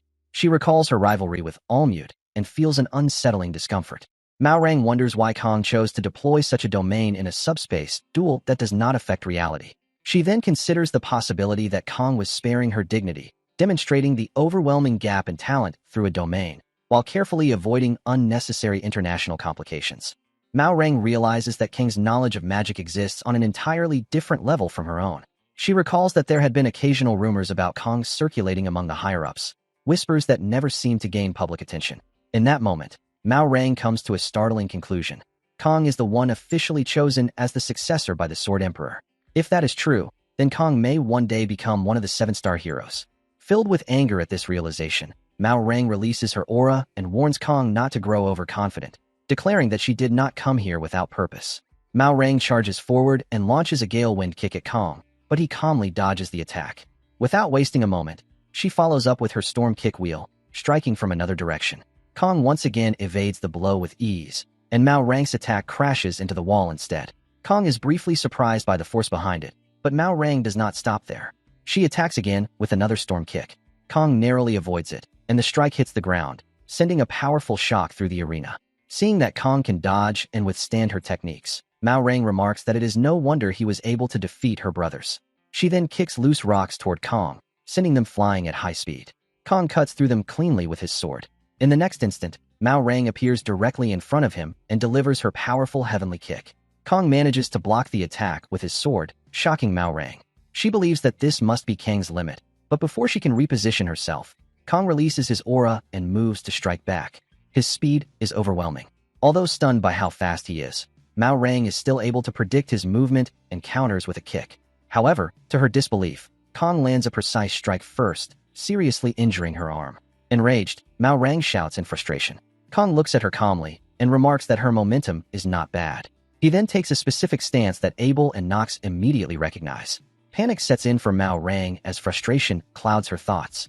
She tells herself that she cannot lose, not after coming this far.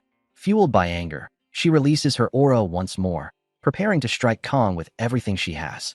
Before she can act, however, Kong charges forward and delivers a powerful, decisive blow, bringing Mao Rang down with a single strike. The entire audience, including Abel, Rachel, and Allmute, is left stunned by what they have just witnessed. The announcer then declares that the winner of the subspace duel is Kong Jiama of Jaekin Academy, and that the star of the continent, Mao Rang, has been defeated. The scene shifts to Saki, who hears the cheers echoing from the arena. She smiles and tells everyone that the duel is over. Hearing the crowd celebrate, she confidently reminds them that she said Kong would be back soon. The scene then shifts to Rachel and Abel as they leave the arena. Rachel remarks with mild disappointment that, in the end, they were unable to eat Kang's cooking after all. The focus then moves to Mao Rang, who is clearly not feeling well after her defeat by Kong and remains deeply shaken by the outcome. Her subordinates ask whether she is all right, and Mao Rang replies that she is fine, explaining that she cannot be physically injured in a subspace duel. However, she admits that the situation is a serious issue on a broader scale. Losing to a student is undeniably embarrassing for her reputation. One of her subordinates tries to reassure her, telling her not to worry too much, but a frustrated Mao Rang firmly states that she truly is fine. Mao Rang then adds that Kong Jiama possesses tremendous potential and is destined to become one of the best in the future. When that time comes, people will surely reassess her own abilities more favorably as well. Hearing this, her subordinate becomes relieved and even pleased. Mao Rang continues by saying that this was likely the best possible time for her to be defeated by Kong, noting that even Almute could not guarantee a victory against him. Her subordinate, still surprised, asks whether the trainee Kong is really that powerful, admitting that it is difficult to understand why Mao Rang evaluates him so highly. Mao Rang looks down at her hand and reflects that she has encountered many so-called geniuses throughout her life, Elizabeth during her training days, and the 7-star heroes after her graduation. Yet Kong Jiama is different. He is walking a path that cannot be reached through effort alone. Mao Rang concludes with certainty that Kong Jiama is truly a monster. Soon after, the news begins to spread. Reports announce that Mao Rang, also known as the Star of the Mainland, had an unexpected subspace duel at Jaekan Academy, and that the result was decided instantly. A student defeated Mao Rang with a single strike. As a result, Kong gains a new nickname, the Sashimi Sword Saint. Conversations everywhere revolve around the duel and Kong himself. A massive line forms at Kang's booth, and everyone there is extremely busy. Batten calls out guest numbers whenever space opens up, while Chloe focuses on preparing vegetables. Meanwhile, Saki is dealing with reporters who are trying to secure an interview with Kong Jiama. Clearly annoyed, Saki tells them that they are disrupting their business. Despite Kong having already declined, the reporters continue to push. Growing frustrated, Saki firmly orders them to leave at once so everyone can continue working. As the booth remains crowded, some guests begin taking pictures of Kong. Hearing his new title, the Sashimi Sword Saint, Kong becomes visibly embarrassed. After that day, countless articles and videos are published, and while Kong cannot say he did not expect attention, the title of Sword Saint is not something one should receive lightly. In the original course of events, that title belonged to the Sword Emperor later in the game. Since the Sword Emperor retired in this world, the title should have disappeared altogether, or at least, that is how it was supposed to be. Kong grows increasingly frustrated, especially because after cleaning up the previous day, Saki and the others teased him non-stop about the name. While Sword Saint is meant to be an honorable title, pairing it with sashimi makes it sound almost like a joke. At that moment, Batten approaches and asks whether the orders are ready, pointing out that the guests are still waiting. Kong calmly asks how many people are in line. Batten replies that they have reached number 674, but they have already run out of paper, meaning he will need to buy more later. In total, Batten estimates that more than 1,000 people may be waiting if they include those without numbers yet. Hearing this, Kong thinks to himself that this is far too much. Even in his previous life, he had never experienced this level of business or attention. At that moment, Chloe appears to have injured her hand. Kong immediately asks if she is all right, and Chloe responds that it is nothing serious and that she is fine. However, seeing the situation, Kong begins to worry that Chloe might get hurt if this continues. With so few people available to help, he even considers whether he might need to use his sword just to keep things moving efficiently. Just then, Nox and Mansour arrive, with Mansour commenting that he has never seen such a popular store in his life. Upon seeing them, Kong tells Mansour that he will visit them another time, as today simply is not possible. Mansour replies that he and Nox did not come as customers. Instead, after seeing the news, they expected Kong might need assistance and came to help. Hearing this, Kong sincerely thanks them. When Nox notices that Chloe's hand is injured, he immediately grows concerned for her. Saki then firmly tells everyone to stop talking, reminding them that there is no time to waste. With that, Saki and Hannah handle the customers. Mansour and Nox assist in the kitchen, and Batten manages the long line of waiting guests. The scene shifts to later that day. Kong is resting and thinking to himself that he could not handle doing this 2 days in a row, though he admits that it was enjoyable in its own way. Nox enters, and Kong asks how the cleanup is going. Nox replies that they are mostly finished, and adds that Mansour said he would bring the missing ingredients for the next day. Kong thanks Nox for his help, but Nox tells him not to thank him, and instead to thank the restaurant owner. Kong responds by telling Nox not to be modest, emphasizing that both he and Mansour helped a great deal today. Nox then asks whether Kong has time later. Kong asks why, and Nox explains that the head of the Auditor family wishes to meet him. Hearing this, Kong realizes that Altair Auditor, the head of the family, the man who maintains order from the shadows, and the so-called Old Man of the Mountain, wants to see him. Kong suspects this must be related to the elders who previously sought to eliminate him, and he is certain that Altair Auditor must have witnessed his battle against Mao Rang. Those who understand the use of domains can sense such events even from afar. Nox adds that this is the first time Altair Auditor has ever shown interest in an outsider. For him to reveal himself, even a 7-star hero would normally not be considered worthy. Nox admits that asking Kong was merely a matter of courtesy, since it is obvious that Kong would have many questions of his own. Kong reflects silently, realizing that Knox is not wrong. After all, he owes Monsieur and Knox for today's help and should repay them. He remains quiet for a moment, prompting Knox to ask why he has gone silent. Kong then calmly says that he is not going. Knox is stunned by the response. Kong explains that he is simply too tired and too lazy at the moment. With that, Kong thanks Knox once again for his help and walks away. Knox stands there in disbelief, unable to process what just happened. The scene then shifts to Media's office, where Allmute greets Media, saying that it has been a while.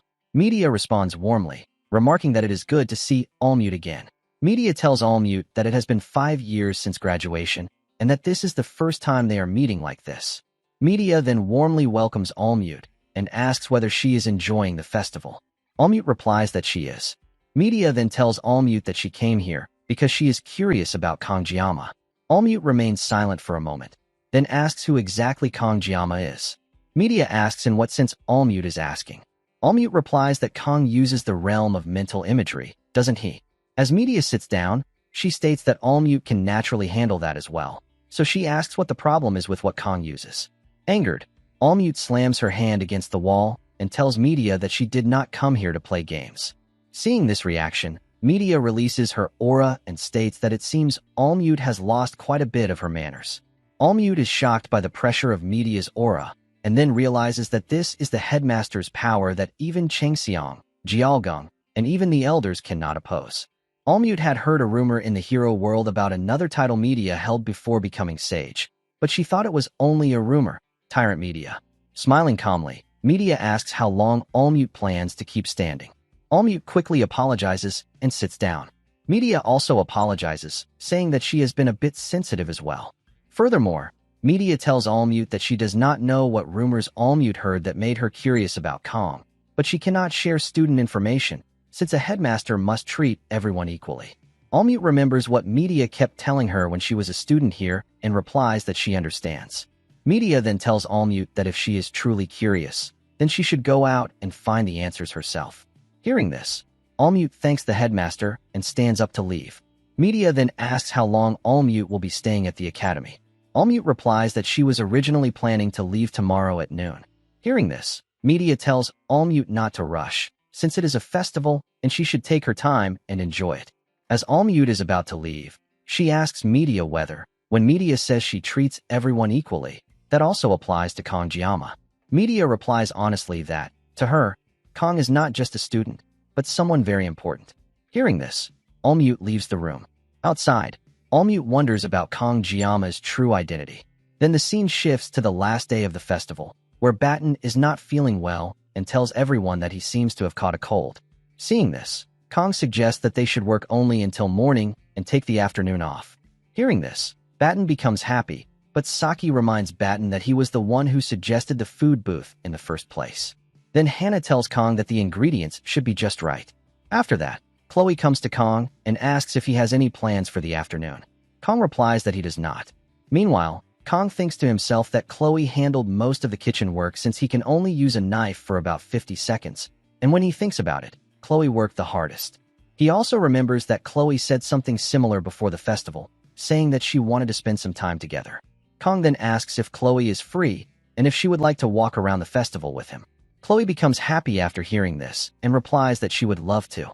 Kong then thinks to himself that Chloe's potential with a blade is outstanding, and that reaching this level of skill in just 2.5 days is incredible. Thanks to Chloe, the booth ran smoothly, and he feels that it is good to repay someone like her once in a while. Then Kong notices Saki staring at him, but Saki quickly turns around and walks away. An upset Saki tells Batten to stop looking around and to get ready to deal with customers. Confused, Kong does not understand what just happened. Then the scene shifts to later that afternoon, where Kong is sitting on a bench, thinking that as soon as the booth ended, everyone scattered excitedly, but only Saki looked upset. He thinks that maybe it is because Saki has been dealing with reporters since yesterday and must be feeling very tired. Since there are still 30 minutes left before he meets Chloe, Kong decides to rest for a bit. However, Kong thinks to himself that whenever he tries to rest, it never really works. At that moment, an old man approaches Kong and asks if he can sit with him for a moment. Kong replies that it is okay, and as the old man sits down, he says that he gets tired easily as he grows older. Kong then asks the old man what he wants to say and why he came to speak with him. The old man asks what Kong means by that. Kong then states that the old man came from far away and that he is the head of the auditor family, Lord Altair. Hearing this, Altair smiles and says that Kong has sharp instincts, and he asks when Kong noticed. Kong thinks to himself that he saw that staff in his past life, but that is not something he can say out loud. That staff is a cane sword, an item popular for its suitable appearance as an assassin family head's weapon, and Kong even wanted a weapon like that in his previous life. At that moment, Altair says that it seems Kong exploited the complete concealment from the Raven Blessing, and he remarks that Kong has such frightening insight at such a young age. However, Kong thinks to himself that it was actually the staff that gave it away. Altair then says that Kong probably has a rough idea why he sought him out. Kong replies that it is because the elders commissioned an assassination against him. Altair tells Kong that family matters are handled within the family, which is why he came to find Kong for a more important reason. Confused, Kong wonders what that reason could be, and thinks that maybe it is because he used mental imagery during the subspace duel. At that moment, Altair releases his aura and creates a barrier around them. Shocked by this, Kong wonders what is going on, but then Altair suddenly asks about Kang's relationship with his granddaughter and whether the two of them are dating. As Kong explains everything, he says that he is only friends with Chloe and nothing more than that. Altair is relieved to hear this. Kong thinks to himself that he never expected Altair to care so much about his granddaughter, but he also knows that Altair is definitely not an ordinary person. Altair then tells Kong that his curiosity is satisfied and that he will take his leave. Before going, Altair tells Kong that Chloe is soft-hearted. Kong then asks Altair whether he truly believes that Chloe must become an assassin. Hearing this, Altair says that Kong seems to have seen another side of Chloe and asks if that is not true. Kong remains silent. Altair explains that this is Chloe's true nature, like that of a beast, and asks Kong that if it were him, would he let someone like that walk freely in the light? Kong tells Altair that this is simply the result of the Aditor-style upbringing. Altair responds that his family is not as the rumors say. He admits that their assassin training is exceptional, but before anything else, they are still a family. He adds that Chloe is different from the rest, and that the family tried to hide Chloe's true nature by years of instilling reason in her. But when her emotions flare, she instantly changes. Altair says that he understands Kong is worried about Chloe as her friend. However, as painful as it is for him to say this about his own granddaughter, Chloe is inherently feral, and when her true nature surfaces, she can hurt anyone. Altair tells Kong to stay close to her, because he never knows when her personality might change. At that moment, Kong realizes something. As Altair turns to leave, Kong tells him to stop acting. Confused, Altair asks what Kong means by that. Then Kong stands up and draws his sword, stating that if Altair wants to pretend to worry, that is fine, but if he is going to mix lies into his words, then he should have hidden them better. As Kong draws his sword, all of Altair's guards appear and prepare to face him. Just as the confrontation is about to happen, Altair tells everyone to stand down, and instantly, all of them vanish. Altair then asks since when Kong noticed. Kong replies that did Altair not say earlier that Kong has good instincts, and that it is the same logic. Altair remarks that Kong is beyond his expectations. Kong replies that Altair, on the other hand, was below his expectations. As Altair leaves, Kong sits back down on the bench. Kong thinks to himself that Chloe had just begun repairing her relationship with her brother, Nox. Yet Altair mixed lies into his words to mislead him. Kong also does not know what Altair's true goal is, but without Maraisi, he would not have noticed anything at all. Kong realizes that he does not like Altair one bit. At that moment, Chloe arrives and asks if Kong waited long, then apologizes for being late. Kong replies that he did not wait long at all. Then the scene shifts to Altair, who is walking and thinking to himself that Kang's insight is sharp enough to see through assassins disguised as passers-by, and that he has the nerve not to even flinch while standing before Altair himself. His judgment is also quick enough to react instantly within a domain, which is beyond interesting. Altair states that calling Kong a mere genius would be an insult. Then Altair calls for Nox, and Nox instantly emerges from the shadows. Altair tells Nox that it was worth coming all this way. Nox replies that he is glad to see Altair satisfied. Altair further states that it was the first time he had ever felt fear towards someone, especially as Altair himself. Hearing this, Nox is shocked. Smiling calmly, Altair says that he would like to see Kong again very soon. Then the scene shifts back to Kong, who is surprised by how huge the academy is. Chloe asks if anything happened while Kong was waiting. Kong thinks to himself that it is probably better not to mention that he just met the auditor patriarch, so he replies that nothing happened. Then Chloe asks what they should do now.